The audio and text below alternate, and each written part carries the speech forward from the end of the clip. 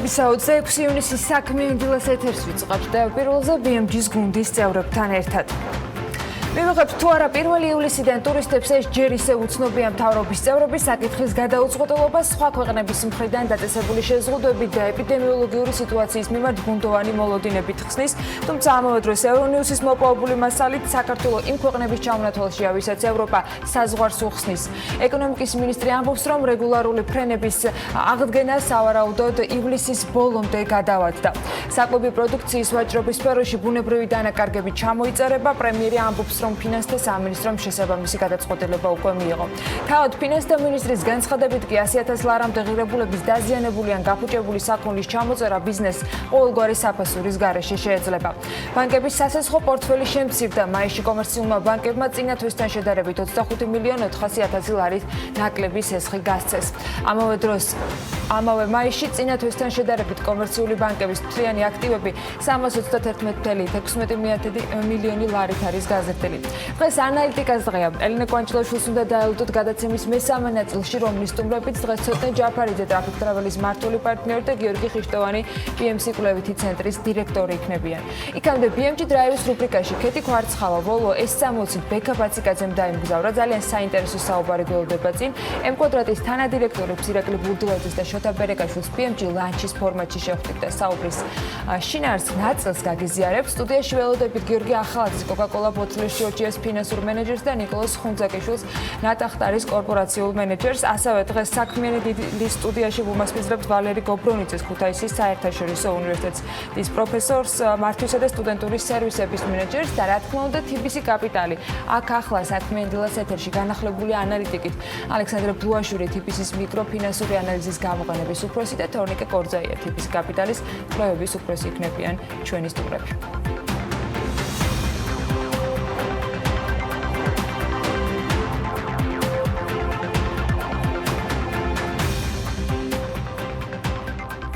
საქმიანი დილას ეთერს ვიწყებთ დღეს 26 ივნისია. ძალიან საინტერესო ამბები გვაქვს მომზადებული, მრავალფეროვანი, ისე გამოვიტოვე გუშინ სტუდიის მიღმაც ბევრი ვიმუშავეთ, თქვენთვის მათ ნაწილის გაზიარებას დღეს გვიგმავთ, ნაწილს რა თქმა უნდა გაგიზიარებთ ამ ქმებზე BMG-ის ყველა პლატფორმაზე, სოციალური ქსელების ჩვენს მიმდევრებს სიურპრიზები გელოდებათ ტრადიციულად საინტერესო რესპონდენტებით, თუმცა იქამდე საქმიანი დილას ეთერში არც ერთ ცოტა სტუმარი ყავს. არა, დილამშვიდობის. 26 ივნისის ამ დილასაც გილოცავთ ყველას. მაქვს პატივი ანა ლაპიაშვილთან ერთად პირველზე წარმოგიდგინოთ BMG-ის ტელეპროექტი საქმიანი დილა. მართლა საინტერესო ამბებით და დღით და სტუმრებით, როგორც ანა მისაუბრა. ტრადიციულად რაღაცა მიქსს გავაკეთებთ ჩვენი პირველი პროლოგიდან გამომდინარე, როგორიც იქნება ამ შემთხვევაში უცხოეთის და ადგილობრივი ამბები და ვნახოთ რა გამოგვივა.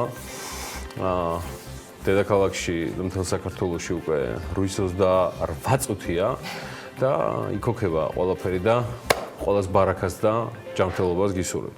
ამასობაში უზბეკეთში Coca-Cola-ს ქარხნის პრივატიზება მოხდება. ეს არის უბრალოდ კიდევ ერთი დასტური, რომ რა ბევრი მიმართულებით ვართ წინ საქართველოს სხვადასხვა ქვეყნებთან შედარებით და როგორ შეიძლება და უნდა გამოვიყენოთ ეს უპირატესობა. უზბეკეთში Coca-Cola-ს გაყიდვა უკავშირდება ღია აუქციონს და იქ რომ იცოდეთ უზბეკეთი მთავრობა ფლობს სახელმწიფო კომპანიის საშუალებით Coca-Cola-ს ბრენდის და მისი კუთვნილი 3 ქარხნის 57%-ს, ხოლო 53% თავად Coca-Cola-ს საკუთრებაშია, რომელიც წარმოდგენილია Coca-Cola Export Corporation-ის სახით. Coca-Cola 3 ქარხანა აქვს უზბეკეთში, თავად ტაშკენტში, ასევე ნამანგანში და ურგეჩენში. და რა გითხრათ, აწარმოებენ ყველაფერს, ანუ ტრადიციულს, რასაც ყოველთვის Coca-Cola აწარმოებს და ასევე Fantas, Sprite, Bonaqua, Fusti's, მოკლედ.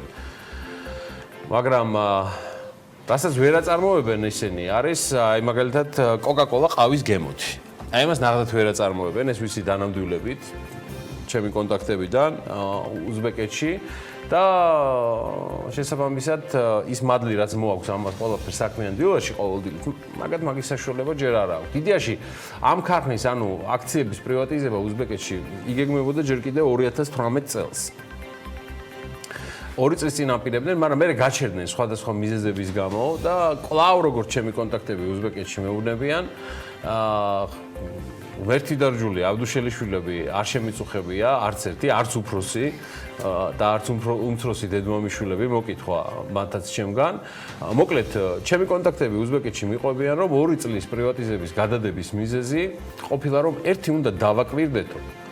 როგორ კაჩავს და რას უბერავს ესეც ქართული კოკაკოლა. ან საიდან ამდენი რესურსი, რომ ეს კომპანია ესე მაგრად იზრდება ერთ ციდა საქართველოში, რომელიც 10ჯერ მარტო მოსახლეობით 10ჯერ მცირეა დაახლოებით ვიდრე თავად უზბეკეთია, რომელიც სხვათა შორის რეგიონში, შუა აზიისკენ ერთ-ერთი ყველაზე მდიდარი ქვეყანაა, რომელიც ნელა რთულად მაგრამ მაინც იხსნება დანარჩენი მსოფლიოსთვის. თან 2018-ში უზბეკეთში კოკაკოლას პრივატიზების გადადება ემთხვევა თემურჭყონიას გეგმებს, რომ ქარხანა წერეთლის გამზირიდან ნატახტრისკენ, მუხრანის ველისკენ გადაეტანა, მაშინ ამოიქოქა მშენებლობაც და საკმაოდ სერიოზულადაც, ხო და ეთყობა ბევრი ფიქრის თუ ცოტა უზბეკებმა ვერანიან ეს ქართული კოკაკოლას ხალხიო, რომ ცოტაო და მოდი იქნები ჩვენს გამოგვივიდეს რამეო, დავაკვირდეთო, სად არის ქართული კოკაკოლას წარმატების საიდუმლო, ხო და მოკლედ ყიდიან რა.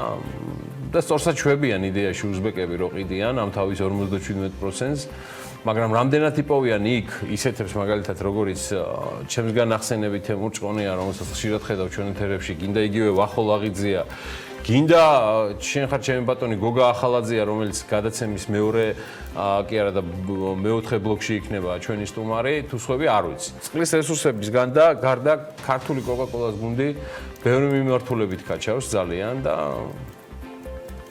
ამის მიზეზიც აქვს. უფროს ძრავი აქვს სერიოზული.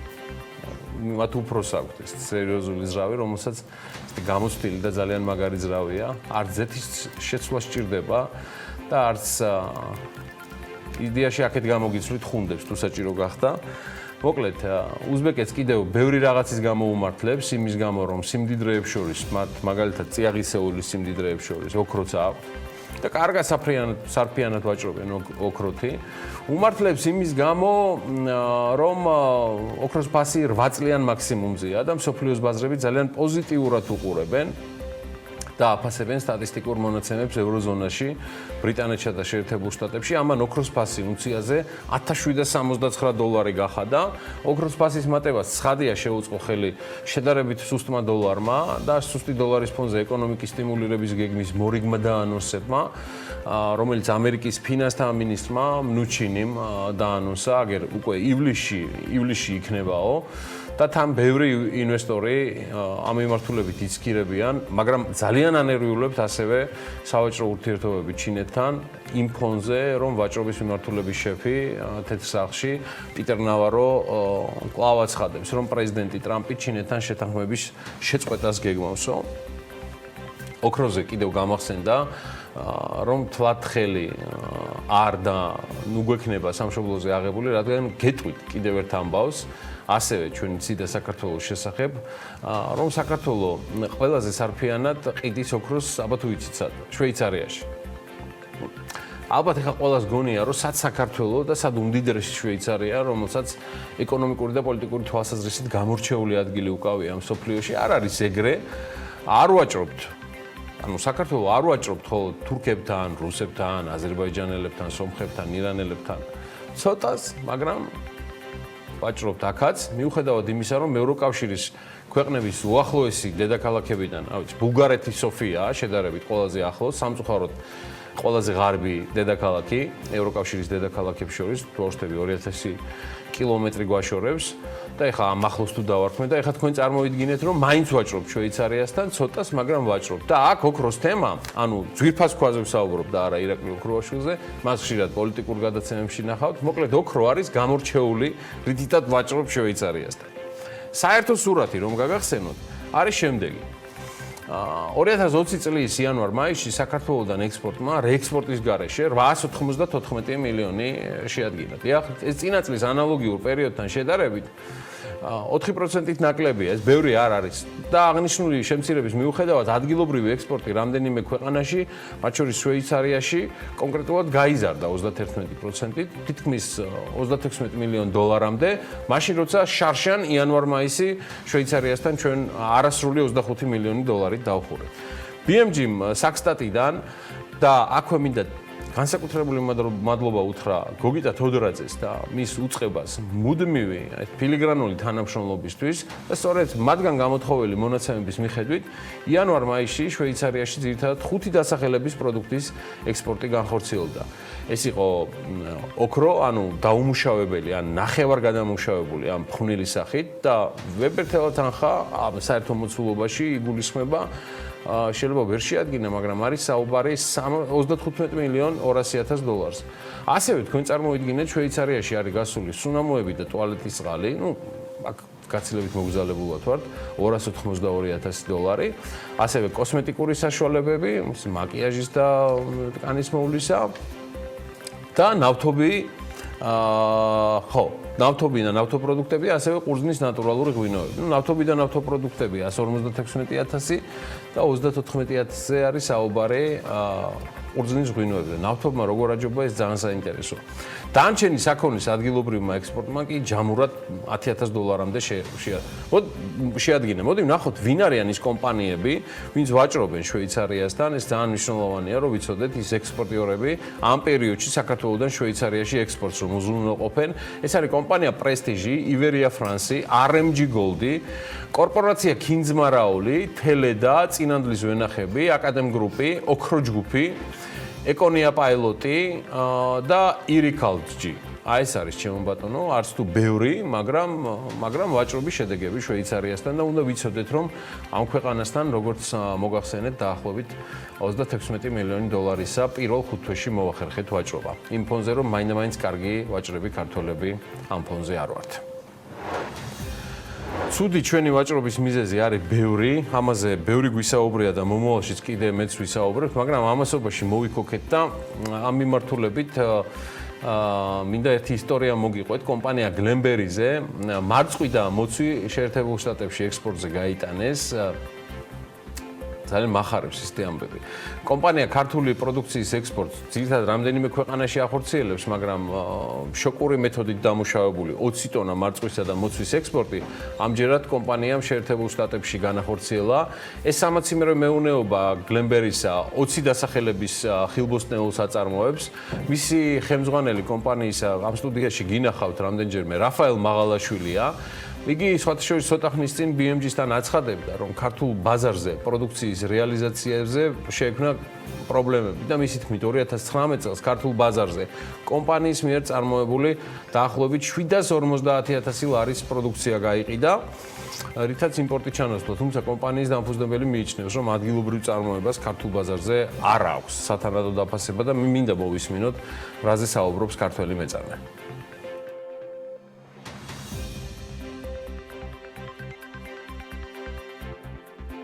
სიცხულია რომ საქართველოში ჩემი წარმოების პროდუქტით მხოლოდ 3 ქსელში შევედი. ჩვენი ნაწარმი წარმოდგენილია მხოლოდ გუდულში, აგროჰაბსა და ევროპროდუქტში. დანარჩენება არ შეგუშვეს და ყიდიან პოლონეთის იმპორტირებულ პროდუქციას. ამერიკაში იყიდება ჩემი პროდუქცია და აქ ვერ შევიტანე სუპერმარკეტში. იმიტომ ვერ შევედით, რომ ეს კომპანიის შიდა პოლიტიკის ბრალია. მე რომ ვაწარმოებ საქართველოში, ყველა მიზეზის გარეშე უნდა შევძლო ადგილობრივ ბაზარზე რეალიზაცია. ქსელები ძირითადად უპირატესობას იმპორტირებულ პროდუქტს ანიჭებენ. სერბეთიდან, ბელგიიდან, პოლონეთიდან და ასევე უკრაინიდან შემოდის პროდუქცია, რომელსაც ხარისხით ჩვენი პროდუქტი ბევრად ჯობია და ეს არის ექსპერტების მიერ დადასტურებული. ბიზნესმენი არ აკონკრეტებს აზრგულისმობს ქსელების შიდა პოლიტიკაში და მიიჩნევს, რომ ამ პრობლემის გადაჭრაში ადგილობრივ მწარმოებლებს ხელისუფლება უნდა დაეხმაროს.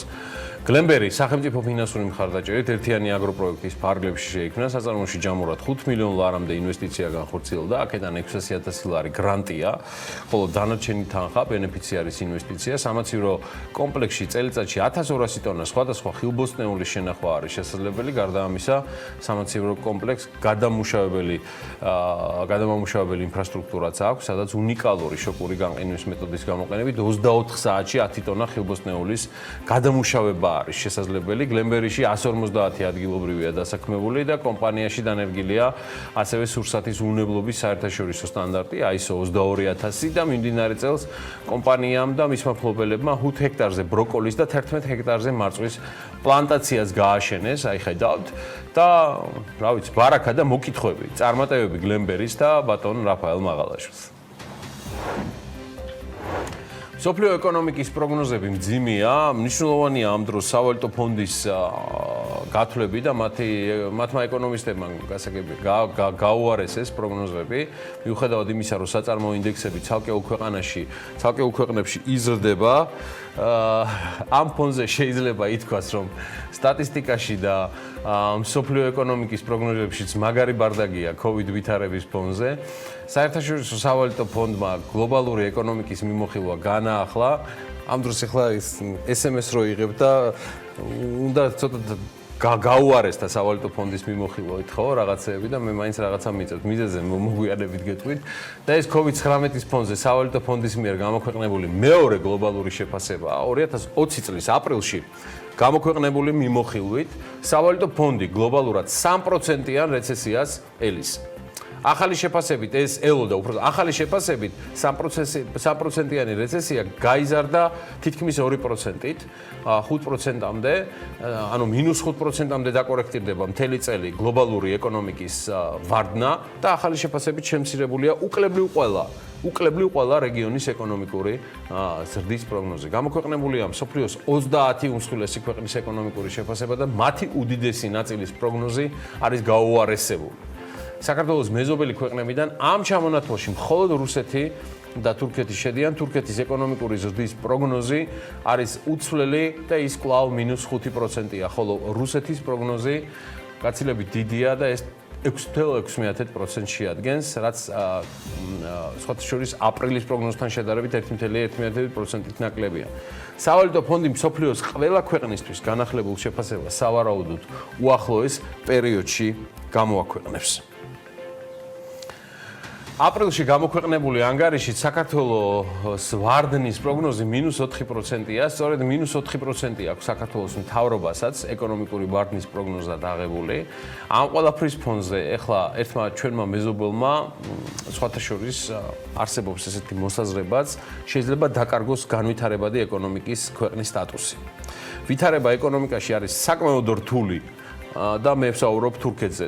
ინფორმაცია, რომელიც მინდა მოგაწოდოთ, რომ წყვილში არგენტინამ და თურქეთმა შეიძლება დაკარგონ მალე განვითარებადი ეკონომიკის მქონე ფინანსური ბაზრების სტატუსი და ამის შესახებ ერთ-ერთი უმსხვილესი ბენჩმარკული ინდექსის MSCI-ის პროვაიდერები აცხადებენ, მათი თქმით, ამ ორი ქვეყნის ფასიანი ქაღალდების ბაზრებზე თანდათან უფრო რთული ხდება უცხოელი ინვესტორების წვდომა. მაშინ, როდესაც კორონავირუსის პანდემიის გამო მერყეობა გაზრდილია, გლობალური ფასიანი ქაღალდების ბაზრები რჩებიან ხელმისაწვდომი და აგრძელებენ ფუნქციონირებას.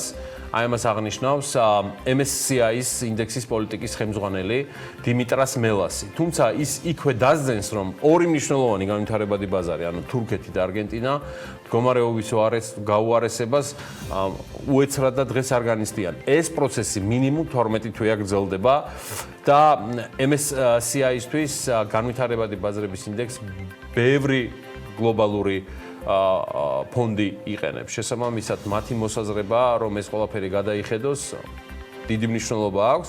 მას ძალიან ხშირად იყენებენ ასევე ფასიანი ქაღალდების ბაზრის ზომვისას. ევროკავშირის ელჩი კარლ ჰერცელი კი ორდღიანი საქმიანი ვიზიტით კახეთშია. ჩვენც იქ ავართ, სადღაც შორი ახლოს, ანუკა ჯოხაძე და მთელი ჩვენი გუნდი. ვიზიტის მიზანი რეგიონში ევროკავშირის მხარდაჭერით მიმდინარე უკვე დასრულებული პროექტების ადგილზე გაცნობა იყო. მე როგორც გითხარით, BMG-ს გადამღები ჯგუფი ამ ვიზიტს ტრადიციულად ვერ გამოაკლდებოდა, ხო და თავად კარლ ჰერცელის გიდობით ყველა იმ პროექტს გაეცნობა ადგილზე, რომელიც ევროკავშირის მხარდაჭერით ხორციელდება. საკმაოდ დატვირთული დღე ქონდა გუშინ ანუკა ჯოხაძეს და მან შეეცადა, რომ ერთ სიუჟეტში მოეყარა თავი საქმიანი დილის მაყურებლებისთვის რამდენიმე თემას. ენერგოეფექტურობის ორ პროექტს გაგვაცნობს ის, რომელიც ხათშურის თელავსა და შილდაში ჩატარებული სამუშაოების საერთაშორისო ჯილდოც კი მოიპოვეს. მოდი ვნახოთ ანუკა ჯოხაძის მომზადებული სიუჟეტი თლათ კახეთიდან. უკვე კორონავირუსით შეცვლილ ახალ რეალობაში ევროკავშირის ელჩი კარლ ჰარცელი საქართველოს მასშტაბით ევროკავშირის მხარდაჭერით განხორციელებული პროექტების მონახულებას კახეთიდან იწყებს. ორდღიანი საქმიანი ვიზიტი ნამდვილად დატვირთულია, ყოველი წუთი გაწერილი. პროექტების ნუსხა კი არც თუ ისე მცირეა. პირველი გაჩერება იყალთოს საბავშვო ბაღია, რომლის სრული თერმომოდერნიზაცია და აღჭურვა თანამედროვე ენერგოეფექტური ტექნოლოგიებით, განახლებადი ენერგიის გამოყენებით სწორედ ევროკავშირის მხარდაჭერით ხორციელდება. ევროკავშირი კახეთში 2021 წლებში ძალიან ბევრ პროექტს განახორციელებს. ვცდილობთ რეგიონს დავეხმაროთ იმ პოტენციალის რეალიზაციაში, რომელიც სხვადასხვა მიმართულებით გააჩნია. ვეცდებით ღვინის ინდუსტრია და მის გარშემო არსებული ნარჩენები მაქსიმალურად გამოვიყენოთ ენერგიის საწარმოებლად. ენერგოეფექტურობა საშუალებას მოგცემს გამოვიყენოთ ბუნებრივი რესურსები რეგიონის გასათბობად. მის ხარჯებს კი 60%-ით შეამცირებს. ძალიან მიხარია, რომ პარლამენტმა მიიღო კანონი ენერგოეფექტურობის შესახებ, რაც გვეხმარება ჩვენი თანამშრომლობა ახალ ეტაპზე ავიყვანოთ. ჯამში ეს ყველაფერი გარემოს ადამიანებს ქვეყანას გამოადგება. მსგავსი ტიპის სამუშაოები მიმდინარეობს თელავის ნომერ პირველ საბავშვო ბაღშიც. სამუშაოების დასრულება კი მიმდინარე წლის ოქტომბერშია დაგეგმილი. როგორც ირკვევა აღნიშნული საბავშვო ბაღების მოდერნიზება ევროკავშირის მერების შეთანხმების პროექტების დაფინანსებით ხორციელდება, სადაც თავისი წილი პასუხისმგებლობა თავის თავზე აღებული თელავის მუნიციპალიტეტსაც აქვს. Რამდენიმე თვის უკან ამ პროექტის ფარგლებში თელავის მუნიციპალიტეტს გადმოეცა ორი ტექნიკა, რომელიც ამუშავებს წყალამს, ქმნის გარკვეულ ბიომასას, რომელიც შემდგომ გამოიყენება უკვე საწვავად, სათბობად აღნიშნული ბაღებისთვის. იყალთოს ბაღის რეაბილიტაციაზე იხარჯება სრულად 150,000 евро, რომელიც არის ევროკავშირისთან მონაწილეობა, ასევე თელავის მუნიციპალიტეტის თანამონაწილეობის თანხა შეადგენს დაახლოებით 280,000 ლარს. უფრო მეტი დეტალი ენერგოეფექტურ საბავშვო ბაღებთან დაკავშირებით ენერგოეფექტურობის ცენტრის წარმომადგენლებისგან მოვისმინეთ. როგორც აღმოჩნდა, ზამთრის პერიოდში იყალთოს საბავშვო ბაღის მხოლოდ 40% თბებოდა, რაც დიდ პრობლემას წარმოადგენდა. ახალი ტექნოლოგიის საშუალებით კი საბავშვო ბაღის სრულად 100%-ით გათბობა მოხდება, ხოლო გათბობის ხარჯი კი 60%-ით შემცირდება. პროექტის იდეა ეფუძნება იმას, რომ ადგილობრივი მყარი სასოფლო-სამეურნეო ნარჩენების უტილიზაცია მოხდეს და ამ ნარჩენების მოცილება თავისთავად ეკოლოგიური და მატერიალური პრობლემაც არის მევენახეებისთვის, ამ კონკრეტულ შემთხვევაში ფერმერებისთვის და აიმის ნაცვლად, რომ ნარჩენების მაცილებაში მოხდეს გარკვეული დანახარჯების გაწევა, მის ნაცვლად ეს ნარჩენი ვაქციეთ პროდუქტად, რომელიც გამოყენებული იქნება მუნიციპალურ საკუთრებაში და მუნიციპალიტეტი დაზოგავს მინიმუმ გაზის გადასახადს, რომელსაც გადაიხდიდნენ ამ შენობების გასათბობა. დღე მეღვინეობა შილდაში ვიზიტით დასრულდა. ქარხანა, რომელიც უკვე წლები აყვარლის რაიონში მდებარეობდა და წელიწადში მისი წარმატება 1,4 მილიონ ბოთლ ღვინოს შეადგენს ევროკავშირის მხარდაჭერილი პროექტის ენერგოკრედიტის ბენეფიციარია. კომპანიამ ევროკავშირის მხარდაჭერით ქარხანა სრულად ენერგოეფექტური ტექნოლოგიებით აღჭურვა, რის შედეგადაც ერთეულ წარმოებულ პროდუქციაზე ელექტროენერგიის 50-60%-ით დაზოგვა შეძლო. კომპანიამ ევროკავშირისა და ევრო რეკონსტრუქციის განვითარების ბანკის მხარდაჭერით კავკასიის მიმდინარე ენერგოეფექტურ პროგრამაში მიიღო მონაწილეობა და ეკოლოგიურად უსაფრთხო ღვინის საწარმო პროცესებში მიიღო მონაწილეობა, რითაც ის რეგიონში პირველი ენერგოეფექტური ღვინის საწარმო გახდა. აღნიშნულიდან გამომდინარე, ჩვენ ამ მიმართულებით თითქმის ელექტროენერგიის 60%-მდე დაზოგვა შევძელით და წლიური მონაცემებით 63,000 ევრომდე დანაზოგი გამოგვივიდა. წინა მოდელებთან შედარებით 10-ჯერ ნაკლებ ელექტროენერგიას მოიხმარს. ასეთი შედეგების მიღწევაში ევროკავშირის მხარდაჭერა მნიშვნელოვანი როლი ითამაშა და ამას შეფასებებისა და დაფასების გარეშე არჩეულია. 2019 წელს მეღვინეობა შილდა ევროკავშირის მდგრადი ენერგიის ჯილდოს გამარჯვებულიც გახდა. ევროკავშირის ანგარიშზე საქართველოს მასშტაბით 160 პროექტი ხორციელდება, ხოლო ყოველწლიურად გაწეული დახმარების მოცულობა არც მეტი არც ნაკლები 350 მილიონ ლარზე მეტია. კახეთის რეგიონი კი ევროკავშირისთვის ერთ-ერთი სამიზნე რეგიონია, სადაც მომავალ წლებში კიდევ არაერთი საინტერესო პროექტი განხორციელდება.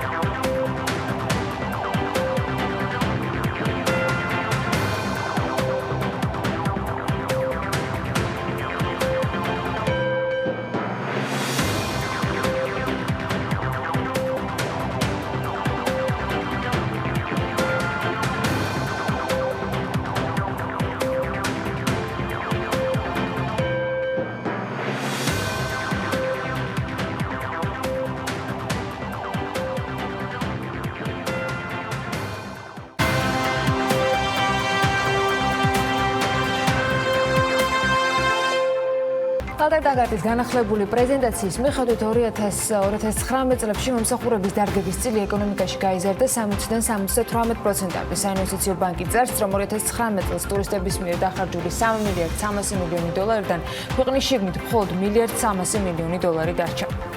22 ივნისს ნავთობის და გაზის სახელმწიფო სააგენტოს ტენდერში შავ ზღვაზე ნავთობის და გაზის რესურსებით სარგებლობის გენერალური ლიცენზიის მოპოვებაზე, რომელშიც კომპანია OMV პეტროლიუმმა გაიმარჯვა. ნიუ-იორკსა და ლონდონის ბირჟებზე დაფიქსირებული ნედლი ნავთობის ფიუჩერსების ფასები 3 თვის მაქსიმუმზეა. ანალიტიკოსების შეფასებით, შედეგი მსოფლიოს მასშტაბით საწვავზე მოთხოვნილების ზრდამ ოპეკის წევრ ქვეყნებში კი ნავთობმოპოვების შემცირებამ განაპირობა. მთავრობის გუშინდელ სხდომაზე სახელმწიფო პროგრამა იპოთეკური სესხების მხარდაჭერის შესახებ სამშენებლო კომპანიებისათვის დასრულებულ პროექტებზე 30%-იანი გარანტირებული შესყიდვის მექანიზმით დამტკიცდა. აჭარის კულტურული მემკვიდრეობის დაცვის სააგენტოს ინფორმაციით, ჭეპესი ამბასადორი პროექტთან შეუსაბამობის გამო 10,000 ლარით არის დაჯარიმებული.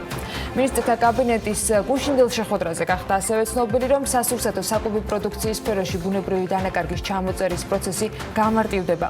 ჯანდაცვის სამინისტროს ინფორმაციით, შრომის ანაზღაურების 50%-იანი სახელმწიფო სუბსიდიით მხოლოდ 3 დასაქმებულმა ისარგებლა.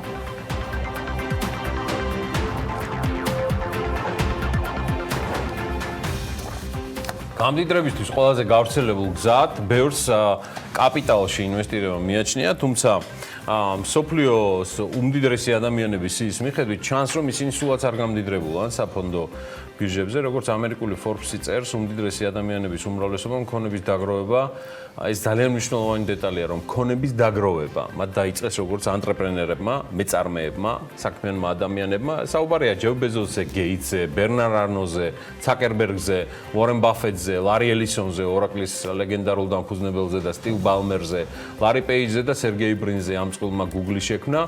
და ლეგენდარული ასევე ამანსი ორტეგა. დიახ, მათი უმრავლესობა სწორედ ანტრეპრენერების წყალობით, მეწარმეობის წყალობით გამდიდრდა და მსოფლიოს 10 უმდიდრეს ადამიანის შორის უორენ ბაფეტი ერთადერთია, რომელმაც განსაკუთრებულ ფინანსურ წარმატებას სწორედ კაპიტალში ინვესტირებით მიაღწია, თუმცა არც იგი შეესაბამება რიგით ინვესტორს, მისი აზრით კაპიტალის სხვა არაფერია თუ არა საშუალება იმისა, რომ სხვადასხვა კომპანიაში მნიშვნელოვანი ინვესტიციები განახორციელო. გარდა ამისა, გიორგი, მილიარდერების სია იმაზეც მიუთითებს რეალურად, რომ მსოფლიოს უმდიდრესი ადამიანები დამოუკიდებელი მეწარმეები არიან, ბერნარს თუ არ ჩავთვლით, ეს გარკვეული გამონაკლისია. Forbes-ის რეიტინგში 400 ყველაზე მდიდარ ამერიკელს შორის უმრავლესობამ სწორედ მეწარმეობით დააგროვებული და ბევრს მიაჩნია, რომ წარსულში გამდიდრება დამოუკიდებელი ანტრეპრენერებისათვის უფრო მარტივი იყო. ხოლო მდიდარი ადამიანების უმეტესობას დღეს ეს სიმდიდრე შთამომავლობით გადაეცა. სინამდვილეში ასე მართლა არ არის და გამდიდრება შეუძლია ყველას. ამას ეს სია ადასტურებს. კი. და 1984 წელს Forbes-ში 400 უმდიდრესი ადამიანების 50-ზე ცოტა ნაკლები ის მილიარდერებს წარმოადგენდნენ, რომელთა ქონება თავად დააგროვეს, ხოლო 2018 წელს მათი რიცხვი გაიზარდა და 67%-ს გაუტოლდა, რაც შეეხება გამდიდრების სხვა გზებს. გერმანიაში ჩატარებული კვლევის მიხედვით, მილიონერების და მილიარდერების მხოლოდ 2.3% არის გამდიდრებული საბირჟო ინვესტიციებით. ბევრმა შესაძლოა თქვას, რომ ამის მიზეზი გერმანიაში ნაკლებად განვითარებული საფონდო ბირჟების კულტურაა, მაგრამ ამერიკის შეერთებულ შტატებშიც კი, სადაც საბირჟო ინვესტირება უფრო განვითარებულია, იგივე მდგომარეობა შეერთებულ შტატებში 733 მილიონიდან მხოლოდ 12%-მა დაასახელა საფონდო ბირჟა მათი წარმატების წამყვან ფაქტორად. The Wealth Elite კვლევის ფარგლებში ინტერვიუები 45 გერმანელ მულტიმილიონერთან ჩაატარეს, რომელთა ქონება 10 მილიონიდან რამდენიმე მილიარდამდე მერყეოდა და მაგრამ თითქმის ყველამ მოყვა ისტორია და დაინტერვიუდა, რომ გამდიდრდა როგორც ანტრეპრენერი, როგორც აქტივი კაპიტალში ფულის ინვესტირების გამართლებული გზა სიმდიდრის შესანარჩუნებლად და უძრავ ქონებასთან ერთად საინვესტიციო პორტფოლიოს შექმნისთვის მნიშვნელოვანი ფაქტორია, მაგრამ მათ, ვისაც სურთ გახდნენ მდიდრები, არჩევანი ნათელია, უნდა გახდნენ ანტრეპრენერები. შრომა ძალიან ბევრი. ამერიკულ Forbes-ზე გამახსოვდა იქვე პანდემიაზეც, რომ დისნეილენდის გახსნა სხვათა შორის შტატებში 17 ივლისს აღარ იგეგმება. ვაპირებდი წასვლას თითქოს. Walt Disney-მ განაცხადა, რომ ეს გეგმები გადადებულია კომპანიის ინფორმაციით. სამაგეროდ ჯერ არ იციან ზუსტად როდის აღადგენენ მუშაობას და ეს დამოკიდებული იქნება ქვეყანაში ეპიდვითარებაზე. ანაჰაიმისა და კალიფორნიის პარკები პანდემიის გამო მარტის შუა რიცხვების შემდეგ ფაქტობრივად ვიზიტორებს აღარ იღებენ. დაგეგმილი იყო, რომ 17 ივლისს დისნეის 65 წლის თავზე ის გრანდიოზულად გაიხსნებოდა, თუმცა შტატებში კორონავირუსის დღეული შემთხვევები კვლავ გაიზარდა და ამან გეგმები მათაც აურია. არადა დისნეიმ ჩინეთში შანხაის პარკში 11 მაისს გახსნა, ასევე საშოპინგო და სარესტორნე ნაწილი, ორლანდოში 20 მაისს ამუშავდა ბავშვთა გასართობი ცენტრი და გახსნილია ჰონკონგის დისნეილენდიც. კალიფორნიაში კი ათობით პროფკავშირმა, რომელიც დისნეილენდის 17,000 თანამშრომელს აერთიანებს, გუბერნატორს გაუგზავნა წერილი, სადაც ისინი ამბობენ, რომ თემატური პარკების გახსნა არ იქნებოდა უსაფრთხო. გუბერნატორის ადმინისტრაცია დისნეილენდის პარკების გახსნის გადავადებას მხარს უჭერს და აგერ შედეგიც ვერ წახვალთ სადღესასწაულო საიუბილეო თარიღზე დისნეილენდში ამერიკაშიო. ხო, ასეა. დისნეილენდმა მე პირადად ღვთისპირისგან გადავარდნილი კორონავირუსი გამახსენა და მისი გავლენა.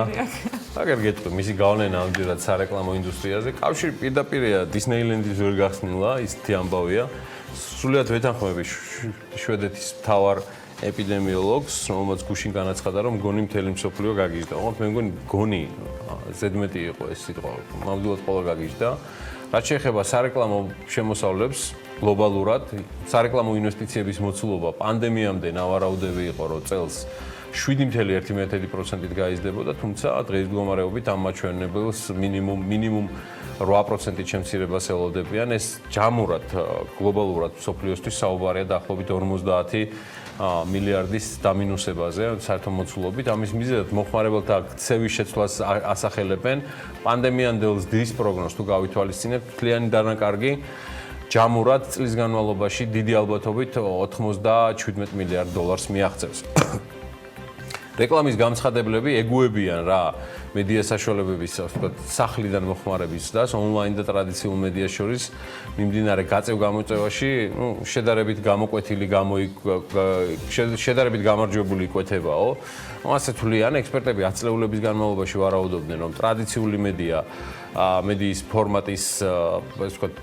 ფორმატი დამთავრდებოდა მალე, მაგრამ პანდემიამ ეს პროგნოზი ჯამში უფრო გაამყარა, ასია, რადგანაც მომხმარებლები დროის უმეტესობას სახლში ატარებენ და შესაბამისად ბრენდები კონკრეტულ მედია ფორმატებში დებენ უფრო მეტ ფულს. თუმცა, როდესაც საქმე საშინაო მედია საშუალებებს ეხება, მაგალითად ტელევიზიის ნაცვლად მომხმარებლები სტრიმინგ სერვისებს ანიჭებენ უპირატესობას, მართლა წინა წელთან შედარებით ისინი ძალიან გაიზარდნენ. იგივე Netflix-ის მსგავს სერვისებს ორჯერ უფრო მეტი სიხშირით მოიხმარდნენ. და ეს თითქმის ყველამ აღნიშნა და პანდემია გარკვეულწილად ტელეკომუნიკაციის ინდუსტრიის აღმავლობის კატალიზატორიც აღმოჩნდა. იზრდება რა სწრაფ ინტერნეტზე მოთხოვნა და აქ შენ ხარ ჩემი ბატონე, იგივე 5G-ის პოტენციალიც საკმაოდ სერიოზულად რეალიზდება. რა პროგნოზებია აღდგენის მიმართულებით, ახლა თუ ინფლაციას და სავალუტო კურსებს გავითვალისწინებთ, სარეკლამო დანახარჯების შემცირება გაცილებით მკვეთრი იქნება, ვიდრე გლობალური ფინანსური კრიზისის დროს იყო. WARC-ის მონაცემებით სარეკლამო დანახარჯები რეცესიამდელ ნიშნულს 8 წლის განმავლობაში არ დაბრუნებია, ასე რომ სწრაფი ადგენა არც ახლა არის მოსალოდნელი. ეს არის სარეკლამო ინდუსტრიაში გაკეთებული პროგნოზები და ეს, როგორც ვთქვი, წლების განმავლობაში იგივე ტრენდით, იგივე სიხშირით და იგივე აქტივობით შეუძლებელი იქნება იმ შემოსავლების დაბრუნება, რაც გლობალურ სარეკლამო ინდუსტრიაში იყო. თუ იმას გავითვალისწინებთ, რამდენად სწრაფად იცვლება ზოგადად სარეკლამო ინდუსტრია, სარეკლამო ინდუსტრიისათვის სარეალიზაციო სივრცეები, ეს 8 წელს ზედმეტად ბევრია და თუ გუშინ ჯანმოს ხელმძღვანელს უსმენდნენ კიდე 8 წელს დარწმუნებულია, რომ კიდევ გაიზრდება და ამასობაში ზუმის შესაძლოა პანდემიის ისტორიის ძალიან დიდი და მნიშვნელოვანი ნაწილი იყოს, მაგრამ ის აღარ არის საუკეთესო ტექნოლოგიური კომპანია და დროში რამდენად სწრაფად იცვლება ონლაინ სივრცეში რაღაცეები, კიდევ ერთი დასტურია ეს ამბავი, დისტანციური მუშაობის ეპოქაში ყველაზე სწრაფად გაიზარდა ზუმი. თუმცა აღმოჩნდა, რომ ლიდერი არ არის. ახლა ეს ადგილი კომპიუტერული სერვისების პროვაიდერმა Fastly დაიკავა, რომელიც დაახლოებით იმ პერიოდში გამოჩნდა ბირჟებზე, რა პერიოდშიც ზუმი. Fastly-ის აქციები 222%-ით გაიზარდა და 19 თებერვლის შემდეგ ზუმის ზრდა იყო 159%. ანუ რეალურად Fastly-მ ბევრად მეტი და მაღალი ზრდა აჩვენა. Fastly-ის ტექნოლოგია ეხმარება მომხმარებელს, რომ უფრო სწრაფად კონდეს ციფრულ კონტენტზე წვდომა. მის მომხმარებლებს შორის არის ელექტრონული ვაჭრობის ერთ-ერთი ცნობილი პროვაიდერი Spotify, ასევე მუსიკალურ სტრიმინგ სერვისი Spotify-ის და საკომუნიკაციო აპლიკაცია Slack-ი. ზოგიერთი ანალიტიკოსი კი მიიჩნევს, რომ სწორედ Fastly არის ტექნოლოგიურ კომპანიებს შორის ყველაზე წარმატებული დისტანციური სამუშაო რეჟიმის დროს მუშაობის გამარტივებისათვის. არ ვიცი, საქართველოში მას ვინმე იყენებს თუ არა, ყოველთვის ჩემს გარშემო ასეთი ბევრი ადამიანის პოვნა ნამდვილად გამიჭირდა, ერთეულისაც კი, მაგრამ უნდა აღინიშნოს, რომ შემოსავლები პირველ კვარტალში Fastly-ისთვის 38 18%-იან ზრდას ითვლის. კარგი, გვეყოფა ეს საერთაშორისო ამბები. არ გავცვლი მე ჩემს საფშობლო სხვა ქვეყნის სამოთხეზე და მე მგონი დროა სამამულო ამბებს დაუბრუნდეთ, მით უმეტეს ანას ძალიან ბევრი საინტერესო კოლაჟური ამბები აქვს ჩვენთვის გამზადებული. რა სიტყვა? ეს ამბები ჩვენ სამშობლოში ძალიან აქტიურად გამოყენებადია. ფასტი უნდა გავაკეთოთ ახლა ყველაფერი ანა ფასტი. ინტერესიც არსებობს და არც ჩვენ მაგალითად პრინციპში საინტერესო ამბების შექმნას მით უმეტეს ხუთშაბათი იზღია ხოლმე, როცა მთავრობის წევრებთან შანსი კითხვის დასმის, ანუ გადასახადის გადამხდელებისათვის მათი ფულის გამკარგველთა მხრიდან მიღებული გადაწყვეტილების მიზეზებსა თუ არგუმენტებზე მეტი განმარტების მიღების კიდევ ერთხელ ვიტყვი, შანსი ჩნდება ხოლმე და მეორე მხრივ ინტერესი არსებობს თითოეულ მინისტრთა კაბინეტის წევრების შეკრებასთან დაკავშირებით, რადგან ხანდახან ჩვენთვის სასიგნალო სიგნალებიც არის ხოლმე სასარგებლო. ერთ-ერთი ასეთი ამბავი ეკონომიკის მინისტრმა გაგვიზიარა, სხვათა შორის Forbes-ის ხსენებაც არ დავიწყებია გუშინათია თურნავას, რატომ დასჭირდა გავლენიანი გამოცემის მოშველება, ამასაც გეტყვით. მოკლედ, საქართველოს მთავრობამ შავი ზღვის შელფზე ნავთობის და გაზის კვლევა-ძიების და მოპოვების ლიცენზია ნავთობკომპანია OMV Petrom's მიანიჭა, რომელიც ავსტრიული ენერგოკომპანია OMV ჯგუფის წევრი. აი, მოусმინოთ რას ამბობს მინისტრი. და ძალიან სასიხარულო ინფორმაცია, რომ ეგრეთ წოდებული მეორე სალიცენზიო ბლოკზე სატენდერო კომისიის დასკვნის საფუძველზე გაიმარჯვა ნავთობკომპანია OMV Petrom, რომელიც არის OMV კომპანიების ჯგუფის წევრი. OMV კომპანიების ჯგუფი არის უდიდესი გიგანტი ნავთობის მოპოვების და გადამუშავების სფეროში. ავსტრიული ჯგუფი არის ნომერ მეორე სიდიდით Forbes-ის რეიტინგის მიხედვით ავსტრიულ კომპანიებს შორის და ნომერ მეათე ევროპაში ნავთობმოპოვებელ კომპანიებს შორის რამოდენიმე მილიარდიანი ბრუნვით და ეს არის მართლაც სასიხარულო ინფორმაცია. ერთი, რომ ახალი ინვესტორი, ესეთი დიდი და ცნობილი ინვესტორი შემოდის საქართველოში.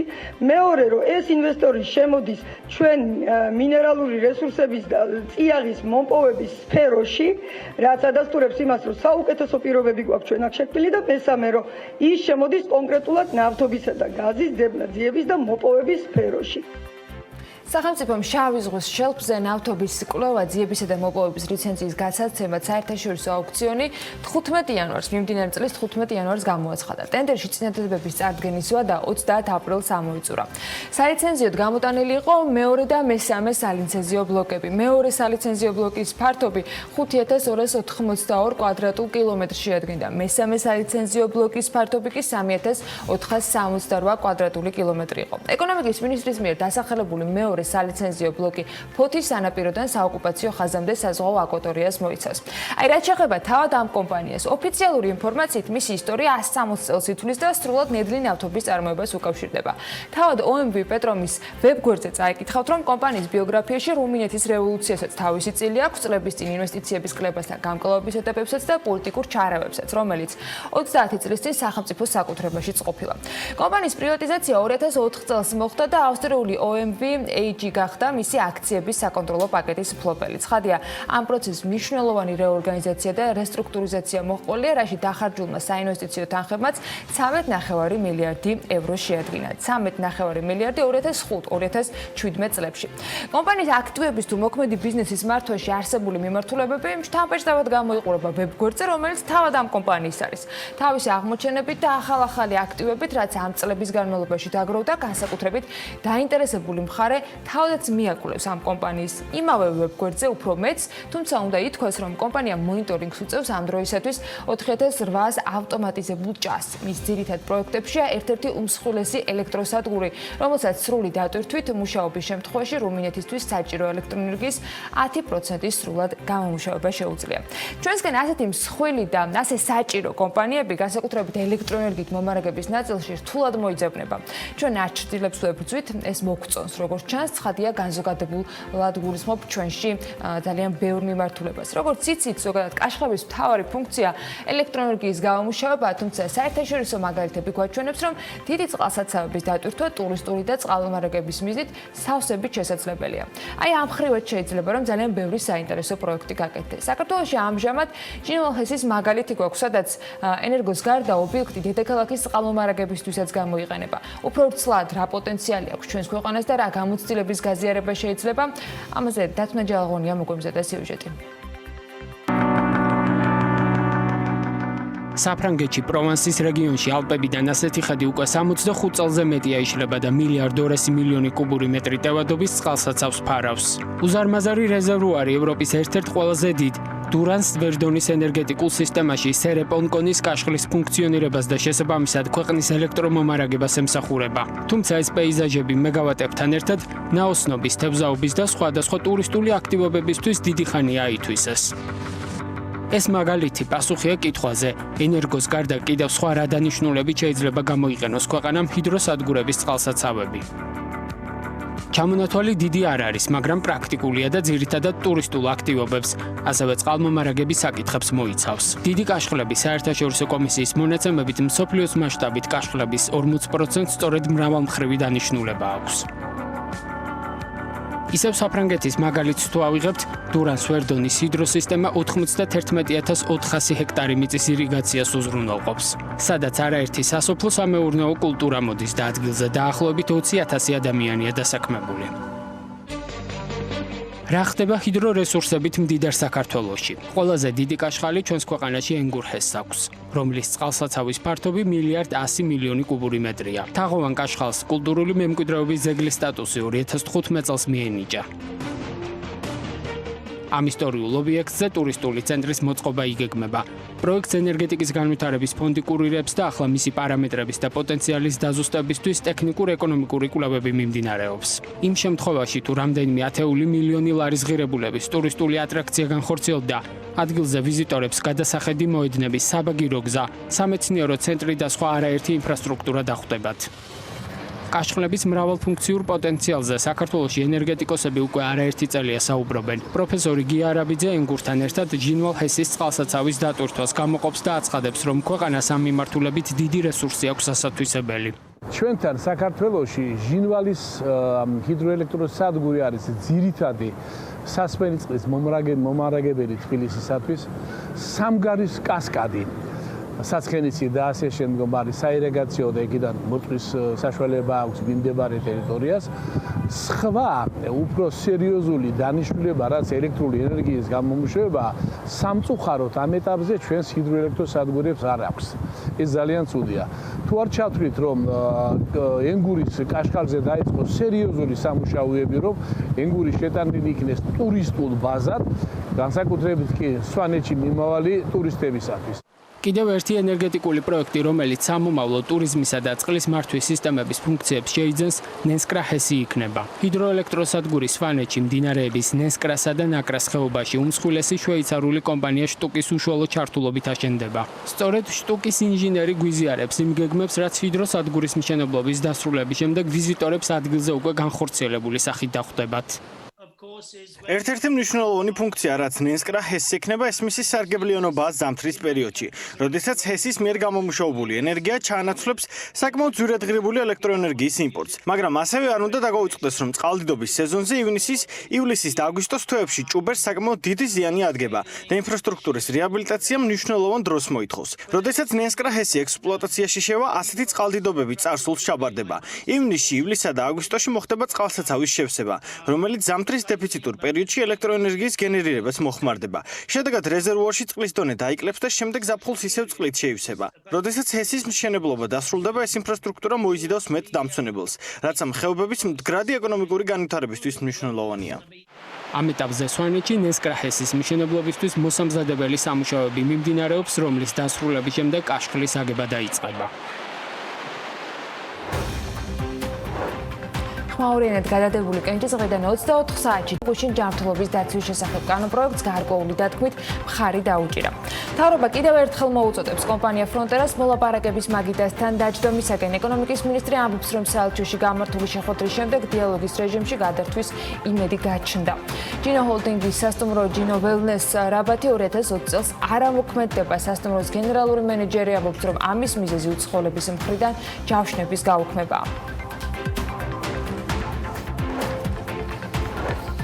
იპოთეკური სესხების ნაწილის სუბსიდირების გადაწყვეტილება ძალაში შევიდა. გუშინ ინგოროყვას ჩვიდში შეკრებილმა მინისტრთა კაბინეტმა სახელმწიფო პროგრამა იპოთეკური კრედიტების მხარდაჭერაზე დაამტკიცა, რომლის ბიუჯეტიც 70 მილიონ ლარს უტოლდება. ამ პროგრამის მიხედვით გარიგება, რომელიც მყიდველსა და დეველოპერს შორის შედგება, მთავრობა სესხის პროცენტის 4% პუნქტს 5 წლის განმავლობაში დაუსუბსიდირებს. ასევე გუშინ დაამტკიცდა და ძალაში შევიდა კიდევ ერთი მექანიზმი, რომლის მიხედვითაც მთავრობა კომპანიებს აძლევს გარანტიას, რომ დასრულებული პროექტების შემთხვევაში თუ რეალიზაცია ვერ მოხდა, 30%-ს თავად შეისყიდის.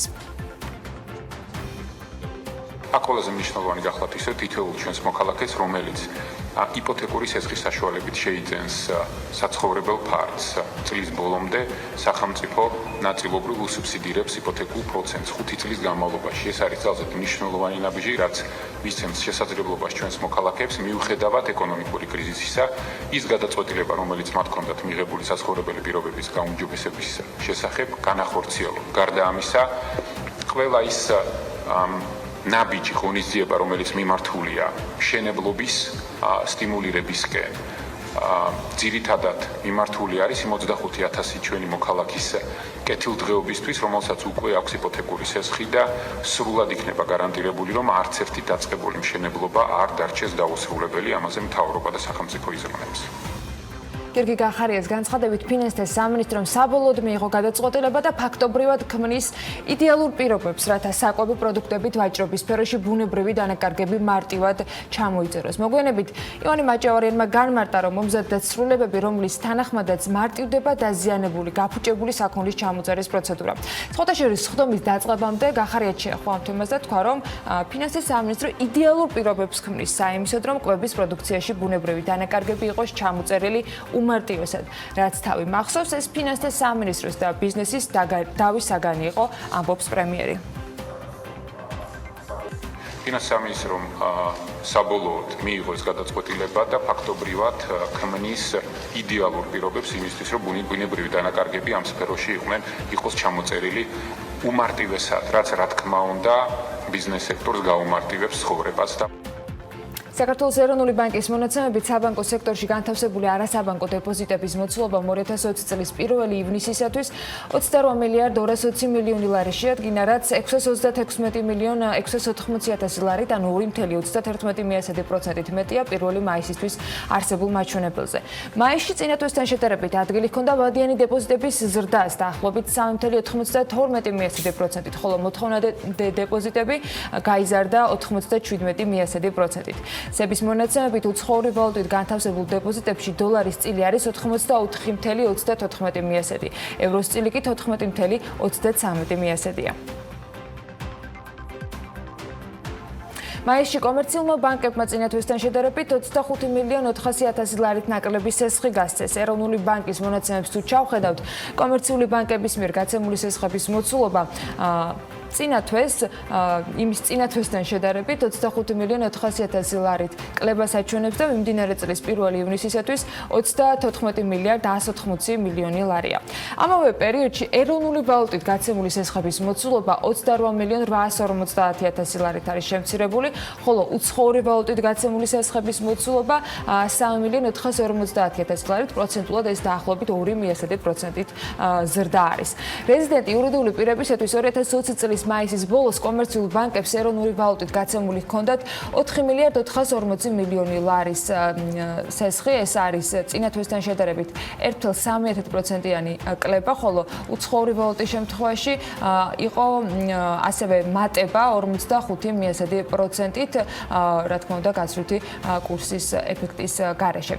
2020 წლის მაისის განმავლობაში 29%-ით, ანუ 48 მილიონ 590,000 დოლარით გაიზარდა რეზიდენტის შინამეურნეობების სექტორის დაკრედიტების მოცულობა და მიმდინარე წლის 1 ივნისისათვის 16 მილიარდ 720 მილიონი ლარი შეადგინა. ეროვნული ბანკის ინფორმაციის თანახმად მიმდინარე წლის 1 ივნისისათვის თვლიანი სესხების ლარიზაციის კოეფიციენტი 41.86%-ია. 1 მაისის მდგომარეობასთან შედარებით თვლიანი სესხების ლარიზაცია შემცირდა 0.5% პუნქტით.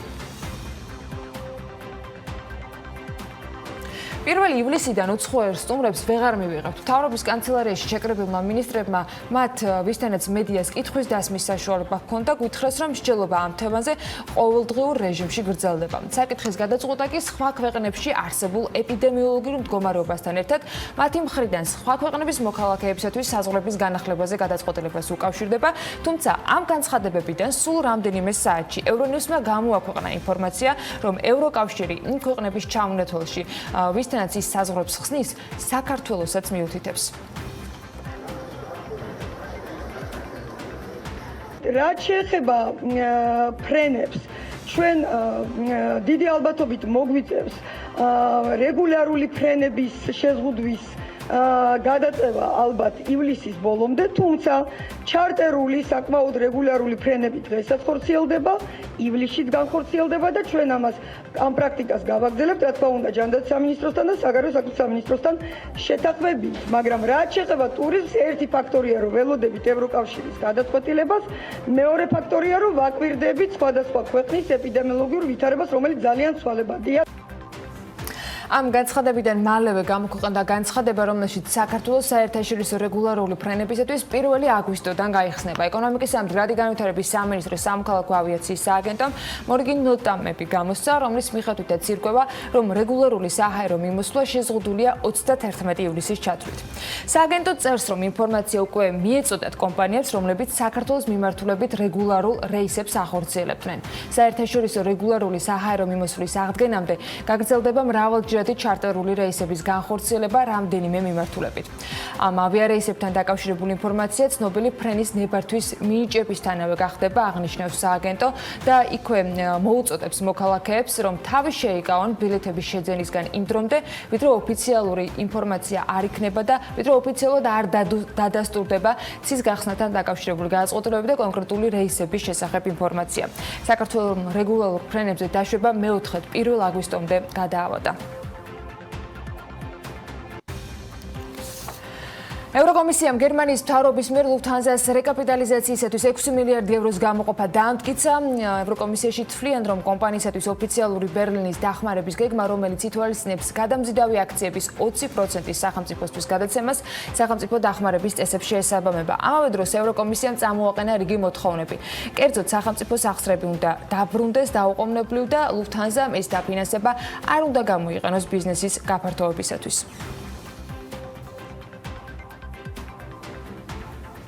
კორონავირუსით გამოწვეული კრიზისის გამო ავსტრალიის უმსხვილესი ავიაკომპანია Qantas 6,000-მდე თანამშრომელს სამსახურიდან გაათავისუფლებს, რაც კომპანიაში დასაქმებულების 1/5-ია. BBC წერდა ამასთან დაკავშირებით, რომ თავად ავიაკომპანიის განცხადებაში აღინიშნა, რომ ისინი იძულებულები არიან დასაქმებულების სახლში გაუშვან, რათა გაკოტრებას უბრალოდ გადაურჩნენ. კრიზისის დასაძლევად ავიაკომპანია აპირებს, რომ სახელმწიფოსგან სისხლის სახით $1.9 მილიონი ავსტრალიური დოლარი აიღონ და $1.3 მილიონი არის ეს ამერიკულ დოლარებში რომ გადავიყვანოთ.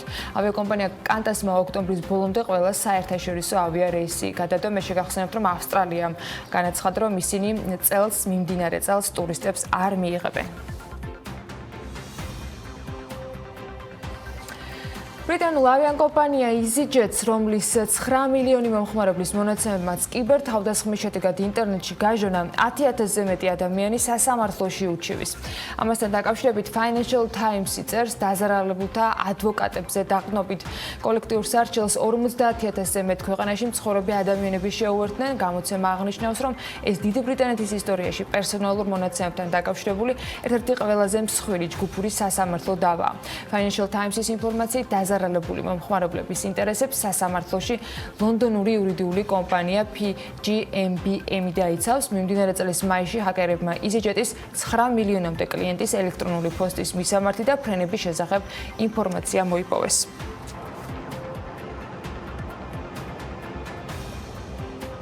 ჯერ ფრენაზე არ შევთანხმებულ ვართ, მიწაზე მყარად დავდივართ და თან ისევ ქართულ ამბებს უბრუნდებით. რა არის ჩვენი მთავარი სიმდიდრე და როგორ უნდა ვებრძოლოთ კრიზისს? BMG დრაივის რუბრიკაში BLC-ის იურიდიული ოფისის პარტნიორს ქეთი ქვარცხავას ვუმასპინძლეთ. ბექა პაციკაძემ Volvo S60-ში ძალიან საინტერესო ინტერვიუ ჩაწერა, თავისთავად რესპონდენტიც დაიმგზავრა და მოდით ნახოთ როგორი საუბარი შედგა.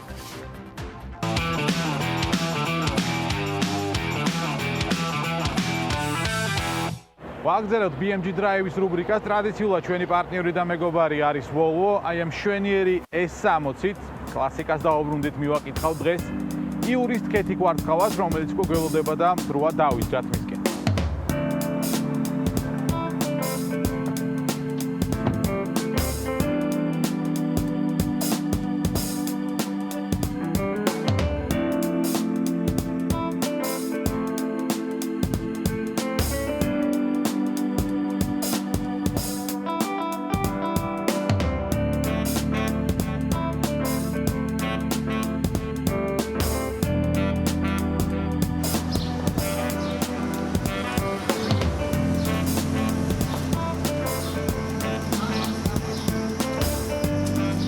გამარჯობა ბექა. გამარჯობა, მოგესალმებით. როგორ ხართ? კარგად, თავად? კორონა მისალმება. რა ვიცი, კარგად. რთული ეპიდემიოლოგიური სიტუაცია, მე მგონი გადავაგორეთ და იმედია მეორედ აღარ მოbrunდება. მაგრამ უფრო დიდი იმედი მაქვს. უფრო რთულ ეკონომიკურ სიტუაციაში შევდივართ, მე მგონი ახლა. ჩვენ აი ახლა რაღაცა არ ვიცი უკვე გადავედით თუ არა ამ პოსტ კრიზისულ პერიოდში, ჯერ ანტიკრიზისული გეგმები გვაქვს, რომელიც მთავრობამ სექტორალურად შემოგთავაზა. იქნება პოსტკრიზისული ბიუჯეტი, გვაქვს ანტიკრიზისული. რომელი სექტორია, რომელსაც შენ შეფასებით ქეთი სჭირდება დღეს სახელმწიფოს მხრიდან დახმარება? არ ვიცი, საგადასახადო შეღავათების კუთხით, იცი რა, რეგულაციების კუთხით. ეხლა მე საერთოდ სამართლიანობის მომხრე ვარ ყველაფერში, ან დაბალანსებული სამართლიანი მოყრობის, ხო? ფაქტია, რომ ტურიზმს ძალიან უჭირს. ეხლა მაგაზე ორი აზრი არ არსებობს. ასევე ფაქტია, რომ ყველა სხვა სექტორს თანაბრად რაღაც მომენტში გაუჭირდება. ასევე ფაქტია, რომ რამდენიმე თვის განმავლობაში ვერ ვიყენებდით ვერ ცქონებას, ვერ ფუნქციონირებდით პრაქტიკულად და ამ დროს სახელმწიფომ გარკვეულწილად ჩემი აზრით რაღაცა ძალიან ამოგლეჯით გააკეთა ეს ესე ვთქვათ შეღავათების სისტემა ამოგლეჯით მოარგო სხვადასხვა. აი მე ხა მაგალითად რას გავაკეთებდი? ანუ საგადასახადო კოდექსი და საგადასახადო სისტემა იძლევა პასუხს ყველა კითხვაზე. რატო არის აი ესა თუ ის გადასახადი დაწესებული, ხო? აი მაგალითად ქონების გადასახადი, რომელიც ეხა გადავიხადეთ მეწარმეებმა. აი ეხლა ავდექით და გადავიხადეთ. ეხლა წარმომიდგენია რამდენი მეწარმისთვის იყო ეს ძალიან დიდი ტვირთი, ხო? ხო. ამ დროს როცა 3 თვის განმავლობაში ქონებით ვერ ვსარგებლობდით პრაქტიკულად თითქმის ყველა მთელ საქართველოში გარდა რაღაც გამონაკლისების. ამიტომ როცა სახელმწიფო ამას უყურებს გლობალურად, ანუ მასშტაბურად როდესაც უყურებს ბიზნესს და ხვდება რომ ბიზნესისთვის ეს არის მტვირთი ამ შემთხვევაში, ხო? სულ ცოტა განამხოლოდ ვიღაც ერთ სექტორი იყო ტურიზმი, რომელსაც ქონები აი რა დააშავეს მაგალითად იმ სუბიექტებმა, რომელიც დაკავებულია ქონების გაქირავებით და გაექცა უამრავი მოიჭარე, ხო? კომერციულ პარტნიორებზე საშინო. ხო, ანუ რა დააშავეს? მიიღეს რამე შეღავათი, აფერ მიიღეს. მაშინ როდესაც აი სულ ცოტა ამ 3 თვით მაინც სამართლიანობა მოითხოვს, რომ იმ 3 თვით მაინც როდესაც ადამიანს არ ქონდა შესაძლებლობა გამოეყენებინა ის ფართი, რომლისთვისაც იხდის ქონების გადასახადს ადგილობრივ ბიუჯეტში, უნდა შეემცირებინათ იმ 3 თვით მაინც. ეხლა დაქირავებულებისთვის ხელფასის საკითხი რო იყო, ხო? მისი 700 ლარამდე. 750 ლარამდე. ხო, 750 ლარამდე საშემოსავლო გადასახადისგან გათავისუფლება, ეს ნუ ძალიან არ ვიცი, მოусმინე ეკონომიკის მინისტრს და ბევრს შეეხო, ანუ შესაძლებელია ბევრს შეეხო, მაგრამ ბევრს არ შეეხო. ანუ ხელფასები ვისაც უფრო მაღალი ქონდა და ძირითადად 1500 ლარამდე იყო და 750 თავისუფლდებოდა. ხო, ანუ 750 თავისუფლდებოდა, ოღონდ ხელფასი არ უნდა ყოფილიყო 1500 ლარზე მეტი. რაც ახლა ნუ ჩვენ მაგალითად პრაქტიკულად არც გამოვიყენეთ. ვერ გამოიყენეთ. ვერ გამოვიყენეთ და ნუ სხვებმაც ახლა დარწმუნებული ვარ უმეტესობამ ვერ გამოიყენა. მაგრამ ნუ აქ ახლა მოდი ასე ვთქვათ, რომ სახელმწიფომ რაც არ უნდა გააკეთოს, ახლა ძალიან ის იქნება, რთული იქნება მაინც ამ სიტუაციასთან გამკლავება, ასე რომ ყველა მთელ აქცენტს სახელმწიფოზე ნუ გადავიტანთ. იმიტომ რომ ნუ სიტუაცია მართლა ძალიან მძიმეა და ალბათ ყველამ, აი ვინც კი ვართ, ვინც კი ცხოვრობთ ამ ქვეყანაში, ყველამ უნდა შევეცადოთ, როგორც ადრე ვამბობდი, ეხლაც იმას ვამბობ, რომ ყველამ უნდა შევეცადოთ, რომ ეკონომიკაში რაღაც ერთი ჩვენი აგური დავდოთ. აი რაღაცა დოვლათის, რაღაცა პატარა ნაწილი შევქმნათ, ხო? ანუ თუ ასე იქნება, თუ ყველა ჩართული იქნება ეკონომიკაში, საზოგადოების ყველა წევრი, ასე თუ ისე, ამ ფორმით თუ იმ ფორმით.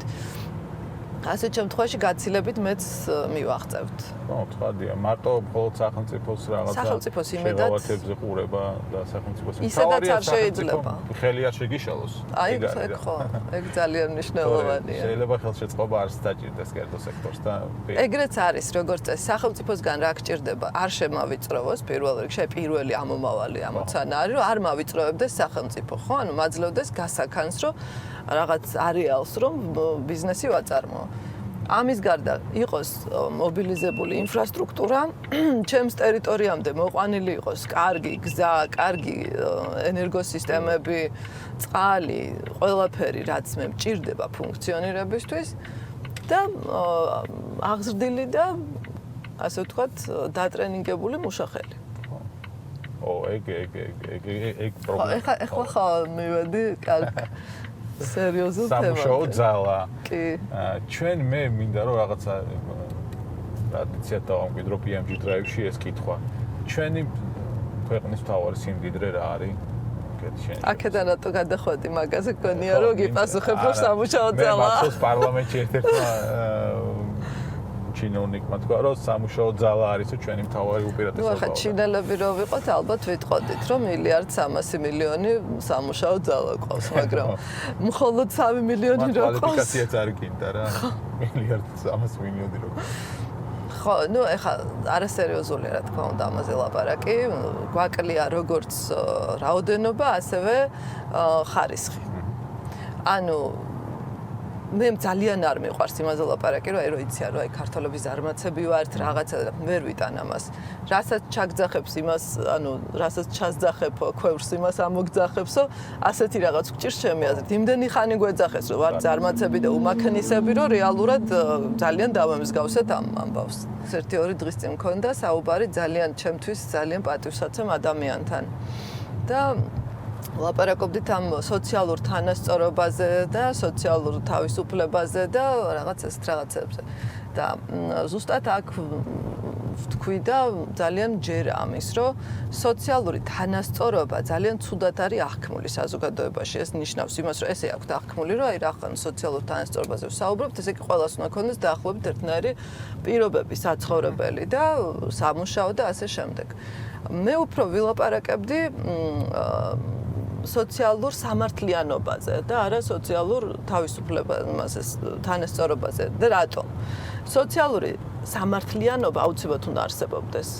მაშინ როცა თანასწორობა ვერ იარსებებს თავისი დეფინიციიდან გამომდინარე, იმიტომ რომ სოციალური სამართლიანობა რაში მდგომარეობს, რომ ყველა ადამიანს ჰქონდეს თანაბარი შესაძლებლობა განვითარდეს, მიაღწიოს რაღაცას და გააკეთოს რაღაც მისი ცხოვრებით. ან დაიცვას მისი უფლებები. დაიცვას მისი უფლებები, ეს მოყვება ამას, ანუ აქსესორულია. სოციალური სამართლიანობა ყველა ქვეყანაში უნდა არსებობდეს, ხო? ანუ რას ნიშნავს ეს? იმას კი არ ნიშნავს, რომ ადამიანებს სუბსიდიები მისცე და უბრალოდ რაღაც ფული მისცე, ხო, წაართვა და მისცე ადამიანს, რომელიც უბრალოდ არ მუშაობს და ზის სახლში და აფერს არ აკეთებს, ხო? ანუ ამას არ ითვალისწინებს სოციალური სამართლიანობა. სოციალური სამართლიანობა ითვალისწინებს იმას, რომ ყველა ადამიანს მისცე ელემენტარულად კარგი განათლების შესაძლებლობა, ღირსეული ცხოვრების შესაძლებლობა, რაც იმას ნიშნავს, რომ ადამიანი არ უნდა შემშილობდეს. 21 საუკუნეა, რა დროს ეგ არის, ხო? ეხლა დღეს ვამოწევთ და Walmart-ის თანამშრომლების რაოდენობა ეხლაც არის 2.200.000 ადამიანი და ჩვენი ქვეყნის მოსახლეობა არის 3.700.000. ანუ ერთი კარგი კორპორაციო რო აიღო, პრინციპში მოსახლეობის რაოდენობით ბევრად არ აღვემატებით. ხო, ჩვენ სამუშაო ძალაზე მინიმუმ მეტი არის. კი, რა თქმა უნდა. ხო და გამოდის რა უნდა ახლა სიტყვაზე 3.700.000-იანი მოსახლეობის ქვეყნის, რომელსაც აქვს გადასარევი მიწა ნამდვილად, ამას იმიტომ არ ვიცახი, რომ რაღაც სადღეგრძელოსავით. მართლა ასეა. ნუ რეალურად ეგ არის კი. ანუ ჩვენი სიმდიდრე რა არის, იცით? ჩვენ არ ვართ მდიდრები, ჩვენ სიმდიდრე არ არსებობს პასუხი კითხვაზე. ჩვენი სიმდიდრე იქნება ის, რასაც შევძლებს და რასაც გავაკეთებთ. შევქმნით. ჩვენ არ ვართ მდიდრები. ქვეყანა კი ნამდვილად კარგი მიწა გვაქვს, მაგრამ თუ არ გამოიყენებ, ის არის მხოლოდ მიწა. ეხლა შრომის კოდექსია პარლამენტში და პირველი როდესაც გაიტანეს ვარიანტი ძალიან დიდი კრიტიკა იყო, ახლაც არ აქვს კრიტიკა და ბიზნეს ასოციაციამ მიგრავს მინიმალურ ხელფასზე შეთანხმებას მიაღწია ნორმირებულ სამუშაო საათებზე განისაზღვრება ეგ სექტორები და როცა ვსაუბრობთ იმაზე, რომ ახლა არ უნდა დაუმძიმოთ მით უმეტეს ბიზნეს რაღაც ყოფა. ეს ხო ჩვენ ხო იმაზე არ ვსაუბრობთ, რომ ევროპული შრომის კოდექსით ევროპულ შრომის გარემოს და ბაზარს მივიღებთ. ხა ხო გამორიცხულია, ამიტომ ვიღაცა მისი არ იფიქროს, რომ არ მოგწონს შრომის კოდექსი, იმიტომ რომ არ გვინდა ევროპული რაღაცა შრომის კანონმდებლობა გქონდეს და ესე იყოს დაცული უფლებები. ამიტომ აი ეს შრომის კოდექსი ახლა მისი განხილვები არის თუ არა პრობლემა? ანუ სჭირდება ბიზნეს თუ არ სჭირდება? იცით რა არის პრობლემა? რომ არ გვაქვს გათვლილი პრიორიტეტები. არ ვფიქრობთ იმაზე, რა რისი მიღწევა გვინდა, რითი რისი მიღწევა გვინდა. ანუ ხა შრომის კოდექსში ხა დღეს რო არ შეეტანათ ეს ცვლილებები სიტყვაზე.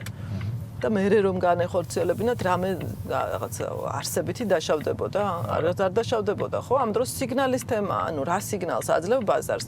ბაზარს აძლევს სიგნალს, რომ შენ ამკაცრებ რეგულაციებს. ეგ არის და ეგ. აღარ წაიკითხავს ის უკვე რა ჩაწერე იქ, რა არ ჩაწერე. რა დეტალები. ხო, ანუ რაზეა ლაპარაკი? შენ ხა თქვა პოზიტიურ სიგნალს აძლევ თუ ნეგატიურ სიგნალს აძლევ? აძლევ ნეგატიურ სიგნალს დამთავრდა. ხო, შრომის ინსპექციის მანდატის გაძლიერება სხვათა შორის გუშინ თქვა ერთ-ერთმა შემოსტომარმა, რომ პოლიციაზე მეტი უფლებამოსილებები აქვს, ანუ პირდაპირ შეუძლია შემოვიდეს და ნებისმიერ ურთიერთობას ჩაერიოს დასაქმებასა და დამსაქმებას შორის რა.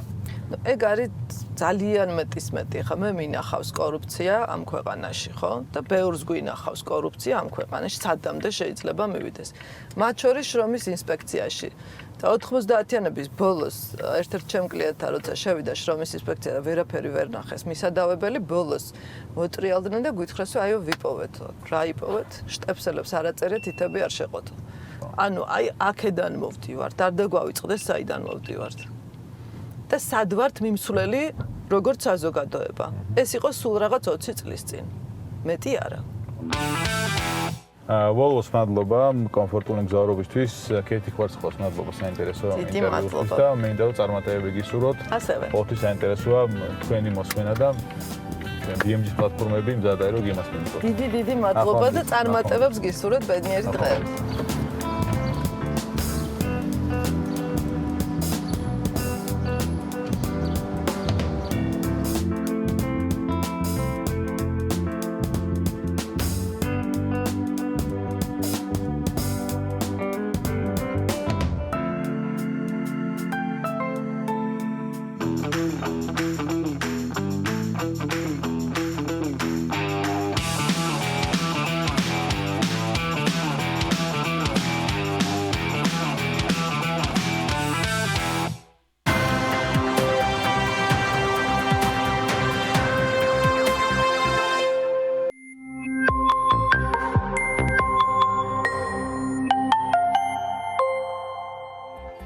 ახლა თბილისი კაპიტალის დრო ბიზნესისათვის საქმიანი დილას ეთერში მიმდინარე მდგომარეობა, ძირითადი მაკროპარამეტრების უახლესი დინამიკა, პროგნოზები და ეკონომიკის აღდგენის მოლოდინები. თბილისი კაპიტალმა ანალიტიკა გაანაახლა და მესამე ანგარიში წარადგინა.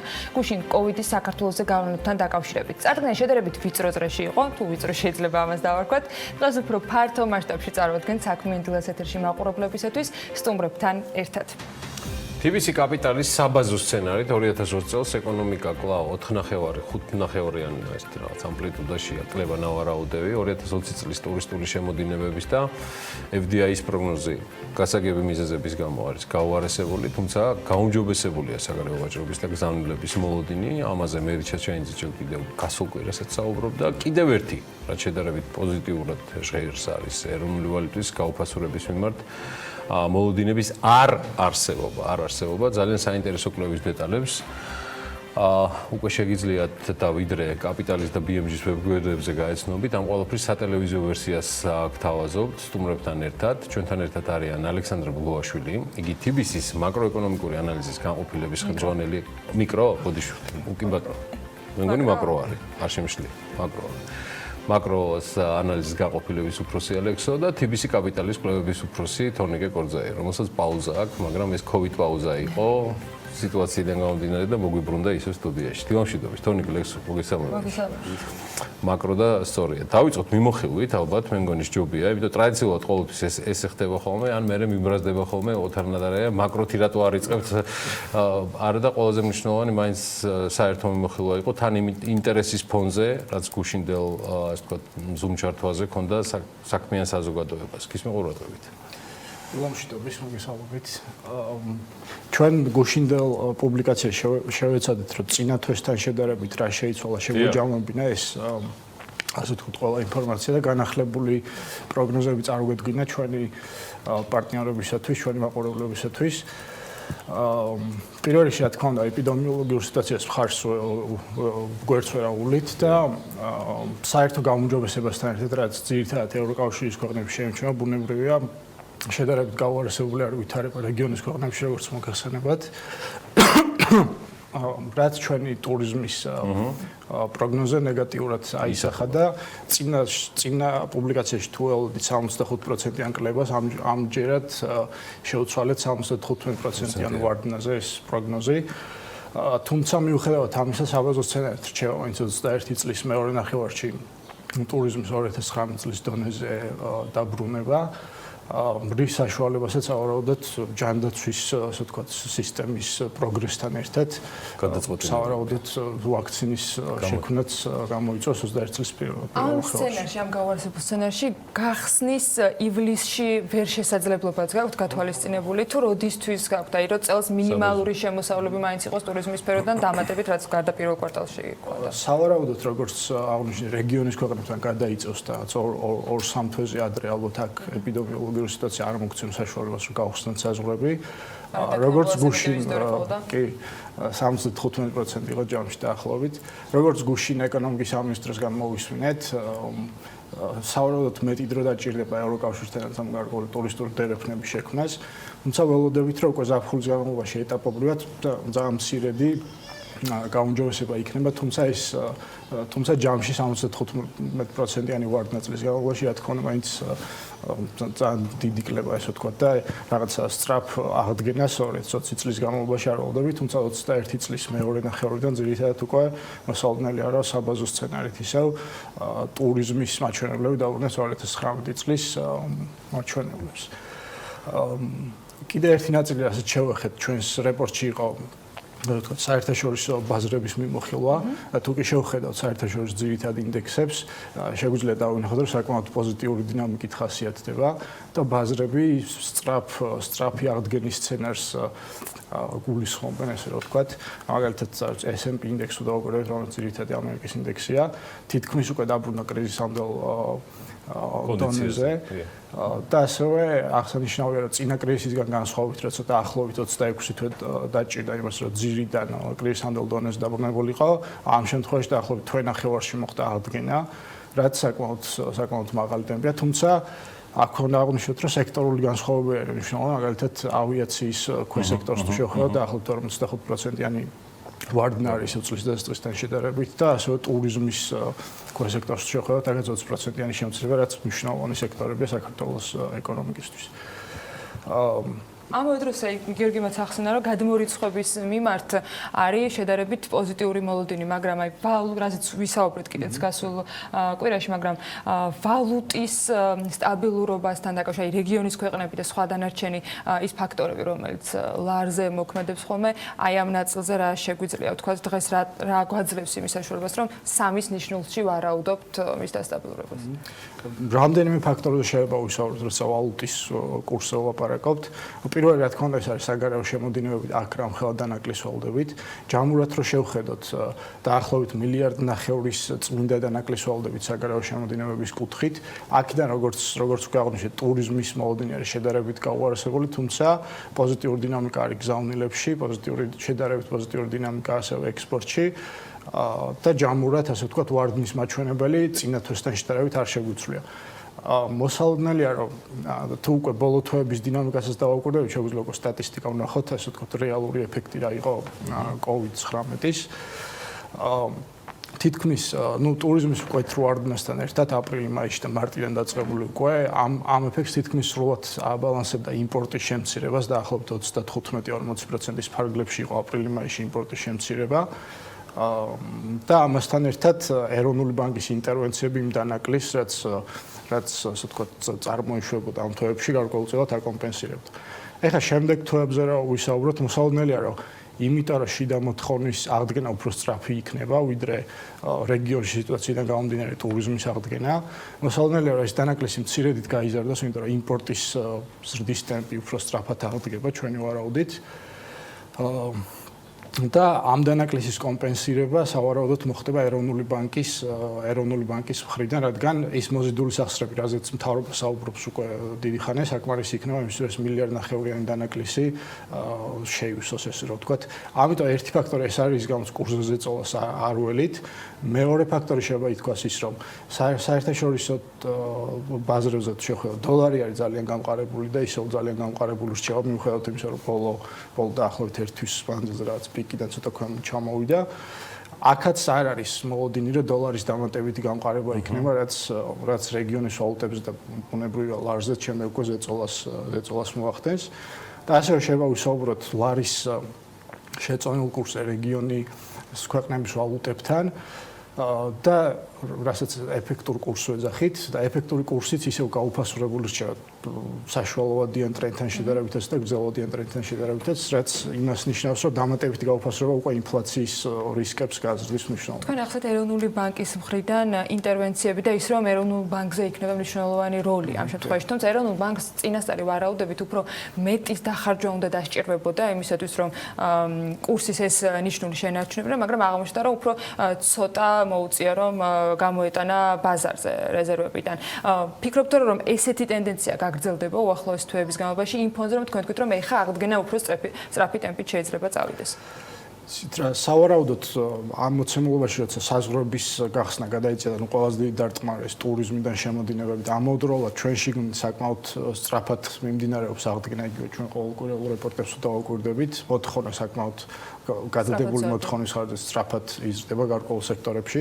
სავარაუდოდ იმპორტის ზრდა უფრო სწრაფად გაიზრდება, სწრაფად ამოვა, ასე ვთქვათ, მინუსიდან და ამის ფონზე ეროვნულ ბანკს შესაძლოა მოუწიოს უფრო აქტიურად ინტერვენციების გაკეთება, თუმცა როგორც აღნიშნეთ, როგორც მთავრობის მოზიდული სახსრები, ასევე ეროვნული ბანკის დამატებით მოზიდული სახსრები საშუალებას იძლევა, რომ ეს დანაკლისი მეტწილად შეივსოს, თუ კი რა თქმა უნდა სწორად და დროულად მოხდება ამის გამყანა. თორნიკე, ჩვენი საუბრის დასაწყისში მინდა თვითონ კვლევების არსზე რა ნაწილში გკითხოთ. რამდენად გამარტივდა ზოგადად ამ COVID-ის ფონზე პროგნოზების გაკეთება, გულისხმობ, რომ ყველაზე რთულ ვითარებაში სწორედ ანალიტიკოსები იყვნენ, ასევე ბოლო 5 თვის განმავლობაში ეს ტიპიურად სხვა გამოწვევა იყო. ჩვენ გზნობდით ამას ბიზნეს მედიაში, იმიტომ რომ იმდენად ტყიფე იყო დაყრდნობა მოსალოდნელ განვითარებას სცენარებზე. აი ამ ხრივ რამდენად შედარებით უფრო ივნისში გზნობთ მყარად თავს, როგორც კაპიტალის კვლევების მიმართულების ხელმძღვანელი. ბატონო, პირიქით ალბათ შეიძლება ითქვას, რომ გართულდა COVID-ის დროს კვლევების ესე იგი წინასწარი დაგეგმა, რომელსაც რას მივახცევთ. ალბათ თავარი არის, რომ ყველაფერში დავჭეთ აი up to date უკანასკნელ ინფორმაციას ვუყუროთ. ამას ემსახურება სწორედ ეს ჩვენი ყოველკვირეული პროდუქტი, რომელსაც ვუშვებთ და მამის საფუძველზე ჩვენ ვცვლით, ვაეჯასტირებთ ხოლმე ჩვენს პროგნოზებს. ეხლაც იდეაში ამ ერთი თვის თავზე მთავარი ალბათ ძირითადი მომენტი იყო, რომ რამდენიმე სექტორში შესაძლებელი იყო მოლოდინები და სწორედ ამას ემსახურებოდა ეს ჩვენი გამოშვება. ყოველთვე ვაპირებთ, რომ ეს გავაგრძელოთ, იმიტომ რომ სავარაუდოდ მანამდე ისე გავითარდება მოვლენები, რომ ნელ-ნელა შესაძლებელი იქნება ყველაფერი. ერთი არის რომ რამდენიმე სექტორში ისევე მივდივართ როგორც გონია მაგალითად უძრავი ქონების სექტორში განსახლებელი იყო, ტურიზმში განსახლებელი იყო, თუნდაც იმ დღევანდელი განცხადების გამო, რაც ეკონომიკის სამინისტროს გამოვისმინეთ, სხვა სექტორებშიც ვაკვირდებით ვითარებას. კარგი, დავიწყოთ უძრავი ქონებით, ხო? მე მგონი მაშინ ყველაზე საინტერესო აქტუალური, აქტუალური თან იმის ფონზე, რომ გუშინ ოფიციალურად დაისტარტა სტიმულირების ინდუსტრიული მხარდაჭერის პროგრამა ამ თემასთან დაკავშირებით, რომელზეც ჩვენ მოგვიანებით მეხუთე ბლოკში გვექნება საუბარი ეს 10-ის ნახევარზე, მაგრამ მიმდინარე ვითარება თორნიკე აქ რა კუთხით არის, რა მოლოდინებია და ხომ არ შესრულა რაიმე განსაკუთრებულად. კი ბატონო. ბოლო ვითარებას რომ ორი სიტყვით შევეხოთ, უძრავი ქონების ფასი თებერვალში იყო ყველაზე მაღალ წერტილზე, იმის მერე მოდის ნელ-ნელა დაბლა. ბოლო თვეში მაისში და ივნისის მონაცემი ხა მუშავდება ჯერ კიდევ თვის ბოლოს გვექნება რა თქმა უნდა, ჩვენ ვიყავით დაახლოებით 3.9% იყო კლება დოლარში, 12% იყო კლება ქირის ფასში უკვე, რომელიც ერთგვარი ლიდ ინდიკატორი არის ბინის გასაყიდი ფასის. ეს ყველაფერი რომ ესე გაგრძელებულიყო, ბინის ფასის შედარებით კიდევ უფრო მეტი კლება არის მოსალოდნელი. გაყიდვებს რაც შეეხება, გაყიდვები თავისი ყველაზე მცირე, ესე იგი, მაჩვენებლიდან ზემოთ მოდის, უბრალოდ მოდის ნელ-ნელა, შეგვიძლია ესე ვთქვათ. ბოლო კვირაში 18 ივნისით გვაქვს ბოლო მონაცემი დათვლილი, კვირა-კვირაზე წინა წელთან შედარებით დაახლოებით -2%-ზე ვართ გაყიდვების კუთხით. შეიძლება თუ ეს დავაკავშიროთ მოლოდინს ზუსტად იმ მწვანე შუქისა, რომელიც გუშინ იყო თავს, ანუ რეალურად პროგრამის შესახებ ინფორმირებული იყო საზოგადოება, განსაკუთრებით ვისაც აინტერესებდა, მაგრამ არ იყო ის ძალაში შესული.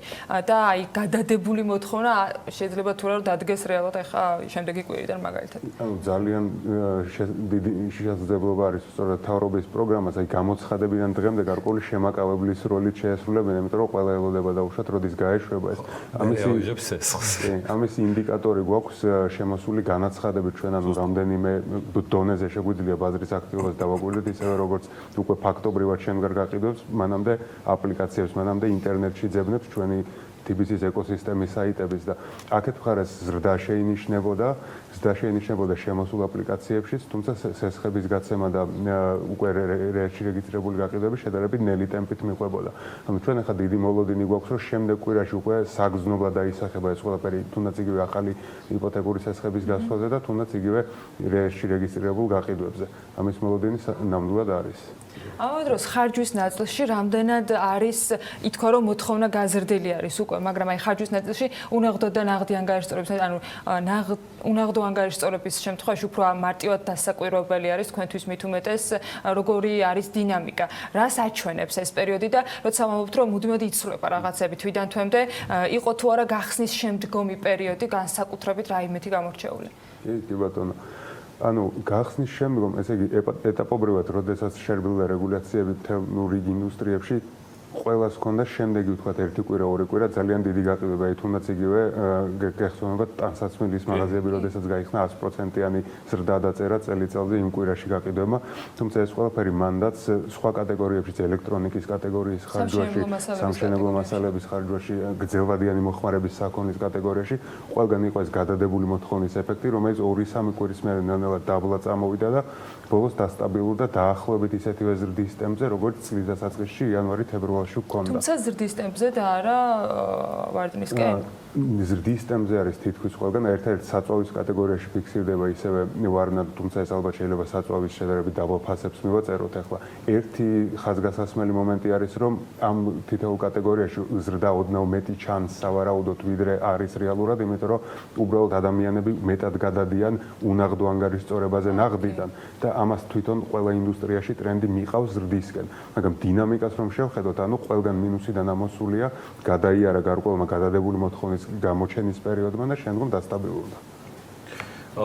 არის თუ არა დასტაბილურების და გაუმჯობესების ტენდენციები სხვა მიმართულებებით, რაც ცალსახად გადმოყვა ამ კვირაში და შეიძლება ითქვას, რომ უკვე ტრენდში გადადის.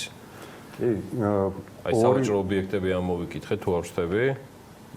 საკვები ობიექტები უკაცრავად. ბრძანეთ. ანუ ორი მნიშვნელოვანი რაღაცა, რასაც ვუყურებთ და იმედი გვაქვს, რომ თქვათ მალე დაეტყობა პირველი საკვები ობიექტების, მართლა ეს მინუს აი თითქმის გაჩერებიდან ამ გახსნის მერე ნელ-ნელა ამოდის და სრულად გაჩერებიდან. დიახ. -18%-ზე ვართ სადღაც ახლა დაახლოებით კვირა-კვირაზე და ეს დინამიკა სულ მზარდი არის მუდმივად და იმედი გვაქვს, რომ მალე ავა პლუსში. ასევე პატარა პოზიტივი შეინიშნება სასტუმროებში თვითონ, ეს ძირითადად არის შიდა ტურიზმის ხარჯზე. მინდა ახლობით თითქმის სრული შეჩერებიდან სადღაც -88%-ზე არის წელიწადზე, ამასული ანუ ბოლო ორ კვირაში დაახლოებით 10%-იანი ზრდა შეიძლება დავარქვათ, რომ ამ სექტორში არსებობს. ამას სხვა, ესე იგი, ჩვენი სხვა ხელდარსებული სხვა მონაცემებიც ადასტურებს. ჩვენ რეგულარულად გამოკითხვას ვატარებთ ხოლმე ყოველ კვირა მსხვილი ბრენდირებული სასტუმროების, ვინც ძალიან ისე აქტიურად გვეთანამშრომლება. ყველგან ჩანს, რომ შიდა მოსახლეობის მიერ გაკეთებული ჯავშნები მატულობს. თბილის გარეთ ვიტყოდი რეგიონებში, ასევე ბოლო ხანებში ეს ტენდენცია დაიწყო ბათუმშიც. მაგალითად ივნისის ბოლო მეოთხე კვირა არის, სადღაც ორჯერ მაღალი დატვირთულობები ყველგან, ვიდრე ივნისის პირველი სამი კვირის საშუალო. ესე რომ შევხედოთ. უბრალოდ, რა თქმა უნდა, დატვირთულობები ისევე მცირე რჩება. მაგრამ აი მაგალითად ვიკენდებზე კვირის პარასკევი, შაბათი ღამეები არის ხოლმე ძალიან დიდი დატვირთულობა, როცა ისვენებს ხალხი, შიდა ტურიზმის ეფექტი ჩანს, ანუ შეგვიძლია ვთქვათ. რამდენ შეიძლება რომ დააბალანსოს უქმეებზე და მაქსიმალურმა დატვირთულობამ სასტუმროებისათვის ის კრიზისი, რაც მათ რეალურად დაუდგათ? დაახლოებით მით უმეტეს თუ გავთვალისწინებთ, რომ ფასები შეამცირებს იმ მოცულობებზე, შარშანდელ თქვათ დატვირთულობას რო შევატაროთ, რომ ეხანდელი დატვირთულობა შეიძლება რაღაც მომენტში იყოს პოზიტიური, მაგრამ თქვენ გაქვთ მონაცემი, რომელიც გვაძლევს შესაძლებლობას, რომ შარშან ანალოგიურ პერიოდს დავატაროთ. კი ბატონო, არა, რა თქმა უნდა, შარშანდელი შედეგის მიღწევა ამ ხრივ გაჭირდება. ნუ უბრალოდ ეს არის ერთგვარი დამხმარე პოზიტივი რა, ესე ვთქვათ. ფასების დაკლებასაც, ანუ ესე ფასების კლების მომენტში, როდესაც ამით ხდება დამატებითი კლიენტურის მიზიდვა, ასე ვთქვათ, სასტუმროებში, სხვა შემოსავლებზე გადადის მეტი აქცენტი, ანუ ოთახის ფასის გარდა, სხვა მხრივ ხარჯვაზე გადადის დიდი აქცენტი ამ შემთხვევაში. იგივე დატვირთულობაზე გასვლა მარტო ქართული მოსახლეობით სავარაუდოდ გაჭირდება, უბრალოდ პროპორციები რო შევადაროთ, აი მაგალითად 2019 წლის მაგალითი გვაქვს ხელში, დაახლოებით 15.5 მილიონი ღამე არის უცხოელების მიერ გატარებული სასტუმროებში, დაახლოებით 2.5 მილიონი ღამე იყო ქართველების მიერ გატარებული სასტუმროებში.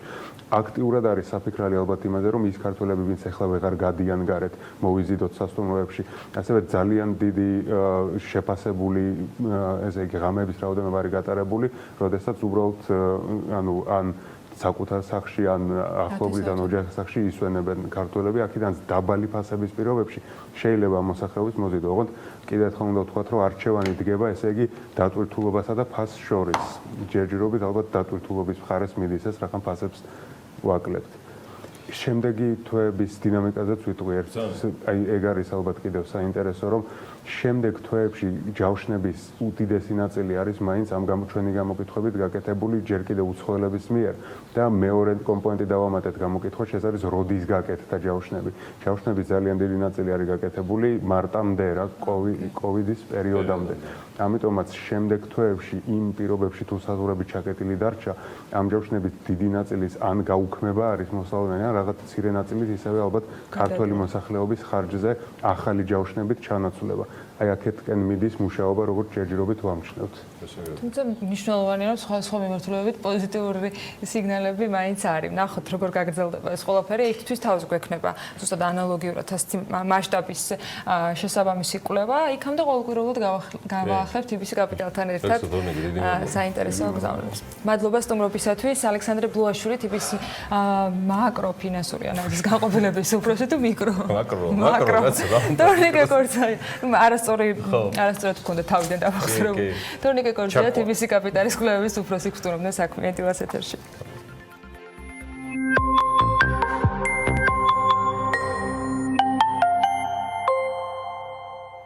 ამერიკული კომპანია Segway 15 ივლისიდან სკუტერების წარმოებას წყვეტს. წარმომადგენლები ამბობენ, რომ პანდემიის შედეგად ფინანსური ზარალი, რომელიც კომპანიას მიადგა, იმდენ დიდი იყო, რომ ის გაკოტრებამდე მიიყვანა, თუმცა უნდა აღენიშნოს ისიც, რომ სკუტერების მიმართ ინტერესი ისედაც მისი არსებობის 19 წლის განმავლობაში მკვეთრად გაზრდილი არც არასდროს ყოფილა. რაც განპირობებული იყო ავტოავარიების რაოდენობით, რომლებსაც ორთვლიანი ტრანსპორტი იწვევდა.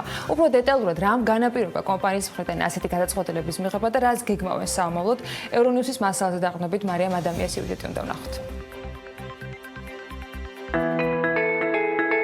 ამერიკული კომპანია Segway-ის ოფიციალური განცხადებით ორბორბლიანი გადასაადგილებელი სატრანსპორტო საშუალების წარმოება 15 ივლისიდან ჩერდება. დინა კეიმენის გამოგონება წლების განმავლობაში პოპულარობით სარგებლობდა თითქმის ყველა კონტინენტზე, ტურისტებს შორის და მას მოიხმარდნენ ასევე საპატრულო პოლიციის თანამშრომლებიც. თუმცა 15 ივნისიდან ამ სახით გადაადგილება ეკრძალება ყველას, როგორც მოქალაქეებს, ასევე ტურისტებს.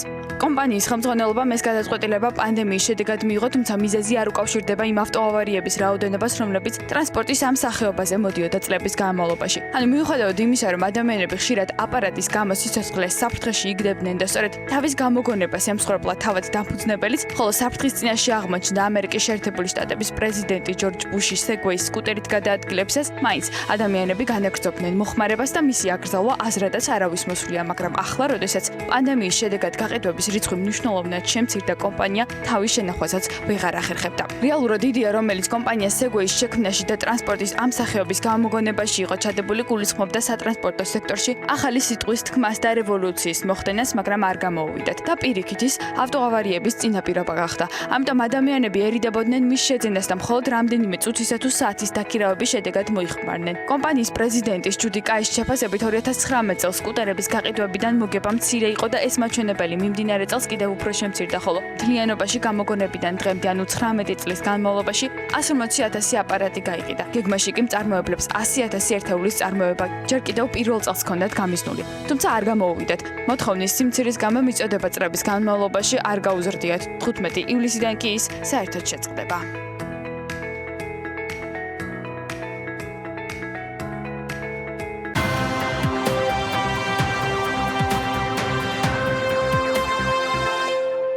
კალტენტაგარტის კვლევების მიხედვით 2025 წლებში საქართველოში 25 მილიარდის საინვესტიციო პროექტებია დაგეგმილი, შესაბამისად გალთში მიაჩნიათ, რომ სამშენებლო მასალების ადგილობრივი წარმოების სტიმულირება მიზანშეწონილია. თბილისის მერია მაჭავარიანისა და გელოვანზე წყალსადენის კვანძების მოსაწყობად 8,900,000-იან ტენდერს აცხადებს. აზიის განვითარების ბანკის შეფასებით, COVID-19 პანდემიისა და მისი შეჩერების ღონისძიებით გამოწვეული ეკონომიკური საქმიანობის შეზღუდვის ფონზე მნიშვნელოვანია გავლენა ადგილობრივ ვალუტაში დენომინირებული ობლიგაციების ბაზარზე აღმოსავლეთ აზიის განვითარებად ქვეყნებში. კონკურსი საუკეთესო წლიური ანგარიშის და გამჭვირვალობის ჯილდოს მოსაპოვებლად წელს მეორედ გაიმართება. კომპანია გლენბერმა მარწყვის მოცვის შტატებში ექსპორტზე გაიტანა. კომპანია ქართული პროდუქციის ექსპორტს რამდენიმე ქვეყანაში ახორციელებს. შოკური მეთოდით დამუშავებული 20 ტონა მარწყვის მოცვის ექსპორტი კომპანიამ ამჯერად შეერთებულ შტატებში განახორციელა.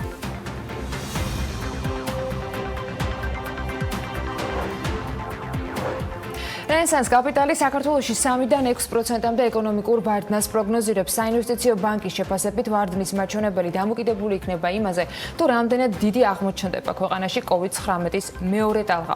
მონეტარული მიმართულებით კი რენესანს კაპიტალი პროგნოზირებს, რომ წლის ბოლომდე ეროვნული ბანკი რეფინანსირების განაკვეთის შემცირებას კიდევ გააგრძელებს. ვალუტის კურსთან დაკავშირებით ბანკი მიიჩნევს, რომ პერიოდული სავალუტო ინტერვენციები კვლავ გაგრძელდება. ვფიქრობთ, რომ საქართველოს ეროვნული ბანკი ამერიკული დოლარის ღირებულებას 3 და 5-ის დონეზე მდგრად კურსად მიიჩნევს და ამ კურსის მხარდაჭერის მიზნით პერიოდულად ინტერვენციებსაც ახდენს, ნათქვამია თავად რენესანს კაპიტალის მიმოხილვაში. ერთხელ გადადებული კენჭისყრის შემდეგ საპარლამენტო კომიტეტმა გუშინ უფრო რბილი დამოკიდებულება არჩია. დარგობრივი ეკონომიკის და ეკონომიკური პოლიტიკის კომიტეტმა ეკატერინე ტიკარაძის უწყების მიერ წარდგენილ კანონპროექტს, რომელიც სამედიცინო დაწესებულებების რეგულირების მიმართულებით ცვლილებებს ითვალისწინებს, მხარი დაუჭირა, თუმცა გარკვეული დათქმებით. რომან კაკულიას კომიტეტმა სთხოვა მთავრობას, რომ სამედიცინო დაწესებულებების შემოწმებისას სასამართლოს ფაქტორი კვლავ დარჩეს, თუმცა განხილული იყოს ორი ვერსია. ერთი მარეგულირებელმა მიიღოს სასამართლოს ნებართვა და შევიდეს კლინიკაში გაუფრთხილებლად, ან მეორე მარეგულირებელი შევიდეს კლინიკაში და 24 საათში მიიღოს ნებართვა. სხდომაზე გუშინ ასევე გადაწყდა, რომ განხილვა საკითხისა და დაჩქარებული წესით არ მოხდება, როგორც ამას ჯანდაცვის სამინისტრო ითხოვდა. 24 საათით ადრე მიცემული პირობის მიუხედავად კი სხდომაზე გუშინაც თამარ გაბუნია იყო სამინისტროს წარმომადგენელი. მინისტრი საქართველოს პარლამენტში არ მივიდა, თუმცა მისი კომენტარი შენიშვნასთან დაკავშირებით არც პარლამენტისაგან სამინისტროს კომუნიკაციას არსებობის გამო ასეთი ფორმით იყო საპასუხო წარმოდგენილი. ამ კონკრეტულ პროექტებში ბიზნესის ჩართვა შესაძლოა იწოდოს გარკვეულ ინტერესთა კონფლიქტს, ამბობს ეკატერინე ტიკარაძე. ჩვენ კანონპროექტებს ხშირ შემთხვევაში ვიღებთ როგორც ბიზნესის, ასევე ჩვენი მოქალაქეების სასარგებლოდ. აღნიშნული კანონპროექტი იცავს ჩვენი მოქალაქეების ჯანმრთელობას და შესაბამისად მათ ინტერესებს და ჩვენთვის პრიორიტეტი და უპირველესია ამ მიზნისთვის შევინარჩუნოთ ის პოზიციები, რომელიც გვაქვს. თუმცა, რა თქმა უნდა, იმ კომპონენტში, სადაც მნიშვნელოვანია დარგის აზრი, ჩვენ აუცილებლად გვაქვს მათთან კომუნიკაცია, ამბობს მინისტრი. კახეთში ატმის სეზონი თანდათან ძალას იკრებს. გარემოს დაცვის და სოფლის მეურნეობის მინისტრის მოადგილე კახეთში სახელმწიფო რწმუნებულთან ერთად ფერმერებს ატმის მოსავალთან და მის რეალიზაციასთან დაკავშირებულ საკითხებზე სასაუბროდ შეხვდნენ. ორივე მათგანი ოპტიმისტურად არის განწყობილი, ამბობენ, რომ მოსავალი გასულ წლებთან შედარებით არანაკლები მოცულობის იქნება. სოლომონ პავლიაშვილის განცხადებით, ფერმერები ერთი ფანჯრის პრინციპით შეძლებენ საბუთების მიღებას და ექნებათ მწვანე კორიდორი ქვეყნებში, რისი მეშვეობითაც ატმის ექსპორტზე გატანას შეფერხება არ ექნება. ის ასევე ამბობს, რომ გაზრდილია ადგილობრივი მოხმარებაც და ექსპორტზე არა მხოლოდ რუსეთში, არამედ აზერბაიჯანსა და სომხეთშიც დიდი რაოდენობით ხილი გავა გასაყიდად. სახელმწიფო აკეთებს ყველაფერს, რომ პროდუქციის რეალიზაციის პრობლემა არ შეექმნას. ექსპორტზე გავა დიდი რაოდენობით. გარდა მაგისა გაზრდილია შიგა მოხმარება. ისე გავაკეთებთ ორგანიზებულად, რომ ყველა ექსპორტიორს ექნება საშუალება, რომ ქონდეს მწვანე კორიდორი და ნებისმიერი მიმართულებით გაიტანოს უპრობლემოდ. გარდა მაგისა იმუშავებს ერთი ფანჯრის პრინციპი. ანუ მივლენ და ერთ ადგილზე აიღებენ ყველა იმ დოკუმენტს, რომელიც საჭირო არის მათთვის და რაც თავარია მოხდება კიდე დივერსიფიკაცია უკვე იკვეთება, რომ ექსპორტი გაქონდა მხოლოდ რაღაც რუსეთი იყო, მაგრამ ეს მარტო არ იქნება, იმიტომ რომ გაშთა ახალი ტექნოლოგია, რასაც ქვია ეგრეთ წოდებული შოკური გაყინვა. ასეთი მაცივარი საქართველოში მე მგონი მეორე არ არის. ყველა აგროსაკულტივაციო სამუშაოები დროულად შესრულდა, რამაც რა თქმა უნდა საბოლოო ჯამში მოსავლის კარგ მოსავალზე დადებითად ასახვა პოვა. დაახლოებით ერთ კვირაში აქ ალბათ ინტენსივობა დაახლოებით 5-8 გაიზრდება. და ამასთან ერთად გაიხსნება უკვე სამაცივრო მეურნეობები, რომელსაც უყურებთ, რომ უკვე საკმაოდ ბევრია და ბევრი კიდევ მშენებლობის პროცესში არის. ჩვენ ახლა კახეთში ადგილზე გვყავს 3 ძალიან დიდი ხილის გადამამუშავებელი კომბინატი, რომელსაც საკმაოდ დიდი სიმძლავრეები გააჩნიათ, გადასამუშავებელი ყველა, ასე ვთქვათ, პირობა შექმნილი აქვს და ისინი ელოდებიან სეზონის დროიტყვიან გახურებას. კახეთიდან ვინაცვლებთ თბილისისკენ, სადაც გუშინ თბილისის გრანდ-მეტეხი პალასში British American Tobacco-ს მიერ მხარდაჭერილი საღამო შედგა. წამყვანი ბიზნეს ორგანიზაციების ხელმძღვანელები იყვნენ სტუმრები და ამ ღონისძიების მთავარი მიზანი ბიზნესის გახსნის კუთხით სხვა ბიზნესებისათვის მაგალითის მიცემა იყო იმისთვის, რომ ეკონომიკა უფრო სწრაფად ამუშავდეს. ვარ ბედნიერი, რომ საქართველო ეგრეთ წოდებული ლოკდაუნის შემდეგ უკვე გაიხსნა. ჩვენ უკვე შეგვიძლია ვისარგებლოთ სასტუმროებით, რესტორნებით და რაც მთავარია, ბიზნესი იწყებს სიცოცხლეს. ვფიქრობ, საქართველო უნდა იყოს მაგალითი მსოფლიოს სხვადასხვა ქვეყნებისთვის კორონავირუსთან გამკლავების თვალსაზრისით და ეს საქართველოს ბაზრისთვის არის ძალიან მნიშვნელოვანი. ამიტომ ვარ ბედნიერი, რომ საქართველომ დაძლია ეს გამოწვევა. დღევანდელი შეკრებით ვარ ბედნიერი, ადამიანები გამოვიდნენ სახლებიდან და ეს არის პოზიტიური. მიხარია, რომ შეხვედრა შედგა, რადგან ეს კარგად იმოქმედებს ეკონომიკაზე, ტურიზმზე, ზოგადად ბიზნესზე. კარგია, რომ აღარ ვერთვები ზუმით და მაქვს შესაძლებლობა გესაუბროთ კამერის საშუალებით. საქართველო ეს არის ერთ-ერთი ყველაზე უსაფრთხო ადგილი პლანეტაზე და ეს გამოწვევა ყველამ უნდა გამოვიყენოთ. საქართველოს მთავრობამ, საზოგადოებამ, ბიზნესმა იმისთვის, რომ ეკონომიკა გამოცოცხლდეს და დაუბრუნდეს ისევ იმ ნიშნულს. მე დღეს ვარ ბედნიერი, რომ აქ ვარ. ეს ნიშნავს, რომ იმ პრობლემას, რაც ვირუსმა ჩვენს ცხოვრებაში შემოიტანა, უკან ვიტოვებთ.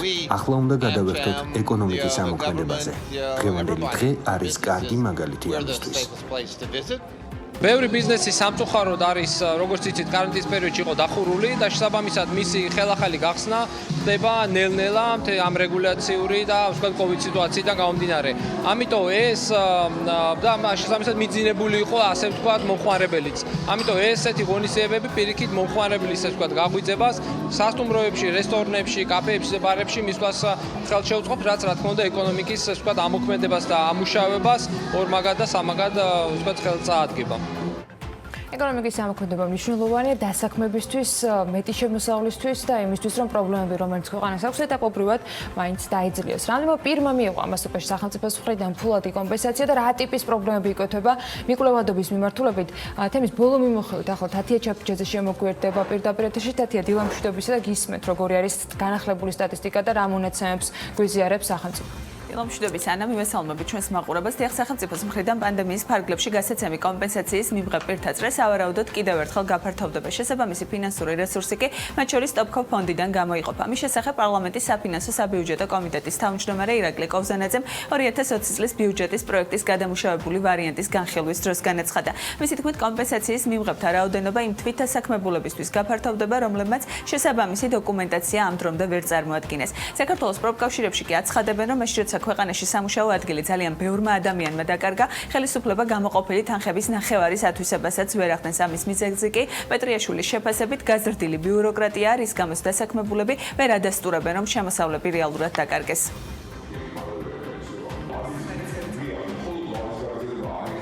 ქვეყანას ჩრდილში დასაქმების აქვს 59%.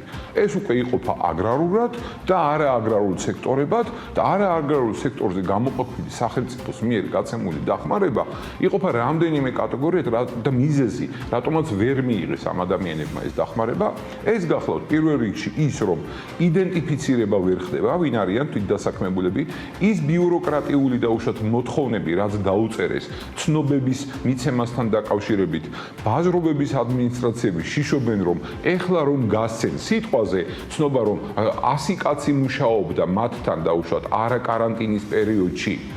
შესაბამის მოგების გადასახადს არ იხდიდა და მე რას ეტყვის საგადასახადო, ამის შიშიაგით. მეორე ტიპის პრობლემა არის ის, რომ ესეთი ამ სოციუმს, რომელიც ამ სექტორშია დასაქმებული, უჭირს და ეხლა კომპიუტერთან შენობით არ არის ატვირთო ამ ინფორმაციის, რომ შესაბამის სახელმწიფო ინსტიტუციის გვერდზე აკრიფოს ის მონაცემები, რაც მას აქვს. აქ ეხლა ადამიანური რესურსიც არ ეყოფა პროფკავშირში, შანსი არ არის, იმიტომ რომ ძალიან 200,000-მდეა ესეთი და ფაქტი ერთია, რომ რასაც პროფკავშირები ამბობდა, ეს მოხდა ზუსტად 75 მილიონი გამოიყო და ნახევარიც კი ვერ დახარჯა სახელმწიფო, იმიტომ რომ იდენტიფიცირება ვერ მოახდინა ამ ადამიანებს.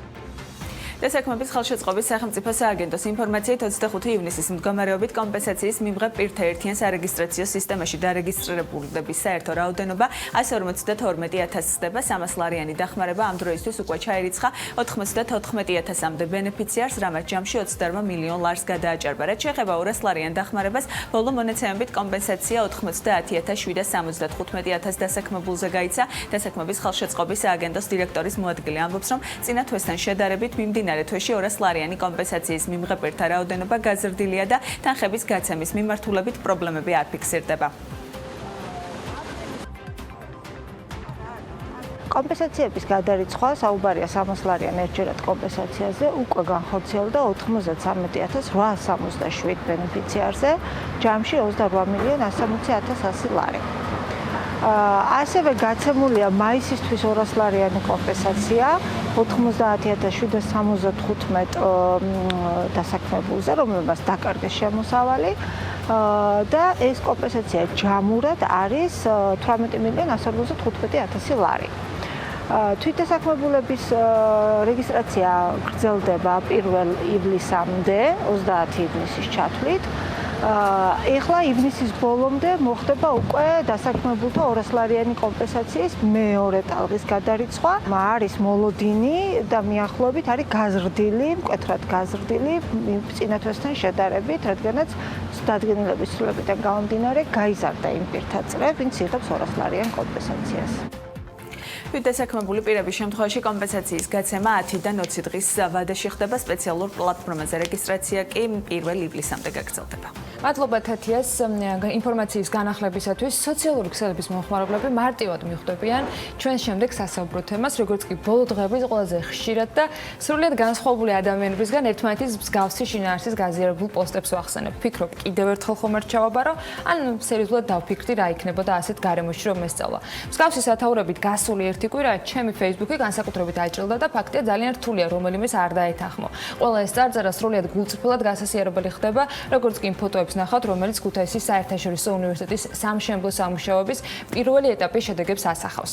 ქუთაისის საერთაშორისო უნივერსიტეტის მშენებლობის პირველი ფაზა დასრულებულია. სტუდენტების მიღებამდე ყველაზე მნიშვნელოვანი საგამოცდო პროცესია თავად სტუდენტებისთვის და ამავე უნივერსიტეტისათვის დარჩენილი და ამასობაში კიუში მზადება გრძელდება, იმის რომ სექტემბერში უკვე სტუდენტებს სრულად მომზადებულები დახვდნენ. ვალერი გობრონიძე ქუთაისის საერთაშორისო უნივერსიტეტის პროცესის მართვის და სტუდენტური სერვისების მენეჯერი შემოგვიერთდა საქმიანი დილას ეთერში. მოგესალმებით, მადლობა იმის რომ ხართ ჩვენთან ერთად. გულწრფელად კიდევ ერთხელ მინდა გამოვხატო ის სიმპათია, მოწონება თუ ახტოვანება, რომელიც იმ ფოტოების ნახვის შემდეგ ჩემში და ჩემ სოციალური ქსელის მეგობრებში იყო, როცა გამოჩნდა საქართველოს ისეთი კამპუსი და საუნივერსიტეტო გარემო, რომელიც ქუთაისის უნივერსიტეტის პირველი ფაზის შემდეგ ამ ფოტოებზე იყო. მე მგონი არაჩვეულებრივი შესაძლებლობა იქნება განსაკუთრებით იმ აბიტურიენტებისთვის, ვინც წელს არიან, აი სხვები ვინც დაფიქრდნენ რას იზავენ, მე რომ ნახოთ, მაგრამ აიც კითხავთ, რა ეტაპზე ხართ დღეს სამუშაოების? ფაქტია, რომ სამშენებლო სამუშაოები ნაწილობრივ მორჩა, აი დანარჩენზე როგორ მიდის საქმე? რა თქმა უნდა, სამუშაოები დაგეგმილია რამდენიმე ფაზად. სამუშაოების პირველი ეტაპი დასრულებულია. უნივერსიტეტი პრაქტიკულად მზად არის, რომ მიიღოს აბიტურიენტების პირველი ნაკადი, ინფრასტრუქტურა გამართულია, პროგრამები მუშაობს, სერვისები შემუშავებულია. აბიტურიენტები ემზადებიან გამოცდების ჩასაბარებლად, ასე რომ ველით სულ მოუთმელად სტუდენტების პირველ ნაკადს.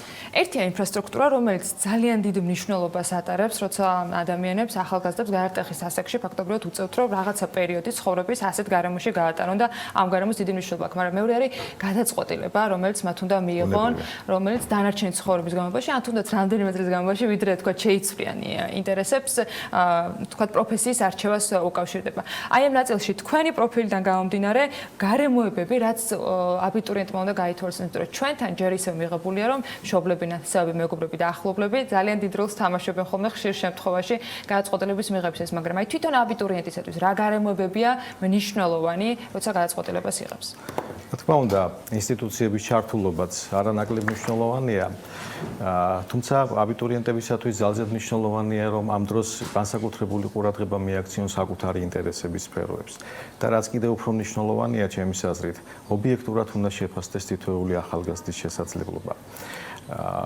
ძალზედ მნიშვნელოვანია გათვალისწინებული იქნეს შრომისა და დასაქმების ბაზარზე მიმდინარე პროცესები, როგორია არსებული რეალობა, როგორია ტენდენციები და რამდენადაც შესაძლებელია გაკეთდეს მომავალი ცვლილებების და საჭიროებების პროგნოზირება. უნივერსიტეტის არჩევა ერთია, მაგრამ აი ფაკულტეტის არჩევა კიდევ მეორე, თან არც ისე ხელმისაწვდომი არის ყველა ეს ანალიზი, რომელიც ახლა თქვენ ახსენეთ, ანუ ეგრეთ წოდებული დატა, რომელიც შეგვიძლიათ, რომ აი საქართველოს მაგალითზე ვთქვათ, რამდენ წელში რა პროფესია იქნება მოთხოვნადი და როგორი არის დღეს შრომის ბაზარი საქართველოში. აი აქ რა კრიტერიუმები შეიძლება იყოს თავი განსაზღვრავი? რა თქმა უნდა, პროფესიის არჩევის შემდეგ ყოველთვის დგება და ინტერესის სფეროა თუ რომელ უნივერსიტეტს ან საგანმანათლებლო პროგრამას დაუკავშიროს ახალგაზრდამ თავისი სტუდენტური ცხოვრება. დღეს საქართველოში 70-მდე უმაღლესი საგანმანათლებლო დაწესებულება ოპერირებს, რომლებიც 700-ზე მეტ საგანმანათლებლო პროგრამას თავაზობს აბიტურიენტებს და რა თქმა უნდა, ერთი შეხედვით ძალზედ რთულია მიიღო გადაწყვეტილება. თითოეული უნივერსიტეტი ცდილობს დაიმკვიდროს თავისი ნიშა, იყოს რაღაცით გამორჩეული და ამითი მოიზიდოს აბიტურიენტები. სწორედ ამ განსაკუთრებულობას და თავისებურებებს უნდა მიაქციონ ახალგაზრდებმა ყურადღება, როდესაც ირჩევენ უნივერსიტეტებს, თუ როგორია უმაღლესი საგანმანათლებლო დაწესებულების მიერ შეთავაზებული პროგრამები, როგორია სერვისები, ან ზოგადად სტუდენტთა მხარდაჭერის ღონისძიებები, რომელსაც უნივერსიტეტი ახორციელებს. თუ კი კონკრეტულად ვისაუბრებთ ერთიან ეროვნულ გამოცდებზე, აქ მნიშვნელოვანია, რომ აბიტურიენტმა ყურადღება მიაქციოს აკრედიტებულია თუ არა საგანმანათლებლო პროგრამა, ვინაიდან სწორედ ამაზეა დამოკიდებული რამდენად შეძლებს თუ არა იგი მოიპოვოს სახელმწიფო სასწავლო გრანტი მის მიერ გამოცდების წარმატების ჩაბარების შემთხვევაში. მნიშვნელოვანია შეაფასოს და განსაზღვროს და აკვირდეს უფრო სწორად გაზრდილია თუ არა მინიმალური ბარიერი უნივერსიტეტების მიერ ცალკეულ საგნებში, როგორია პრიორიტეტულობა უნივერსიტეტების მიერ დადგენილი თითოეულ საგანში, ან როგორია ამ საგნებისთვის მინიჭებული კოეფიციენტი. არანაკლებ მნიშვნელოვანია უმაღლესი საგანმანათლებლო პროგრამის სწავლის საფასური, სწავლების ენა, მისაღები კონტინგენტის რაოდენობა, ბოლოს და ბოლოს უნივერსიტეტის ან ფაკულტეტის ადგილმდებარეობა. ასე რომ ძალზედ ბევრი ფაქტორია გასათვალისწინებელი იმისათვის, რომ აბიტურიენტმა თავისი შესაძლებლობების, თავისი ცოდნის და მომზადების დონის შესაბამისად შეძლოს მისთვის სასურველ საგანმანათლებლო პროგრამაზე მოხვედრა. სასურველი ერთია, მეორე რეალობა და ჩვენთან შესაძლებლობა, რომ რამდენიმე უნივერსიტეტი და ფაკულტეტი შეგიძლია არჩიო იმისათვის, რომ შემდეგ გააგრძელოს სწავლა უმაღლეს სასწავლებლებში. აი ამ შემთხვევაში იგივე თანმიმდევრულობის შერჩევა, უმაღლესის არჩევა და ასე შემდეგ, რა შეიძლება იყოს თავარი განსაზღვრელი, ერთი ან სამი ძირითადი კრიტერიუმი, იმიტომ რომ თქვენ ჩამოთვალეთ, მაგრამ სრულყოფილად შეიძლება ესეც არ იყოს ყველაფერი და კიდევ ბევრი ჩაშლა არის, რომელსაც სატელევიზიო ეთერში უბრალოდ თქვათ ვერ გავუწდებით. რა არის თავარი? ერთი შეხედვით თითქოს, როდესაც შერჩეულია ინტერესთა სფერო, მარტივია გადაწყვეტილების მიღება და პრიორიტეტულობის განსაზღვრა, მაგრამ სინამდვილეში ეს ასე არ არის.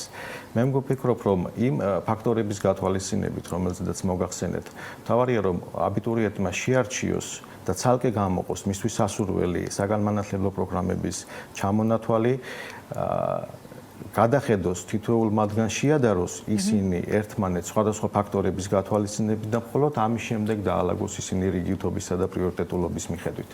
ძალზედ კარგია, რომ დღევანდელი მოქმედი რეგულაცია აძლევს აბიტურიენტებს შესაძლებლობას, რომ საგანმანათლებლო პროგრამების ჩამონათვალი, უნივერსიტეტების თანმიმდევრობა შეცვალონ ან დაამატონ თავის შეხედულების მიხედვით აპელაციის შედეგების დასრულების ჩათვლით, რაც იმას ნიშნავს, რომ მათ ეძლევათ დამატებითი შესაძლებლობა რეალურად შეაფასონ საკუთარი შესაძლებლობები. კულების გაგების შედეგი. ერთიანი ეროვნული გამოცდების შედეგების გათვალისწინებით.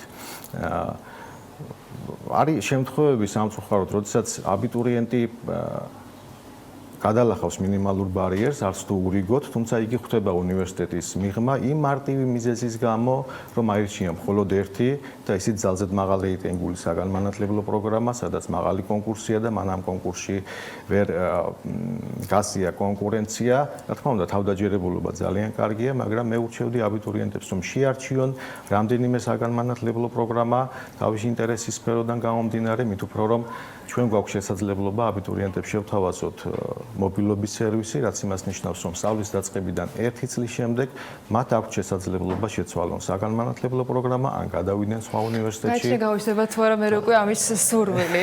რა თქმა უნდა, ძალიან ბევრი ფაქტორს, იმიტომ ამბობ, რომ ყველაფერი შეიძლება ვერ გაითვალისწინო, მაგრამ სწავლის პროცესში კიდევ უფრო მეტი რამ გამოჩნდება, კიდევ უფრო მეტი რამ არის ხელშესახები და ეს დაეხმარება სტუდენტებს გადაწყვეტილების კი უზე მინდა კითხოთ, ქუთაისის საერთაშორისო უნივერსიტეტზე, აი ამ ჩამონათვალში ამ უნივერსიტეტისათვის მთავარი მახასიათი, ანუ ერთის მხრივ დავსვით კითხვები, მეორეს მხრივ მინდა რომ მივიღოთ პასუხები თქვენი გადმოსახედიდან, რა არის ის, რაც თქვათ უნდა გაითვალისწინო და ამ აღქმის შემდეგ შეიძლება მათთვის ყველა პუნქტი მორგებული აღმოჩნდეს. მოგეხსენებათ, რომ ქუთაისის საერთაშორისო უნივერსიტეტი სამ საგანმანათლებლო პროგრამას ახორციელებს ინგლისურ ენაზე, ეს არის მათემატიკის, კომპიუტერული მეცნიერებებისა და მენეჯმენტის საგანმანათლებლო პროგრამები. ეს პროგრამები შექმნილია მიუნხენის ტექნიკურ უნივერსიტეტთან მჭიდრო თანამშრომლობით. სასწავლო კურსებს წარუძღვებიან ქართველი და უცხოელი პროფესორები. ძალზედ მნიშვნელოვანია, რომ თითოეული ეს პროგრამა ითვალისწინებს რამდენიმე კონცენტრაციას, მარტივად რო ვთქვათ, ვიწრო მიმართულებებს, რომელთა არჩევაც მესამე სასწავლო წლიდან სტუდენტებს შეეძლებათ საკუთარი სურვილისა და არჩევანის შესაბამისად. ასევე მნიშვნელოვანია, რომ პროგრამებში ინტეგრირებულია პრაქტიკის კომპონენტი, რომელთა გავლაც სტუდენტებს შეეძლებათ საქართველოს ან უცხოეთის სხვადასხვა კომპანიებში. პროგრამა ასევე სავალდებულო სახით ითვალისწინებს დამატებითი სპეციალობის არჩევას, რაც იმას ნიშნავს, რომ ყველა ეს გარემოება ერთად ზრდის შანსს, რომ სტუდენტი უკვე კურსდამთავრებული ჩამოყალიბდეს კონკურენტუნარიან კადრად. ძალზედ მნიშვნელოვანია ესეთი გარემოებაც, რომ აბიტურიენტი მიუხედავად იმისა, რომ წარმატებული ეროვნულ გამოცდებზე, მას ძალიან ხშირად სტუდენტობის პერიოდში სჭირდება მხარდაჭერა უნივერსიტეტის მხრიდან სხვადასხვა გარემოებებისა და გამო, თუნდაც იმის გამო, რომ ის სტუდენტი მოხვდა მისთვის მიუჩვეველ ინგლისურენოვან გარემოში. ასეთ შემთხვევაში ქუთაისის საერთაშორისო უნივერსიტეტი სთავაზობს აბიტურიენტებს რიგ ღონისძიებებს, შესაძლებლობებს, რომ მათ დაძლიონ წარმოქმნილი შესაძლო ბარიერები. გულისხმობ, რომ სალექციო კურსებზე ლექციების მცდელობისას პროფესორებთან ერთად ჩართულები იქნებიან და სასწავლო პროცესში მონაწილეობას მიიღებენ პროფესორის ასისტენტები, რომლებიც უშუალოდ ლექციების მცდელობის დროს დაეხმარებიან სტუდენტებს მათთვის საინტერესო დასაკვირველია, იმიტომ რომ არც უამრავი ტექნიკური დეტალი შეიძლება წარმოიშვას. Რა თქმა უნდა, პროფესორს ექნება თითოეულ პროფესორს საოფისე საათი, როდესაც სტუდენტს ლექციების მიღმა ექნება შესაძლებლობა, რომ დამატებითი კონტაქტოს პროფესორთან. გარდა ამისა, შეთავაზებული იქნება ინგლისური ენის კურსები პროგრამის სპეციფიკისა და ტერმინოლოგიის გათვალისწინებით. დამატებით იქნება სტუდენტების სურვილის შესაბამისად შეთავაზებული ეგრეთ წოდებული ტიუტორინგი, დამატებით საკონსულტაციო საათები, როდესაც სტუდენტებს ექნებათ შესაძლებლობა, რომ კვალიფიციურ სპეციალისტებთან ლექციების შემდეგ საღამოს საათებში შეძლოთ მათთვის საინტერესო საკითხებზე პასუხების მიღება და მათი დამუშავება. ძალზედ მნიშვნელოვანია ესეთი რამეც, რომ ქუთაისის საერთაშორისო უნივერსიტეტი ასევე აბიტურიენტებს და სტუდენტებს თავაზობს ძლიერ ფინანსურ ბერკეტებს იმისათვის, რომ მათ მოიპოვონ სხვადასხვა სახის დაფინანსება, რისთვისაც შექმნილია ეგრეთ წოდებული სტუდენტური გრანტების ფონდი, სპეციალური პროგრამა, რომელიც ითვალისწინებს სხვადასხვა სახის დაფინანსება სტუდენტისათვის და აბიტურიენტებისათვის, როგორც სწავლის საფასურის, ასევე საცხოვრებელი, სტუდენტური ბარათები, კვებითი ხარჯებისათვის, სხვადასხვა სახის სტიპენდიები. ეს დაფინანსება ხელმისაწვდომია სხვადასხვა ჯგუფებისათვის, სტუდენტთა სხვადასხვა ჯგუფებისათვის, როგორც სოციალური ნიშნით, ასევე აკადემიური ნიშნით. ცელი ჩამონათვალით არის. რასაკვირველია და მგონია, რომ ერთ-ერთი ვერც კი მოვასწარით სრულად, ამიტომ აბიტურიენტებს ურჩევ, რომ გაიცნონ ვებ გვერდზე ამ ჩამონათვალს სრულად და დეტალურად. მართლა ძალიან ბევრი მიმართულებით არის და ცოტა გამიჭირდა კიდეც ავამერჩია, როგორი, თქვათ, სოციალური ფენის თუ თქვათ, ინტერესის ადამიანი შეიძლება იყოს მომავალი სტუდენტი, რომელსაც შეიძლება რომ არ შეეხო ეს დახმარებები, თუმცა სხვა ბევრი დეტალი არის, ეხა აბიტურიენტებისათვის კიდევ წინ დასაგეგმი, რომელზეც ამ ეთერის, თქვათ, კიდევ ერთხელ ყურების სურვილის შემთხვევაში ჩვენ სოციალურ ქსელებში შეგიძლიათ, რომ რამდენიმე წუთში უკვე იხილოთ და აუცილებლად გაძლევთ პირობას, რომ ამ უნივერსიტეტთან დაკავშირებით გავაახლებთ ხოლმე მუდმივ რეჟიმში ინფორმაციას, მით უმეტეს სიურპრიზებს არ გვაკლებენ და თან არაჩვეულებრივი გარემო უკვე შეიქმნა. ვალერი გობრონიძე, ქუთაისის საერთაშორისო უნივერსიტეტის პროცესის მართვის და სტუდენტური სერვისების მენეჯერი იყო საქმიანი დილას ეთერში. ჩვენ კიდევ ერთ სამთავრობო პროგრამაზე უნდა ვისაუბროთ. ბიზნესთან ერთად იპოთეკური სასხების ნაწილის სუბსიდირების გადაწყვეტილება ძალაში შევიდა. ისე დაემთხვა, რომ მთავრობის ხდომაზე მიღებული დადგენილებიდან რამდენიმე საათში ამ თემაზე ალბათ ერთ-ერთ ყველაზე სწორ სადისკუსიო გარემოსა და შემადგენლობაში აღმოჩნდით. სინამდვილეში ლანჩი M-კვადრატის თანადირექტორებთან გუშინ დილით მინისტრთა კაბინეტის წევრების დღის წესრიგის გაცნობამდე ბევრად ადრე დაგვეგმეთ. შესაბამისად ირაკლი ბურდულაძესთან და შოთა ბერეკაშვილთან საუბარი BMG ლანჩის ფორმატში შედგა და ერთ-ერთი უმსხვილესი დეველოპერული კომპანიის ხელმძღვანელები ცხადია ჩვენს რესპონდენტებად იქცნენ. რაში გვეხმარება სუბსიდირების პროგრამა ჩვენ ეკონომიკას, ბიზნესს და რა თქმა უნდა ქვეყანას. რა სჭირს დღეს ბაზარს და როგორია გეგმები კომპანიისა. სრულ საუბარს ხვალ ჩვენი ონლაინ პლატფორმების საშუალებით შემოგთავაზებთ იქამდე. მადლობა მასპინძლობისათვის Dining Rooms და რესპონდენტებს BMG ლანჩის ფორმატში მონაწილეობისათვის, რომლის მოკლე ვერსიასაც საქმიანი დილის მაყურებლებს გიზიარებთ.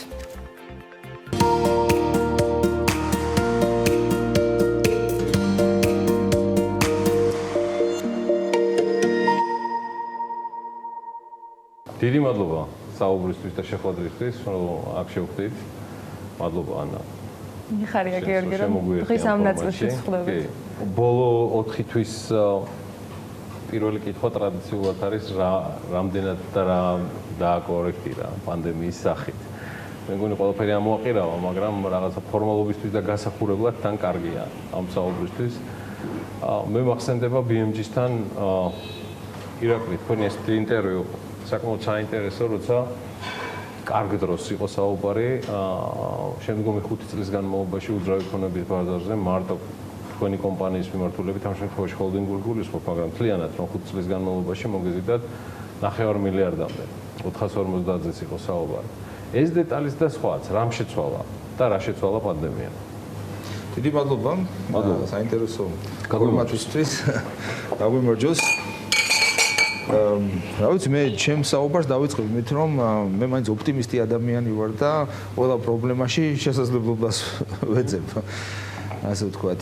რა თქმა უნდა, ამ პანდემიამ ისეთი კრიზისი გამოიწვია, რომელიც არ ნახულია, კაცობრიობის ისტორიას არ ახსოვს, მსგავსინამ და ჩვენს გეგმებშიც ბუნებრივია შეიტანა გარკვეული კორექტირებები.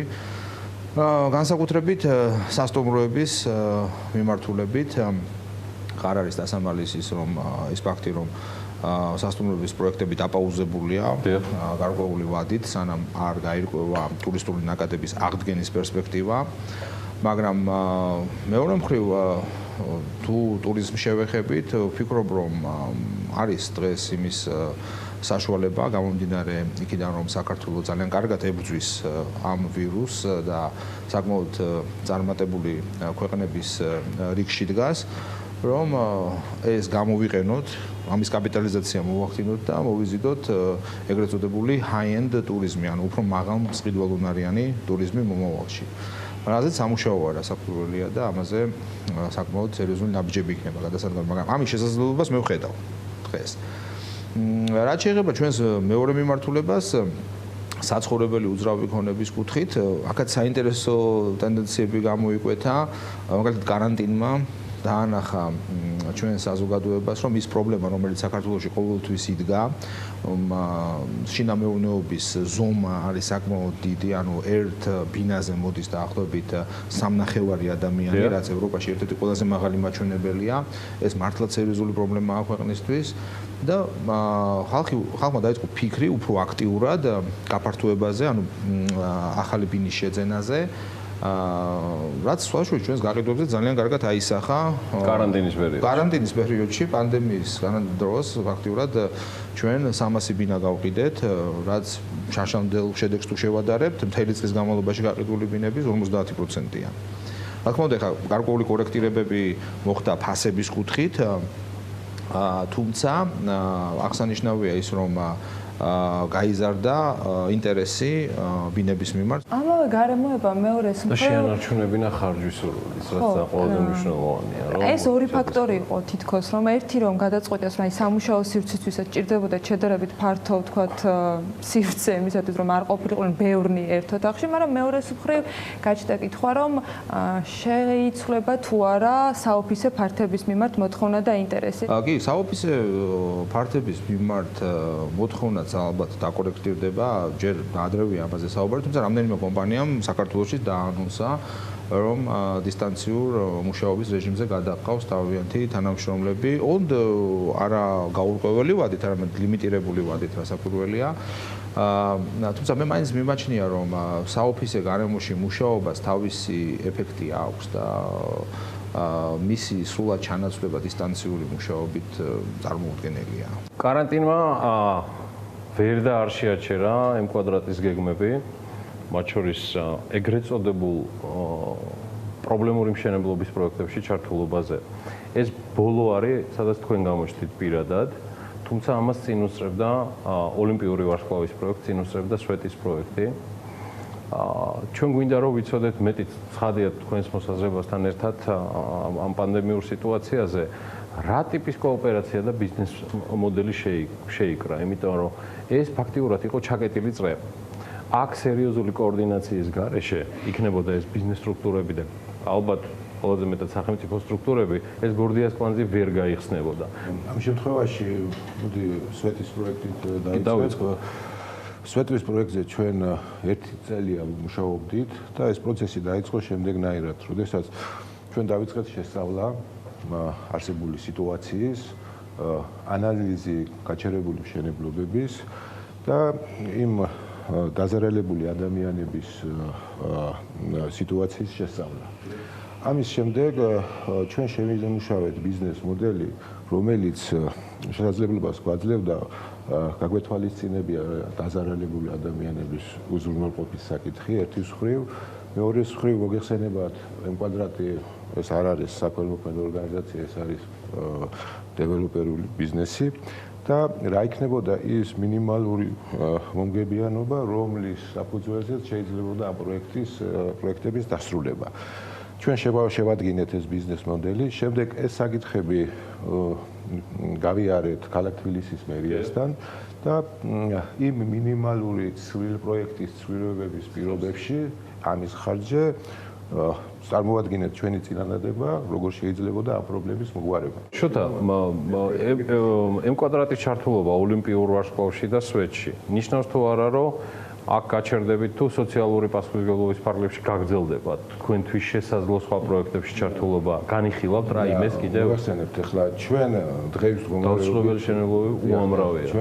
მდგომარეობით სამი ასე რომ ვთქვათ დიდი პროექტი გვაქვს ეს ერთი არის ეს M-კუბის საბურთალო რომელიც M კვადრატის ბრენდული პროექტი შემდეგ ეს სვეტის სამი პროექტისგან შედგება სამივე მსხვილი პროექტი არის ერთი მდებარეობს მრცხვილავას ქუჩაზე ერთი ჭვანდიდელის ერთი ნუცუბიძის ქუჩაზე და ოლიმპიური ჯამში საუბარი გვაქვს სადღაც 800,000 კვადრატის ფონდის მშენებლობაზე შემდეგი 4 წლის განმავლობაში აქედან გამომდინარე უახლოეს წელიწადში ჩვენ არ ვაპირებთ ახალი პროექტის დამატებას, მაგრამ თუმცა ვფიქრობთ, რომ როდესაც ამ პროექტებს ყველას აი პიკზე ავიყვანთ, შენებლობის პიკზე, რომელსაც ალბათ წელიწადნახევარი დაჭირდება, შემდეგ გამოგითავისუფლება რესურსები. ეს ვადები არ დაკორექტირდა კოვიდიდან გამომდინარე და გიორგი კვადრატულობას შეიცხადა, მაგრამ მე ბენეფიციარების, ანუ იმ ადამიანების რაოდენობა მაინტერესებს და ახლობ კვადრატულობა, მაგრამ ვინც ამ შენებლობებში უბინაოები, ანუ სოციალური პასუხისმგებლობის ნაწილი რაც არის ამ პროექტზე, რამდენ ოჯახს საუბარი გვაქვს ჩვენ სადღაც 3,000 ოჯახზე. კორექტირებას რაც შეეხება ჩვენ პანდემიის პირობებში აქ მნიშვნელოვანი მინდა აღვნიშნო რომ მნიშვნელოვანი როლი ითამაშა იმ სტიმულირების პაკეტმა რომელიც სამთავრობო სტიმულირების პაკეტი იყო და როგორ ჩვენ მართალი გითხრათ ჩვენ შეგვეძლო ამ პროექტების განხორციელება მაგრამ იქ იყო კითხვის ნიშნები რომ შესაძლებელია იყოს დროში გაწელილი იყო და რატომ ეხლა მოგეხსენებათ კრიზისის დროს არავინ არ აგრძელებს ბიზნესს როგორც ყოველთვის მე მიმაჩნია რომ ეს სტიმულირების პაკეტის ხარდაჭერის პირობებში ჩვენ მოგვეცეს საშუალება რომ ეს პროგრამები არ შეგვეცვალა რამდენად ბუნებრივი არის როცა ბიზნეს არ უწევს რომ დააკორექტიროს ასეთი მსხვილი კრიზისის დროს თავისი გეგმები და რამდენად არის რისკი რომ მაინც მოგიწიოთ მიუხედავად სტიმულირების ამ პაკეტისა მცირეოდენი კორექცია, ну შედარებით მცირეოდენი ალბათ ვიდრე ამის გარეშე თქვა დაგჭირდებოდათ. რაღაც ცვლილებები ყოველთვის მოსალოდნელია და ეს თან შენებლობა დეველოპმენტი ცოცხალი ორგანიზმის აი ამ სტიმულირების პაკეტში არ იყო ბიზნესმენის ინსტინქტი რომ მე დიდი კომპანია ვარ და მე უფრო გავძრევი ვიდრე სხვა კომპანიები და ბაზარზე უკეთესი პოზიციონირება. ჩვენ როდესაც ასეთი მასშტაბის კრიზისი ხდება იქ სახელმწიფოს ჩარევა აუცილებელია რომ თავიდან ავირიდოთ სერიოზული რყევები და ვოლატილობა, იმიტომ რომ აი მოგეხსენებათ რა ფასების ზრდა, ინფლაცია დამღუპელია ხო ეკონომიკისთვის, როდესაც ხელიდან გაგექცევა. ასევე ცუდია დეფლაციაც, იმიტომ რომ დეფლაციის შემთხვევაში შეიძლება მოხდეს ძალიან ბევრი ბიზნესის გაბანკროტება. ამიტომ რომ თავიდან ავირიდოთ მსგავსი ტიპის რყევები და ვოლატილობა მნიშვნელოვანია მთავრობამ გააკეთოს დროული ჩარევა და მოახდინოს ეკონომიკის სტიმულირება. და ეს პაკეტი, რომელიც მთავრობამ შეიმუშავა, სწორედ ეკონომიკის სტიმულირებაზე არის გათვლილი. აქ გათვლა გაკეთდა როგორც მოთხოვნის მხარის სტიმულირებაზე, ასევე მეორეხრივ მიწოდების მხარის სტიმულირებაზეც. ვფიქრობ, რომ ეს პროგრამა საკმაოდ კარგად დახვეწილი არის. ამ პროგრამის შემუშავებაში ჩართული იყო საქართველოს მთავრობა, ჩართული იყო თბილისის მერია, ჩართული იყო ეროვნული ბანკი და გავიარეთ კონსულტაცია ბანკებთან, იყო წინასწარი კონსულტაცია ინდუსტრიასთან. იყო ინდუსტრიასთანაც, იყო კომერციულ ბანკებთანაც ძალიან აქტიური ჩართულობა. შემდეგ ეს ამ პროგრამის დახვეწა მოხდა თვითონ ამ სამი უწყების ძალიან სერიოზული კოორდინაციით და შემდეგ ეროვნულმა ბანკმა შეათანხმა სავალუტო ფონდთან და აქაც ძალიან დიდი როლი ითამაშეს მათ ამ პროგრამის შეთანხმებაში. საბოლოო ჯამში მივიღეთ პროგრამა, რომელიც ბიუჯეტს არ აწვება დიდ წნეხად, მაგრამ მეორეს დაამატებდი რამეს მაგ პროექტში, რაც საბოლოო ჯამში მე მოგისმენთ გიორგი გახარიას პრეზენტაციის შემდეგ თქვენი პირდაპირი ჩართვა იყო. არის ისეთი რაღაც, რაც ეს აძლევს ბუსტინგს ცალსახად ინდუსტრიას, მაგრამ არის ისეთი რამ, რასაც კიდევ დამატებით ისურვებთ, რომ იყოს ამ პროექტში. მე ვფიქრობ, რომ ეს საშუალებას არ აქვს ფინანსურად იმის გამო გიორგი, მე ვფიქრობ, ეს პროგრამა იმდენად კარგად არის შედგენილი და თან რაც თავარია ის ეფექტი, რომ მოკლევადიანი, ანუ წლის ბოლომდე უნდა მოხდეს ჩართვა ამ პროგრამაში. და შემდეგ გრძელდება, თქვა, სხვადასხვა კომპონენტი სხვადასხვა პერიოდის განმავლობაში გრძელდება, მაგრამ წლის ბოლომდე არის ამოქმედებული. ეს დამატებით სტიმულს აძლევს ეკონომიკას, რომ სწრაფად ამუშავდეს, ასე ვთქვათ, ეს პროგრამა. მე ვფიქრობ, საკმაოდ კარგად არის შემუშავებული და რაც მთავარია, მე კიდევ ერთხელ მინდა ხაზი გაუსვა, რომ ბიუჯეტს არ აწვება დიდ წნეხად. მოდი ასე შევხედოთ, რა კოსტებით, რა ხარჯებით, რა ბენეფიტებს ვიღებთ, ხო? და აქ უნიშნელოვანი მოწოდების ნაწილზე აქ ყველაზე დიდი რისკი დანახული როგორც სამშენებლო სექტორში ერთ-ერთი იყო ის, რომ ბაზრის კაპიტალიზაცია რისკები იყო, რომ ბაზრის კაპიტალიზაცია შემცირებული იყო. შესაბამისად, ეს თავისთავად გამოიწვევდა ლიკვიდურობის შემცირებას ბაზარზე. ეს თავისთავად გამოჯაჭვური რეაქცია წავიდოდა. შემდეგ სამუშაო ადგილები დაიკარგებოდა, შემოსავლები დაეკარგებოდა და მოჯახებს და ასე შემდეგ და ეს მაინც ეს ადამიანები, რომლებიც ერთ-ერთი მსხვილი გადახვდელები არიან სახელმწიფოს ბიუჯეტში, ჩვენ რომ დავთვალეთ, საუბარი იყო სადღაც 15-20,000 სამუშაო ადგილის იგი ეგუნა მეკითხა ჯამში შეიძლება კოლაფსურ ვითარებაში 15-დან 20,000 და ჩვენ წარმოიდგინეთ ეს არის მარტო ეს თქვენ წარმოიდგინეთ ეს არის სადღაც თვეში სადღაც 30 მილიონი ლარის სახელმწიფო ფონდი არის ამ ადამიანების და ეს წელიწადში 360 მილიონი ლარის ხელფასები და მათის 20% საშემოსავლო ფონდი, რომელიც 72 მილიონი ლარია შემოსავლების სახელმწიფოსთვის, ასე რომ ვთქვათ, ხო? ესე იგი, იმის თქვა მინდა, რომ მინიმუმ კოსტით მივიღებთ არნახულ ბენეფიტებს. ამიტომ მიმაჩნია რომ ამის გარდა ის დაკარგული მოთხოვნა, დაკარგული დეგეგია, დაკარგული აქციზები ეს ხალხი მოიხმარდა საწვავს, საჭმელს, აყვებს აი ძალიან ბევრჯერ მოვისმინე რომ 2008 წლის მდგომარეობაში შეიძლება აღმოჩენილიყავით. აი იმ გადმოსახედი და რა ინფორმაციას თქვენ ფლობთ პროფესიონალი, საკმაოდ დიდი კომპანიის წარმომადგენლები ხართ, ეს რისკი დღეს იდგა იმის გათვალისწინებით რომ დღეს პანდემია ბევრი ძიმე მოვლენა არის, ვიდრე თქვათ კონსტრუქშენიდან გამომდინარე და იმ კვადრატიდან გამომდინარე როგორ შეიძლება. როგორც კი დაიწყო პანდემია და დაიწყო პანდემიით გამოწვეული კრიზისი, მოხდა და ამაზე ვისაუბრეთ უკვე ფასების კორექტირება, შემცირების მიმართულებით. ერთი კორექტირება უკვე მოხდა.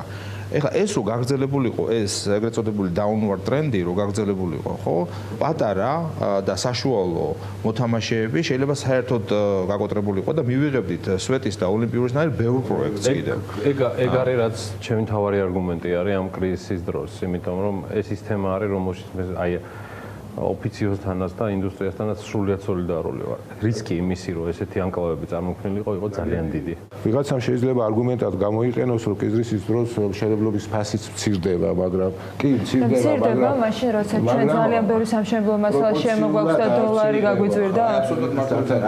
აი მად მივდივარ, სწორედ ასე თქვენ სწორად ვზანეთ, რომ პროპორციულად არ მცირდება, არის რაღაც კოსტის ქვემოთ ის აღარ ჩამოდის და ფაქტიურად მიიღებთ გაჩერებულ მშენებლობებს და კიდევ მეტი დაუმთავრებელი ობიექტები, კიდევ მეტი დაზარალებული და არის ის ბალანსი, რომლის იქითაც ძალიან გაუჭირდება სექტორს. ფაქტობრივად, ეხლა ჩვენ მართალი ვზანეთ თქვენ, რომ ძალიან ბევრი სამშენებლო მასალა იმპორტირებულია საქართველოში. აქ ადგილობრივი წარმოება საკმაოდ შეზღუდულია. ამიტომ როცა გააქვს ესეთი exposure იმპორტზე, იქ მით უმეტეს ეხლა ძალიან შეზღუდული ხარ, რომ შეამცირო სამშენებლო ხარჯები. ამიტომ ამ ვითარებაში კი გეთახმებით იმაში რომ დღეს დასტაბილურდა მეტნაკლებად ბაზარი და ასე ვთქვათ ხედავთ რომ სამშენებლო ხარჯები რაღაც დონეზე უკვე ჩამოვიდა და იქაც შემცირდა ფასები რა თქმა უნდა და ჩამოვიდა და უკვე სტაბილურია მაგრამ იმის ქვემოთ ჩამოსვლა უკვე ფიზიკურად შეუძლებელი იყო და მაშინ რაღაც მშენებლობები აუცილებლად გაჩერდებოდა იმიტომ რომ ღვთილღირებულებაზე ქვემოთ ეხა დეველოპერი ვერ გაყიდეს ეხა დიდ დეველოპერს რომელსაც აქვს ბინების დიდი სტოკი შეუძლია თავის თავზე აიღოს რაღაც ნაწილზე ბინების ეს დარტყმა იმ იმედით რომ დარჩენილ სტოკს მერე გაყიდეს უფრო ძვირად და ამით დააბალანსებს იმ დანაკარგს მაგრამ პატარა და საშუალო დეველოპერებს რომელსაც ამის საშუალება არ აქვთ ისინი უბრალოდ გაკოტრდებოდნენ მაგრამ 12 წლის წინანდელ კრიზისთან შედარება წლევანდელის რამდენად სწორი ეს უფრო რთულია ფაქტობრივად კომპლექსური რთულია ის ასე რომ ვთქვათ ერთჯერადი შემთხვევა იყო და ეხლა ჩვენ ვართ ესეთ სიტუაციაში როდესაც ამის პანდემიის შედეგები ჯერ კიდევ ბოლოს არ არის არ ვიცით.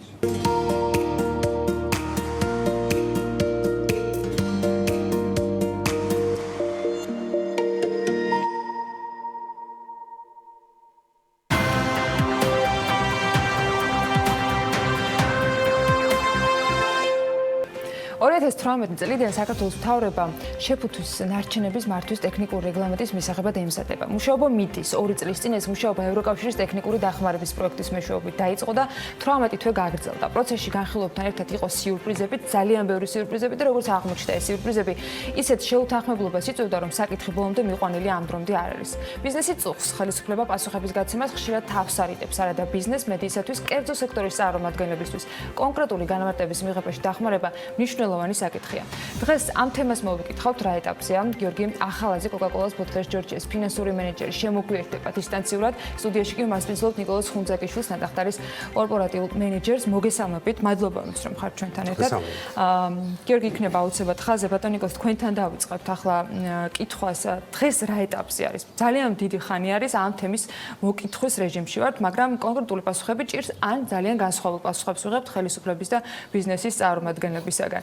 შეთანხმება შედგა თუ არა იმ ვალდებულებაზე და იმ ახალ წესზე, რომელთვისაც ამდენი ხანია მემზადებით. ძალიან ბევრჯერ შედგა ეს შეთანხმება, თუმცა შეთანხმების შემდეგ რაღაც დამატებითი პირობები ჩაიდო, რომელიც არ იყო შეთანხმებული ჩვენთან, შემდეგ ისევ დაუბრუნდით ამ საკითხს, კიდე მივახციეთ კომპრომისს, შეთანხმება შედგა და შემდეგ კიდე ჩადეს ახალი, ასე ვთქვათ, საკითხები, რომელიც არ იყო ჩვენთან შეთანხმებული და შესაბამისად სულ ამ რეჟიმში ვართ, პრაქტიკულად ბოლო 6-7 თვის განმავლობაში, თუმცა პანდემიის პერიოდში ჩვენ პრაქტიკულად არ გქონდა შეხვედრა, თუმცა ერთ-ერთი ბოლო შეხვედრა, რომელიც ძალიან პროდუქტიული იყო, ეს იყო გარემოსდაცვისა და სოფლის მეურნეობის მინისტრთან წლის დასაწყისში, იანვრის თვეში, სადაც პრაქტიკულად ხელი ჩამოვართვით ერთმანეთს, შევთანხმდით ისეთ საკითხებზე, როგორც არის მაგალითად საიდან უნდა მოვიზიდოთ ფინანსური ინსტრუმენტი, იმისათვის რომ ეს თქვათ სისტემა ავაწყოთ, ლაპარაკია თქვათ დეპოზიტურ სისტემაზე, თუმცა მას შემდეგ ჩვენთვის ბოლო სიურპრიზი აღმოჩნდა ის, რომ ივნისის დასაწყისში უკვე მთავრობის ხდომაზე გასატანად ბიზნეს ომბუდსმენის ოფისში დევს ახლა ეს დოკუმენტი, აბსოლუტურად სხვა ჩანაწერი გახდა შიგნით, რომელმაც პრაქტიკულად შეზღუდა კონკურენცია. ლაპარაკია იმაზე, რომ როდესაც წარმოებლები ერთობლივად ჩვენს მიერ გაყიდული პროდუქციიდან მიღებულ ნარჩენს თქვათ ამოვიღებთ რუნებიდან, ეს ამოღება უნდა მოხდეს მხოლოდ და მხოლოდ მუნიციპალური სამსახურების მიერ, რაც პრაქტიკულად ცვლის ზოგადად წარმოებლის გაფართოებული ვალდებულების ძირითად აზრს. წარმოების გაფართოებული ვალდებულება ეს არის პრაქტიკულად კონკურენციის შედეგად ყველაზე დაბალი ფასით გასაკეთებელი, ხარჯით გასაკეთებელი, ასე ვთქვათ, მაქსიმალურად ეფექტური, ვთქვათ, საქმიანობა, მაგრამ როდესაც თქვენ ვთქვათ, ხელისუფლება განსაზღვრავს მხოლოდ ერთ შემსყიდველს, ეს პრაქტიკულად არის ასე ვთქვათ, ამ პრინციპზე ხაზის გადასმა და არაფერი აქვს საერთო უკვე ევროკავშირის ამ წარმოების გაფართოებულ ვალდებულებას. არა და ეს ვალდებულება კარგია, მნიშვნელოვანია, პერსპექტივაში შეიძლება ძალიან დიდი ცვლილებების გამოიწვიოს სასარგებლო, მაგრამ ის სქემა, რომელიც დღეს არის მთავრობისთვის წარდგენილი, თქვენ გიჩენთ განცდას, რომ ის საერთოდ არ არის ის, რაზეც მიდიოდა საუბარი მათ შორის თავდაპირველ რეჟიმში. აი ამ პროცესში რამდენი განხილვა გაიმართა, რამდენი შეხვედრა იყო, კომუნიკაციას, რატომ არ აქვს შედეგი? თან ვამბობთ. ჩვენ კომუნიკაციის პრობლემა არ აქვს. ჩვენ გვაქვს ძალიან კარგი ურთიერთობა, თუმცა ჩვენ ყოველთვის ვამბობთ, რომ ჩვენ კომუნიკაციის რაოდენობაზე არ ვსაუბრობთ, ჩვენ კომუნიკაციის ხარისხზე ვსაუბრობთ, მივახციებთ შეთანხმებას, თუმცა ისეთი შტაბეჭდილება მექნება მე პირადად და ჩვენს პარტნიორებსაც ბიზნესიდან, რომ ხელისუფლების რამოდენიმე შტო ერთმანეთთან არაკოორდინირებულად მოქმედებს, შესაბამისად სამინისტრო, როდესაც გამოდის ჩვენთან შეთანხმებული წინადადებით, მაგალითად ვამბობ, მუნიციპალიტეტი ამის წინააღმდეგია და შესაბამისად, თუმცა ისინი არ არიან მთავრობის წევრები და თუმცა მათი გავლენა, ვთქვათ, ჩანაწერის სახით აბსოლუტურად ცვლის იმას, რაც ზედაც ჩვენ უკვე შევთანხმდით. მაგალითადაც გეტყვით, ჩვენ საუბრობდით წინა წელს კლასიკურ, ასე ვთქვათ, სეპარებულ შეგროვებაზე, მაგალითად ვუხდები, რომ დამდგარიყო, ვთქვათ, საქართველოს მასშტაბი და შესაბამისად სეპარირებულად შეგროვებინა ყველა ის ნარჩენი, ვთქვათ, პლასტიკის ცალკე, ქაღალდი, ვთქვათ, შუშა, ალუმინის კილა და ასე შემდეგ, თუმცა შემდეგ ნაუცბად შემოგთავაზეს, რომ ჩვენ გვინდა დეპოზიტის სისტემა. დეპოზიტის სისტემა არის, რომ მაგალითად ნატახტარის ლარი და 80 თეთრიანი 1 ლიტრიანი ლიმონათი, თქვენ რომ მიყიდოთ, უნდა გადაიხადოთ არა ლარი და 80, არამედ 2 ლარი, ანუ 20 თეთრით უფრო მეტი და ის 20 თეთრი იქნება თქვენი ინსენტივი, мотиваცია, რომ ის ცარიელი პლასმასის ბოთლი მიიტანოთ. გაიტანოთ უკან თქვათ ჩამბარებელ პუნქტში, ანუ იმ ადგილას, სადაც თქვენ ეს შეიძინეთ, რომ ეს 20 თეთრი დაიბრუნოთ, ხო? შესაბამისად ეს სისტემა, ხო, დეპოზიტური სისტემა წარმოუდგენელია საქართველოში განვახორციელოთ, თქვათ რევერსული სავაჭრო მანქანების გარეშე, იმიტომ რომ აქ არის უამრავი ნიუანსი, რომელსაც ვერავინ ვერ გააკეთებს და სწორედ ესაც არის, ეს არის ევროკავშირში, რომ ის ვინც ახორციელებს დეპოზიტურ სისტემას, მას აქვს ეგრეთ წოდებული რევერსული სავაჭრო მანქანა, რომელიც ფასიც იწყება 30,000 ევროდან და იმისათვის რომ საქართველოს ეს სისტემა განახორციელოს, ეს სქემა გააკეთოს, ამისათვის საჭიროა მინიმუმს დასაწყისისათვის დაახლოებით 1000 წალი ეს მანქანა, რაც იმას ნიშნავს, რომ 30 მილიონი ევრო, პრაქტიკულად 100 მილიონი ლარი, ეს არის თქვა საინვესტიციო კაპიტალი დასაწყისისათვის პირველ წელს. ესეთი თანხა არავის არ აქვს. თუმცა ჩვენ სამინისტროსთან შევთანხმდით, რომ იმ შემთხვევაში თუ მიზანმიმართული პროექტი პროგრამა იქნებოდა ფინანსური ინსტრუმენტი, მათ შორის ევროკავშირიდან და სხვა დონორებიდან ჩვენ ამის გაკეთებას შევძლებდით, იმიტომ რომ როგორც წესი, მაგალითად დაახლოებით 500 მილიონი ერთეული ბოთლია მინიმუმ საქართველოში წლის განმავლობაში. 20 თეთრით ეს არის 100 მილიონი ლარიანი ბრუნვა. რა თქმა უნდა, ეს 100 მილიონი ლარი მომხმარებელს უბრუნდება უკან, თუმცა დაახლოებით 10%-ის დაბრუნება არ მოხდება, იმიტომ რომ ელემენტარულად ჩვევა არ არის გამომუშავებული და მომხმარებელი არ იტყოს ამ თავის ყველა არ დააბრუნებს ამ ბოთლს და პრაქტიკა არის დაახლოებით 10%-ით რჩება. ეს არის 10 მილიონი ლარი. სწორედ ეს ის თანხა, რომელიც ჩვენი მწარმოებლების თანხა უნდა იყოს, რომ ეს სისტემა განავითაროთ. თუმცა ბოლო ინფორმაციით ამ თანხას, ასე ვთქვათ, გვედავება მუნიციპალიტეტი, რომ ეს თანხა უნდა იყოს მუნიციპალური. შესაბამისად, აბსოლუტურად სხვა სისტემას ვაკეთებთ და ეს ამას უკვე საერთო არაფერი აქვს. ამაზე შეთანხმება არ ყოფილა. ბატონ გიორგის არ მინდა გადავიდე კითხვით. ბატონ გიორგი, თქვენც ასევე აქტიურად იყავით თანამონაწილე იმ განხილვებისა, იმ შეხვედრებისა, რომელიც ამ საკითხთან დაკავშირებით იმართებოდა, მათ შორის ბოლო სოფლის მეურნეობის სამინისტროში გამართული შეხვედრის შემდეგ, როგორც ჩანს, რაღაცა კომპრომისი და კონსენსუსი შედგა. ის რაც მთავრობის სხდომაზე არის წარდგენილი, თქვენი აღქმით, ტოვებს თუ არა რესურსს, რომ ის კომპრომისული ვარიანტი ისევ დაბრუნდეს? ცით რა ჯერჯერობით რაც დოკუმენტს, რასაც ჩვენ ვიცნობთ, რაც უნდა განიხილოს საქართველოს მთავრობამ, ახსენა ნუკრიმეს ფაქტორი, რომ ფაქტიურად ჩვენ შეგროვების კუთხით კონკურენციის საშუალება მოგვესწრო. ესე იგი, ვალდებულები ვართ მე-13 მუხლის შესაბამისად ვითანამშრომლოთ მუნიციპალურ საწარმოებთან და მუნიციპალიტეტებთან.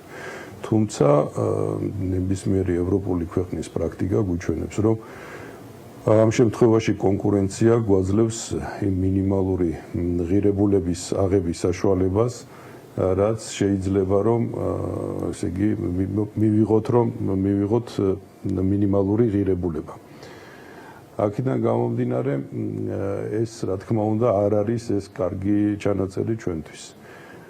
აქედან შეიძლება ძალიან სწრაფად მივიდეთ იქამდე, რომ ფაქტიურად ჩვენ თუნდაც დეპოზიტური თანხის კუთხითაც რაღაცა სიურპრიზებს მოველოდეთ, რაც ფაქტიურად მთლიანად შეცვლის მეწარმის გაფართოებული ვალდებულების იდეას, რაც ევროპაში არის დაფუძნებული და რაც არაერთხელ თქვათ განვიხილეთ ჩვენ სხვადასხვა სამთავრობო წყობებთან ერთად, არაერთხელ დავაფინანსეთ ჩვენ ესეთი კონფერენციები, ჩამოვიყვანეთ თვითონ ამ პრინციპის შემქმნელი და დამფუძნებელი შვედი აკადემიკოსი თომას ლინგვისტი და იცით ცოტა ისეთი მიმართულებით მიდის ეს თემა, რომ ამ იდეას თვითონ ეკარგება აზრით. რაღაცა თითქოს რაღაცა ქართულ ელფერს იძენს და რაღაც კარგავს იმ ევროპულს, რაც რისკენაც თითქოს მივისწრაფოდით თავიდან გამომდინარე იმ ევროპული იმ ხელშეკრულებიდან, რაც ჩვენ ევროკავშირთან გვაკავშირებს.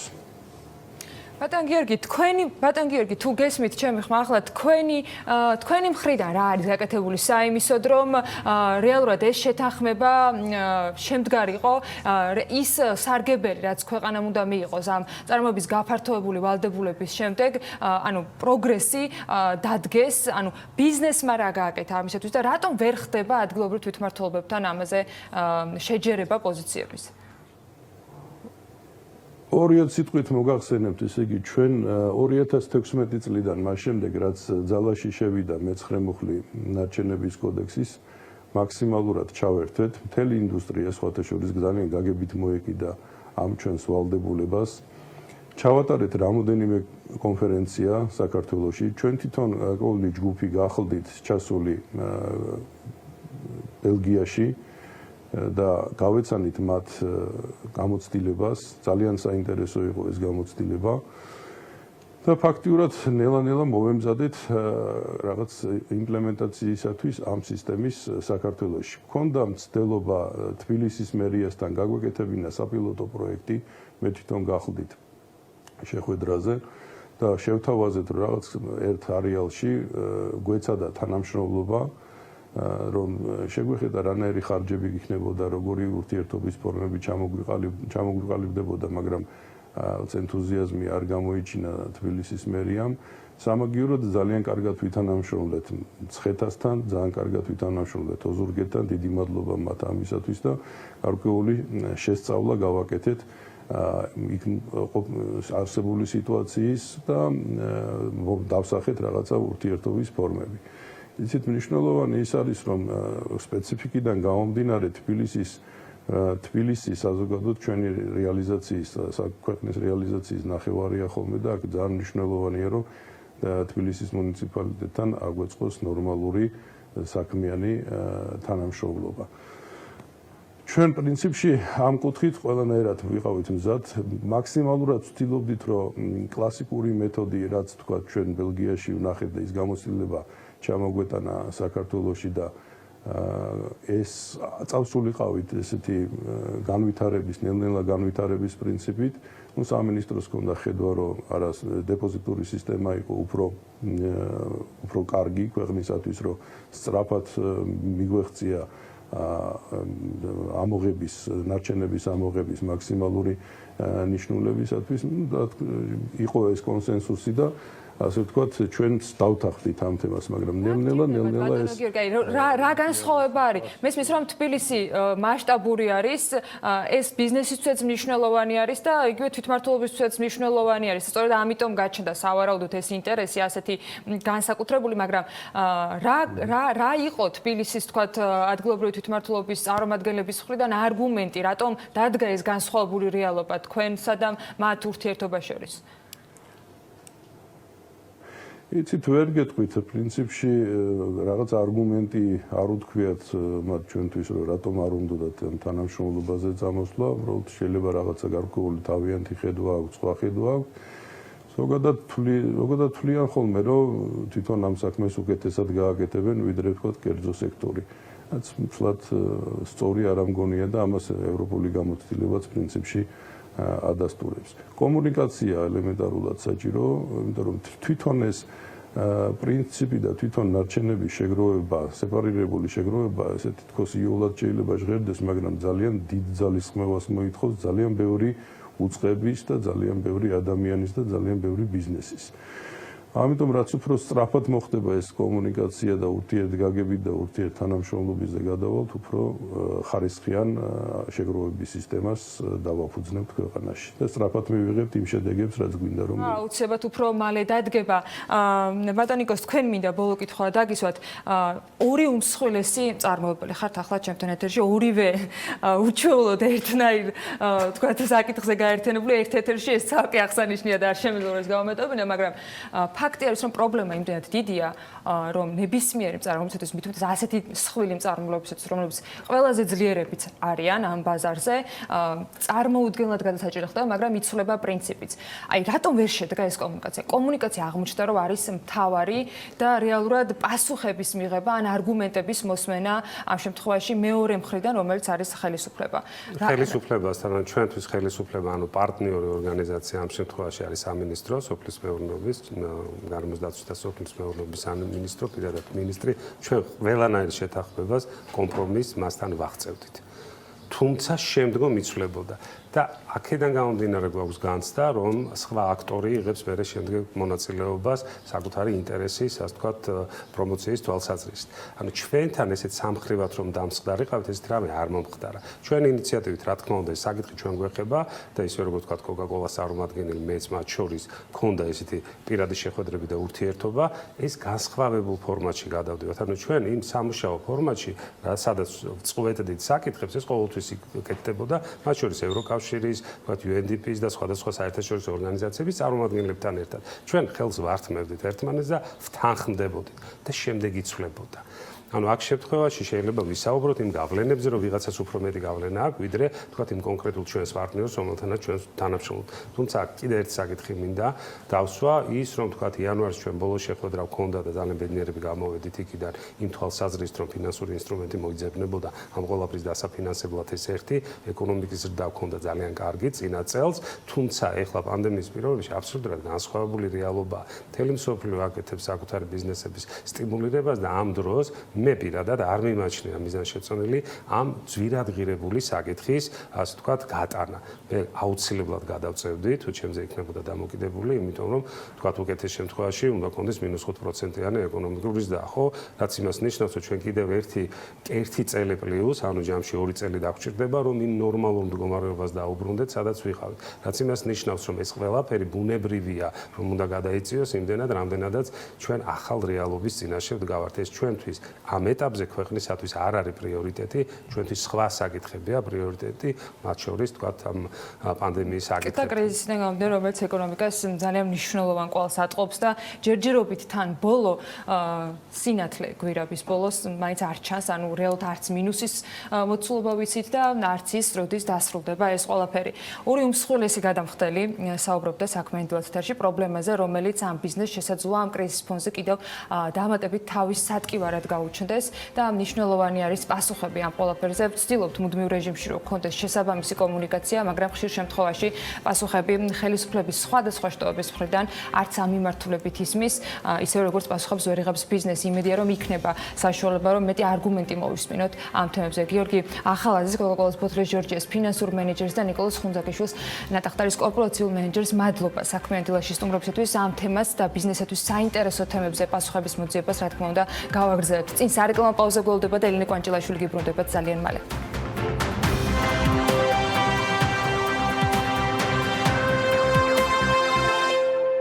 ტურისტებს შესაძლოა COVID დაზღვევის შეძენა დაევალოთ. როგორც სადაზღვევო ასოციაციის ხელმძღვანელმა დევი ხეჩინაშვილმა გვითხრა, მთავრობასთან საუბარი უკვე იყო.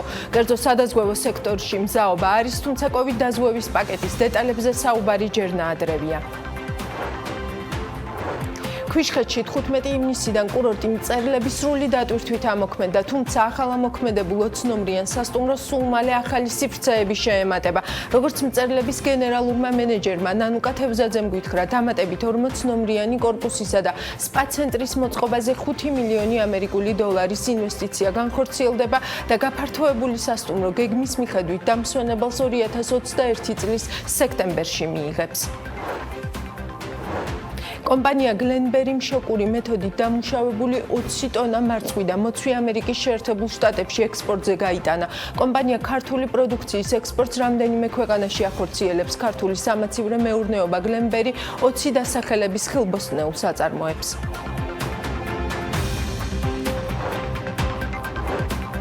კონკურენტ საქმიანი დილის ანალიტიკას მე ამ რუბრიკის ავტორი ელენე კვანჭილაშვილი ვარ. ფინანსთა სამინისტრომ საქართველოს ეკონომიკის განვითარების განახლებული მაკროეკონომიკური სცენარები წარადგინა.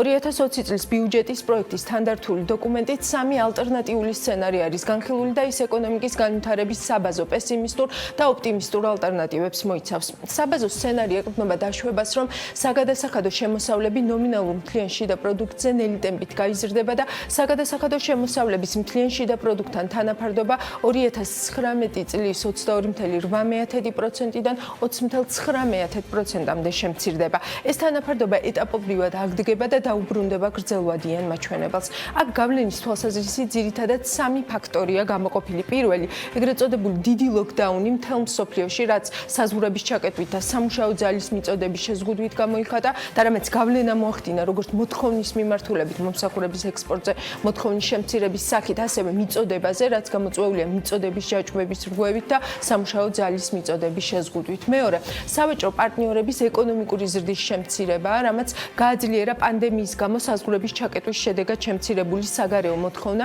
თუ პანდემიამ გავლენა იქონია ძირითადად მხოლოდ ტურიზმის ექსპორტზე, საგარეო მოთხოვნის შემცირება ასევე აისახა საქონლის ექსპორტზეც. მესამე, ნავთობის ფასების შემცირება. ნავთობის ფასების შემცირება საქართველოს ეკონომიკაზე ორმაგი გავლენა აქვს. ერთი მხრივ ის არის დადებითი მიწოდების შოკი, ხოლო მეორე მხრივ კი უარყოფით გავლენას ახდენს ჩვენს სავაჭრო პარტნიორ ნავთობის ექსპორტიორ ქვეყნებზე, რაც უარყოფითი მოთხოვნის შოკს წარმოადგენს. ასეთი შოკი მოკლევადიან პერიოდში გავლენას ვერ ახდენს წარმოებაზე და სუსტი ეფექტი აქვს 2-3 წლის განმავლობაში, ხოლო ფასებზე გავლენა არის მკისიერი და როგორც მოთხოვნის, ისე მიწოდების მხრიდან ფასებზე დაღმავალი ზეწოლა აქვს. შესაბამისად, მოკლევადიან პერიოდში სუსტი ნეგატიური გავლენა ჭარბობს, ხოლო გრძელვადიან პერიოდში პოზიტიურია.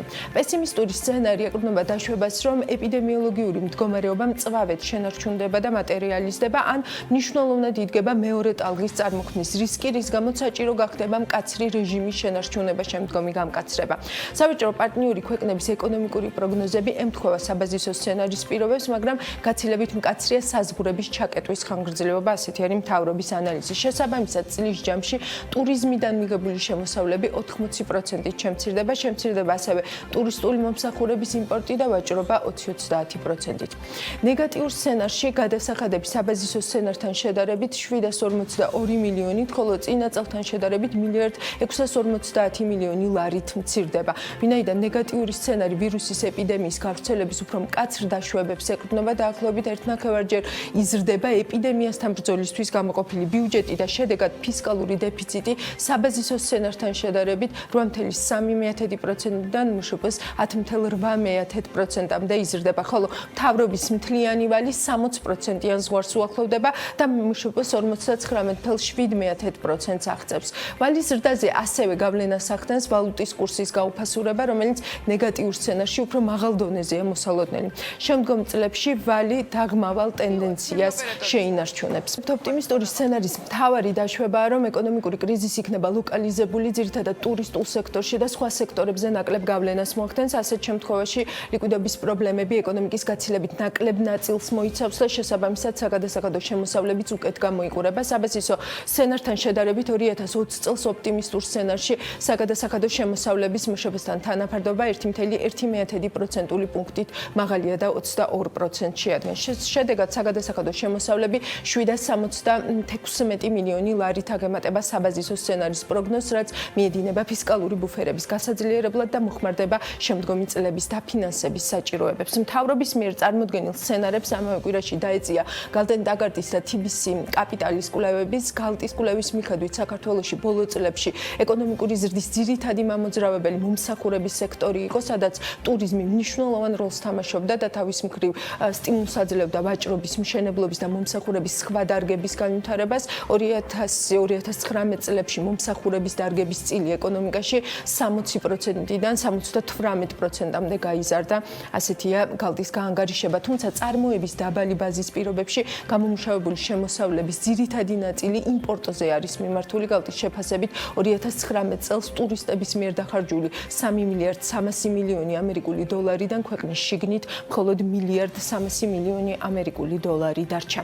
TBC კაპიტალის მიხედვით სასტუმროების სექტორში ჯავშნების დინამიკა არის მზარდი, ძირითადად შიდა ტურიზმის ხარჯზე, თუმცა საზღვრების გახსნის გადადების ფონზე სექტორის მოლოდინების 2020 წლისთვის რამდენადმე ეს მოლოდინები გაუარესებულია.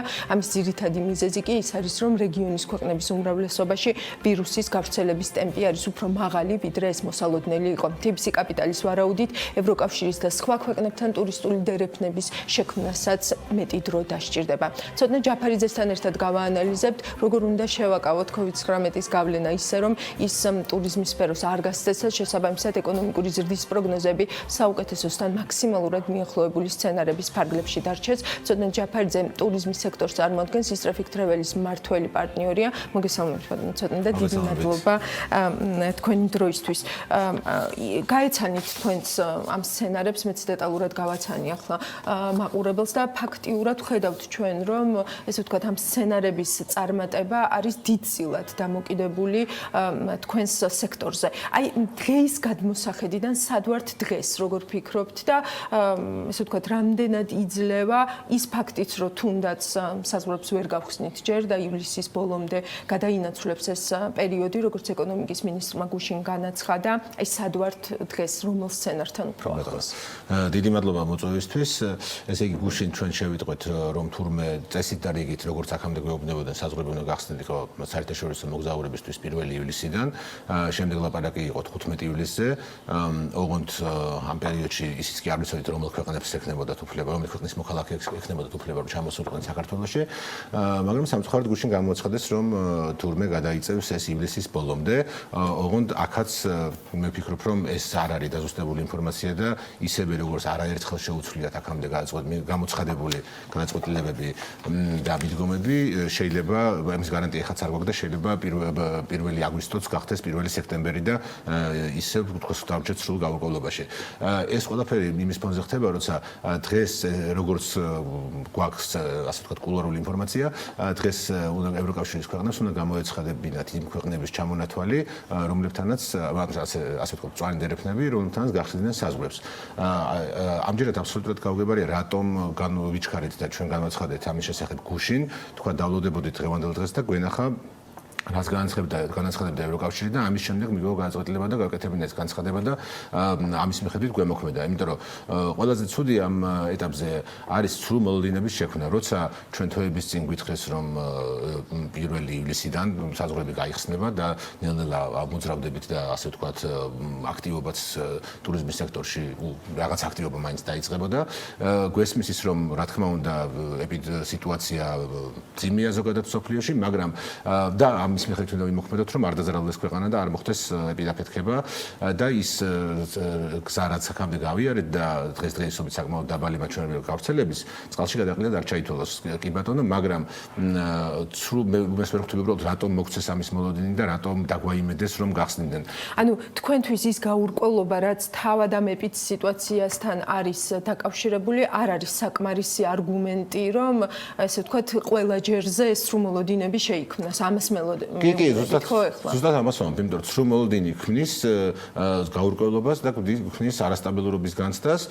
ეს იმის ფონზე, როცა უკვე ამდენი თითქმის უკვე ნახევარ წელზე მეტია გაჩერებულები ვართ სრულად, შემოსავლები განულებულია და ყველას რაღაცის იმედი გვაქვს, რომ რაღაც იქნება მაინც ამოძრავდეს და გვაიმედებენ, რომ კი ესე იქნება, მაგრამ ამ დროს ხდება აბსოლუტურად საპირისპირო. და ეს არ არის დაკავშირებული მხოლოდ თქვენს პირად განცდებთან, ხო, რომ რაღაც გაიხსნება, ანუ ეს არის ბიზნესთან და საქმესთან დაკავშირებული. რა თქმა უნდა, მე ვსაუბრობ ჩვენი კომპანიის მაგალითზე და ასევე ვსაუბრობ იმ ხალხის მაგივრადაც ასე ვთქვათ, ვინც დასაქმებულია ამ სფეროში, ჩვენი მეგობრები, ჩვენი კოლეგები, ტურისტული კომპანიები, სასტუმროები, სატრანსპორტო კომპანიები, რესტორნები, მეღვინეები, ეს ყველა ის სექტორია, რომელიც პირდაპირ და არაპირდაპირ არის ჩართული ტურიზმის სექტორში და რომელიც ძალიან ბევრ სამუშაო ადგილს ქმნის პირდაპირ გზით და არაპირდაპირ გზით და უამრავ ადამიანს ასაქმებს და ეს უამრავი რაოდენობა ხალხის კიდევ ვართ მოლოდინის რეჟიმში, გაურკვევლობის რეჟიმში, რაც იმას ნიშნავს, რომ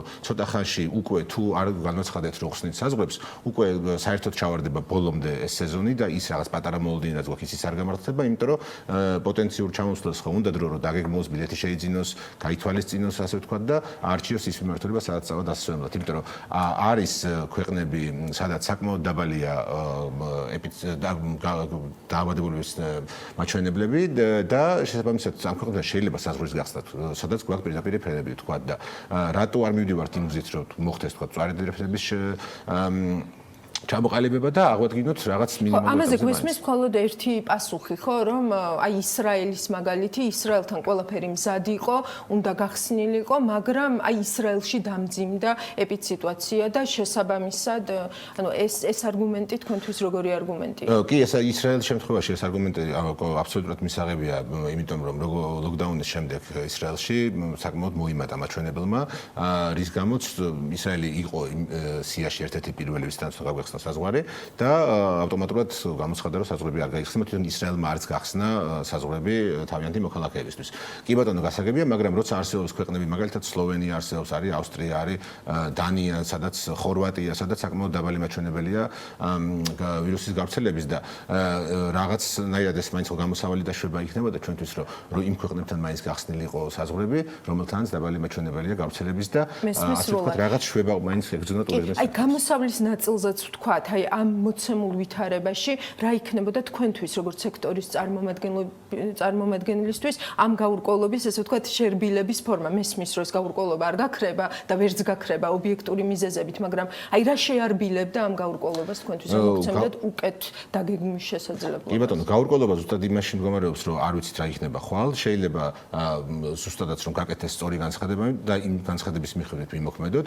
მაგალითად, რო ყოფილიყო ნათქვამი, რომ თუ ამ ქვეყნებში თქვათ ეპიდემიური იქნებოდა დამაკმაყოფილებელი და დაახლოებით მსგავსი როგორც არის საქართველოში, მაშინ ჩვენ ამ ქვეყნებთან გავხსნით საზღვარს და უკვე გვეცოდინებოდა, რომ პოტენციურად სადაც წამოვიდა მრუდი დაბლა და სადაც აღარ არის საშიშროება, საშიშროება თეორიულად რა თქმა უნდა ყველგან არის, მაგრამ შედარებით სადაც წყნარი სიტუაცია, იმ ხალხთან უკვე თავისუფლად დავიწყებდით მოლაპარაკებას და ასე ვთქვათ შეთავაზებებს და ამის იმედზე, ვთქვათ, სექტემბერ-ოქტომბერში მაინც გვექნებოდა იმედი, რომ ცოტა ოდნავ მაინც ამუშავდებოდა. განცხადებები და მიდგომა, რომელიც დღეს არის ერთი და ხვალ ხდება მეორე და ეს სუიცვლება ტრანსპორტის სფეროში იყო ამაზე ლაპარაკი, მიიღეს რაღაც გადაწყვეტილება, მერე შეიცვალა ისე.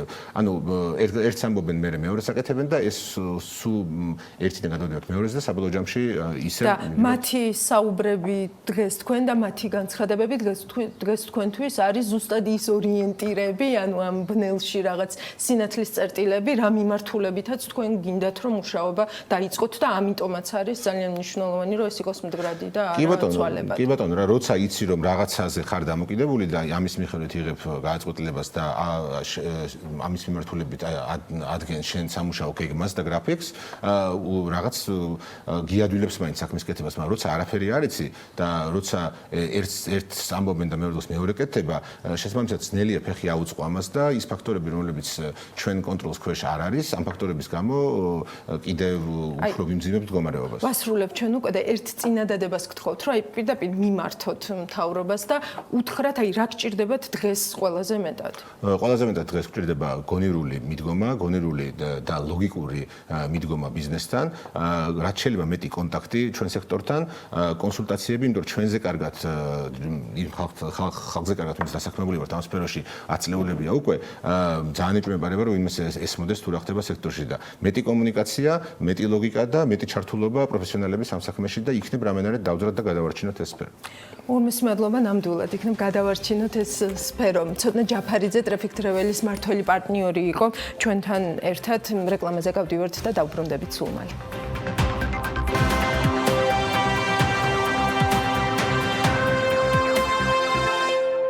ეს საქმიანი დილის ანალიტიკა, მე ამ ბლოგის ავტორი ელენე კვანჭილაშვილი ვარ. მთავრობა ყველა თავის ანალიზის სწორებას ჯერ კიდევ 4%-იან ეკონომიკურ შემცირებაზე აკეთებს. ყველა საერთაშორისო საფინანსო ინსტიტუტის პროგნოზი ამ მაჩვენებელზე უფრო პესიმისტურია. მსოფლიო ბანკი ამბობს, რომ საქართველოში წელს 4.8%-იანი რეცესია იქნება. EBRD ამბობს, რომ საქართველოში წელს 5.9%-იანი ეკონომიკური რეცესია იქნება. ADB ამბობს, რომ საქართველოში წელს 5%-იანი რეცესია იქნება. ამ დრომდე მთავრობის პროგნოზი ყველაზე ახლოს IMF-ის პროგნოზი იყო, რომელიც ასევე ამბობდა, რომ საქართველოში წელს 4%-იანი რეცესია იქნებოდა. საქართველოსთვის IMF-ს ჯერ არ წარმოუდგენია განახლებული პროგნოზი, თუმცა ამ კვირაში ვნახეთ საერთაშორისო სავალუტო ფონდმა გლობალური ეკონომიკური მიმოხილვა განაახლა. ეს COVID-19-ის ფონზე IMF-ის მიერ გამოქვეყნებული მეორე გლობალური შეფასება და თუ 2020 წლის აპრილში გამოქვეყნებული მიმოხილვით IMF-ი გლობალურად 3%-იან რეცესიას ელოდა, ახალი შეფასებით ეს მაჩვენებელი გაზრდილია და 4.9%-ს შეადგენს. ამ ახალი შეფასებით შემცირებულია უკლებლივ ყველა რეგიონის ეკონომიკური ზრდის პროგნოზი, გამოქვეყნებულია მსოფლიოს 30 უმსხვილესი ქვეყნის ეკონომიკური შეფასება და მათი უდიდესი ნაწილის პროგნოზიც არის გაუარესებული. საქართველოს მეზობელი ქვეყნებიდან ამ ჩამონათვალში მხოლოდ რუსეთი და თურქეთი შედიან. თურქეთის ეკონომიკური ზრდის პროგნოზი არის უცვლელი და ის კვლავ -5% შეადგენს, ხოლო რუსეთის პროგნოზი -6.6%-ია, რაც აპრილის აპრილის პროგნოზთან შედარებით 1.1%-ით ნაკლებია. უნდა დაველოდოთ ცხადია საქართველოს მაჩვენებელს გამიხარდება თუ თუნდაც ამ საერთაშორისო საფინანსო ინსტიტუტის მიხედვით 4%-იანი ნიშნული მაინც შენარჩუნდება. TBC კაპიტალის უახლესი კვლევის მიხედვით, რომელიც დღეს ძალიან დეტალურად გაანალიზდა საქმიან დილაში ჩემს ბლოკამდე, ერთ ძალიან საინტერესო სლაიდი არის, თქვენ ახლა მას ხედავთ, იმედი მაქვს თქვენს ეკრანებზე და აქ ერთმანეთთან არის შედარებული მაისის და ივნისის შეფასებები და ძალიან თვალსაჩინოდ ჩანს ტურიზმი და FDI მოიაზრება როგორც ყველაზე სუსტი წერტილი, რის საფუძველზეც წელს TBC კაპიტალის პროგნოზით საბაზო სცენარით ეკონომიკა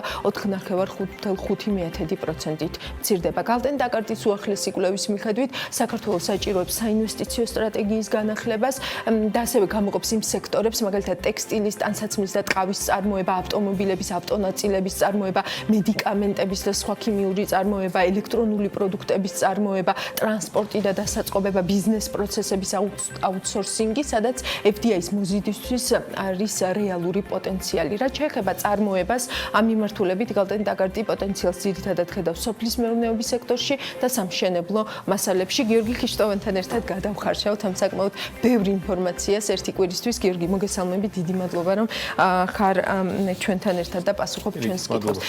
გიორგი, მოდი როგორ შევხედოთ იცი ამ სიტუაციას, ანუ ეკონომიკური ზრდის პროგნოზები, დეფიციტი, ყველაფერი უკვე კურსში ძალიან გამჯდარია, განსაკუთრებით ამ COVID-19-ის და პანდემიის გამო უკვე ისეთი გადაცემებიც აქცევენ ამას ყურადღებას, რომლებიც ადრე ამ თემებით ნაკლებად ინტერესდებოდნენ, მაგრამ მე მინდა რომ გადმოვთარგმნო ეს ყველაფერი, რას ნიშნავს ჩვენთვის, თითოეული მოქალაქისთვის, რომელიც ცხოვრობს ამ ქვეყანაში. პირველი რაც თავში მოდის, ცხადია არის დასაქმება და ზუსტად აქედან მინდა ვთქვა, რატომაც მე ვადარებ აი ამ პროგნოზებს, რომლებსაც მართლა რეალური მნიშვნელობა აქვს, რომ მეტნაკლებად ზუსტად ვიცოდეთ, საით შეიძლება წავიდეს ქვეყნის ეკონომიკა, ხო?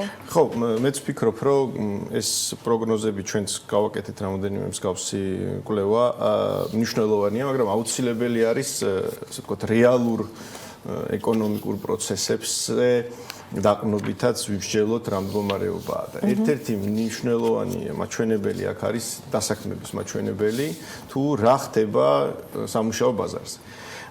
გვაქვს, ასე ვთქვათ, წერტილოვანი დაკვირვებების შესაძლებლობა სამწუხაროდ არსებული სტატისტიკის მიხედვით, რომელიც სიგნალებს იძლევა თუ რა ხდება. მაგალითად, ჩვენ ვიცით შემდეგი რაღაც. ჩვენ ვიცით, რომ პირობითად 2019 წლის მაისში დაქირავებული დასაქმებული, რომელიც იღებდა ხელფასს და შესაბამისად გადასახადებს, იყო 820 დაახლოებით 825,000 ადამიანი.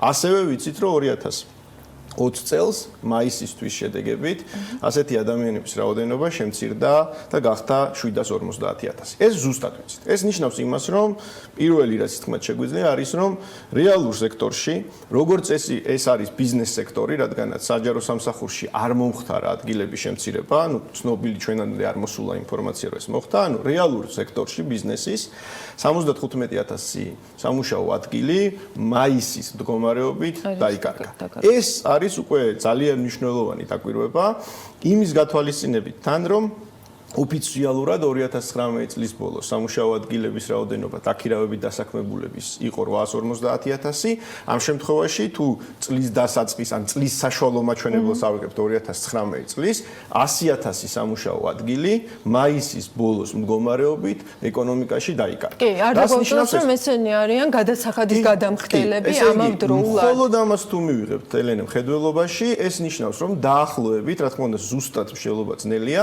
დაახლოებით უმუშევრობის მაჩვენებელი 11.6-დან გაიზარდა მინიმუმ 18-19%-მდე, რადგანაც ოფიციალურად ჩვენ ყავდა 220,000 ადამიანი, რომელიც იყო უმუშევარი და დაუშვათ აქ, რომ 100,000 ადამიანი დაემატა 220,000 ადამიანს. ეხლა მეორე საკითხი ეხება თვითდასაქმებულებს.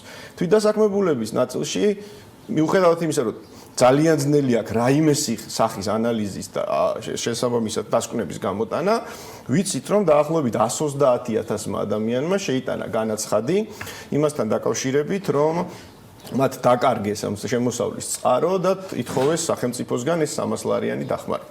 თუ კიდე ამ 130.000 ადამიანს დავამატებთ ჩვენი 100.000 ადამიანს, რომლითაც შემცირდა დაქირავებით დასაქმებულთა რაოდენობა, უკვე ასევე მეტნაკლებად რეალისტური ნიშნულია, იმიტომ რომ ნიშნავს, რომ აი კრიზისულ მდგომარეობაში უმუშევრების რაოდენობა გაიზარდა დაახლოებით 230.000-ით, რაც ნიშნავს იმას, რომ უმუშევრობა საქართველოში გაიზარდა როგორც მინიმუმ ამ კრიზისულ პერიოდში ორჯერ და დაახლოებით მიაღწია 24-25%, ცოტათი მეტად ვიდრე ორჯერ, რაც უკვე დაახლოებით წარმოდგენას გვიქმნის, თუ რა ხდება საქართველოს ეკონომიკაში და რამდენად დაარტყა საქართველოს ეკონომიკას ამ კრიზისმა. იმიტომ რომ 25%-იანი დაახლოებით უმუშევრობა იმის გათვალისწინებით, რომ ჩვენ ყველანი საჯარო სექტორის წარმომადგენლების, კერძო სექტორის, ანალიტიკური ორგანიზაციების ვთანხმდებით იმაზე, რომ თვითდასაქმებულების ნაწილში ვარაუდობთ, რომ ბევრი არის, დიდი ნაწილი აქ არის რეალურად უმუშევარი, უბრალოდ ფორმალურად არის მეკუთვნებული თვითდასაქმებულებს. შესაბამისად, ის რომ საქართველოში იყო 11.6% უმუშევრობა, უკვე ეს არის საეჭვო.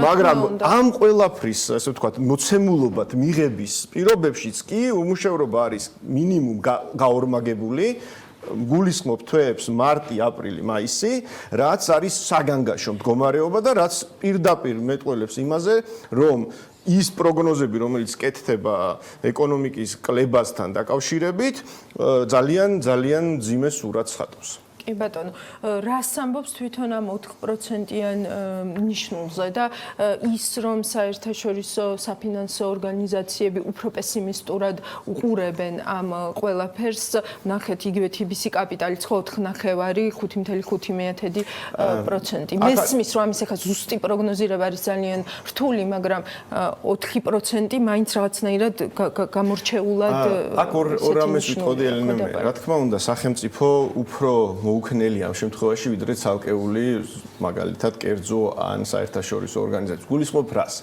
როდესაც მზადდებოდა ბიუჯეტის განახლებული გეგმა, მაშინ იყო ძალიან ბევრი საერთაშორისო ორგანიზაციის პროგნოზიც -4. სანამ მოვიდა ეს გეგმა პარლამენტამდე და მე პარლამენტის განხილვების შემდეგ დამტკიცდა, რა თქმა უნდა, ახლა ამ გეგმის პროცესში შეცვლა ძალიან გაუჭირდებოდა მთავრობას. აქედან გამომდინარე, ჩემი ვარაუდი არის, რომ მთავრობაშიც დღეს პროგნოზი რამხელა იქნება ეკონომიკის კლება უფრო მაღალია, უბრალოდ რადგანაც ეს ბიუროკრატიული პროცედურების გავლა ამ გეგმის მომზადება, ამიტომაც აეხლა ახსენება იმის, რომ ჩვენი პროგნოზი იცვლება და შესაბამისად ეხლა ეს შეცვლილი პროგნოზი რა თქმა უნდა შემდეგ აისახება საგადასახადო შემოსავლებზე, აისახება შესაბამისად იმაზე თუ როგორ ვაფინანსებთ დეფიციტს, რამდენ და აქედან გამომდინარე, მაგრამ მაინც აისახება. მაგრამ ერთი საკითხი, რასაც ამ ნაწილში მინდა გამომხვილო ყურადღება არის ეს პროგნოზები, რომელიც თან ერთვოდა საბიუჯეტის გეგმას, განახლებულ წარდგენილ გეგმას 20-20-ის, სადაც სამი სცენარი არის განხილული და სამივე სცენარი იწყება ტურიზმისგან შემოსავლებით და ფაქტიურად აღგებული არის მთავარი მთლიანად და დასკვნის სახითაც ალბათ ეგ არის, რომ ტურიზმში თუ შევაკავებთ ამ ყველაფერს, მაშინ გადანინების ეფექტი. და ეს ჩემი აზრით არის ძალიან საინტერესო მოვლენა, რადგანაც ნიშნავს იმას, რომ ჩვენ ფაქტიურად ერთი სექტორის მდგომარეობაზე და სიჯანსაღეზე ვაგებთ ჩვენ კრიზისულ თუ პოსტკრიზისულ თუ არაკრიზისულ ეკონომიკურ გათვლებს, რაც ძალიან საინტერესოა. ჩვენ დარწმუნებული ვართ, რას გულისხმობს ძალიან საინტერესოა. ანუ ის ნიშნავს, რომ ჩვენამდე, ან ის ფაქტი, რასაც ვარაუდობდით, სხვადასხვა სტატისტიკა, ის გარემოება, რომ შემოსავლები ტურიზმიდან მაგალითად 2019 წელს იყო 3.2 მილიარდი დოლარი, რაც იყო დაახლოებით 18% მთლიანი შიდა პროდუქტის, ის რომ ეს მაჩვენებელი გაზრდილი იყო უკანასკნელი 5 წლის განმავლობაში თითქმის ორჯერ. ეს ყველაფერი გვაძლევდა, მაგალითად 2020 წლის პროგნოზი ტურიზმიდან შემოსავლების იყო დაახლოებით იმდენივე, ელენე, რამდენიც იყო მთლიანი საგადასახადო შემოსავლების პროგნოზი 2020 წლის ბიუჯეტში. ანუ ამბობთ, რომ ძალიან დამოკიდებული გახდა. ის, რასაც ვარაუდობდით ყველანი, რომ ეს ჩვენ ვითარდებით ქვეყანად, რომელიც არის დიდწილად დამოკიდებული ამ ერთი სექტორის ჯანსაღეზე, გამოვლინდა ერთმნიშვნელოვნად უკვე აი ამ პროცესში. და შესაბამისად, ეხლაც ჩვენ აი ამ ფაქტიურად კოლაფსმა სექტორის, არა მხოლოდ საქართველოში, მთელ მსოფლიოში, ფაქტის წინაშე დაგვაყენა თუ რა მდგომარეობა გვაქვს ტურიზმში, ამაზე დამოკიდებული არის ახალი კვლევაც ამისკენ არის, ასე ვთქვათ, იდენტიფიცირება იმ სექტორების, რომლებიც შეიძლება იყოს უფრო ინვესტიციატევადი და უბრალოდ აქ ერთ რამეს უნდა ჩემი აზრით აქ არის დამნიშნულოვანი. ის რომ ტურიზმზე გავხდით დამოკიდებული,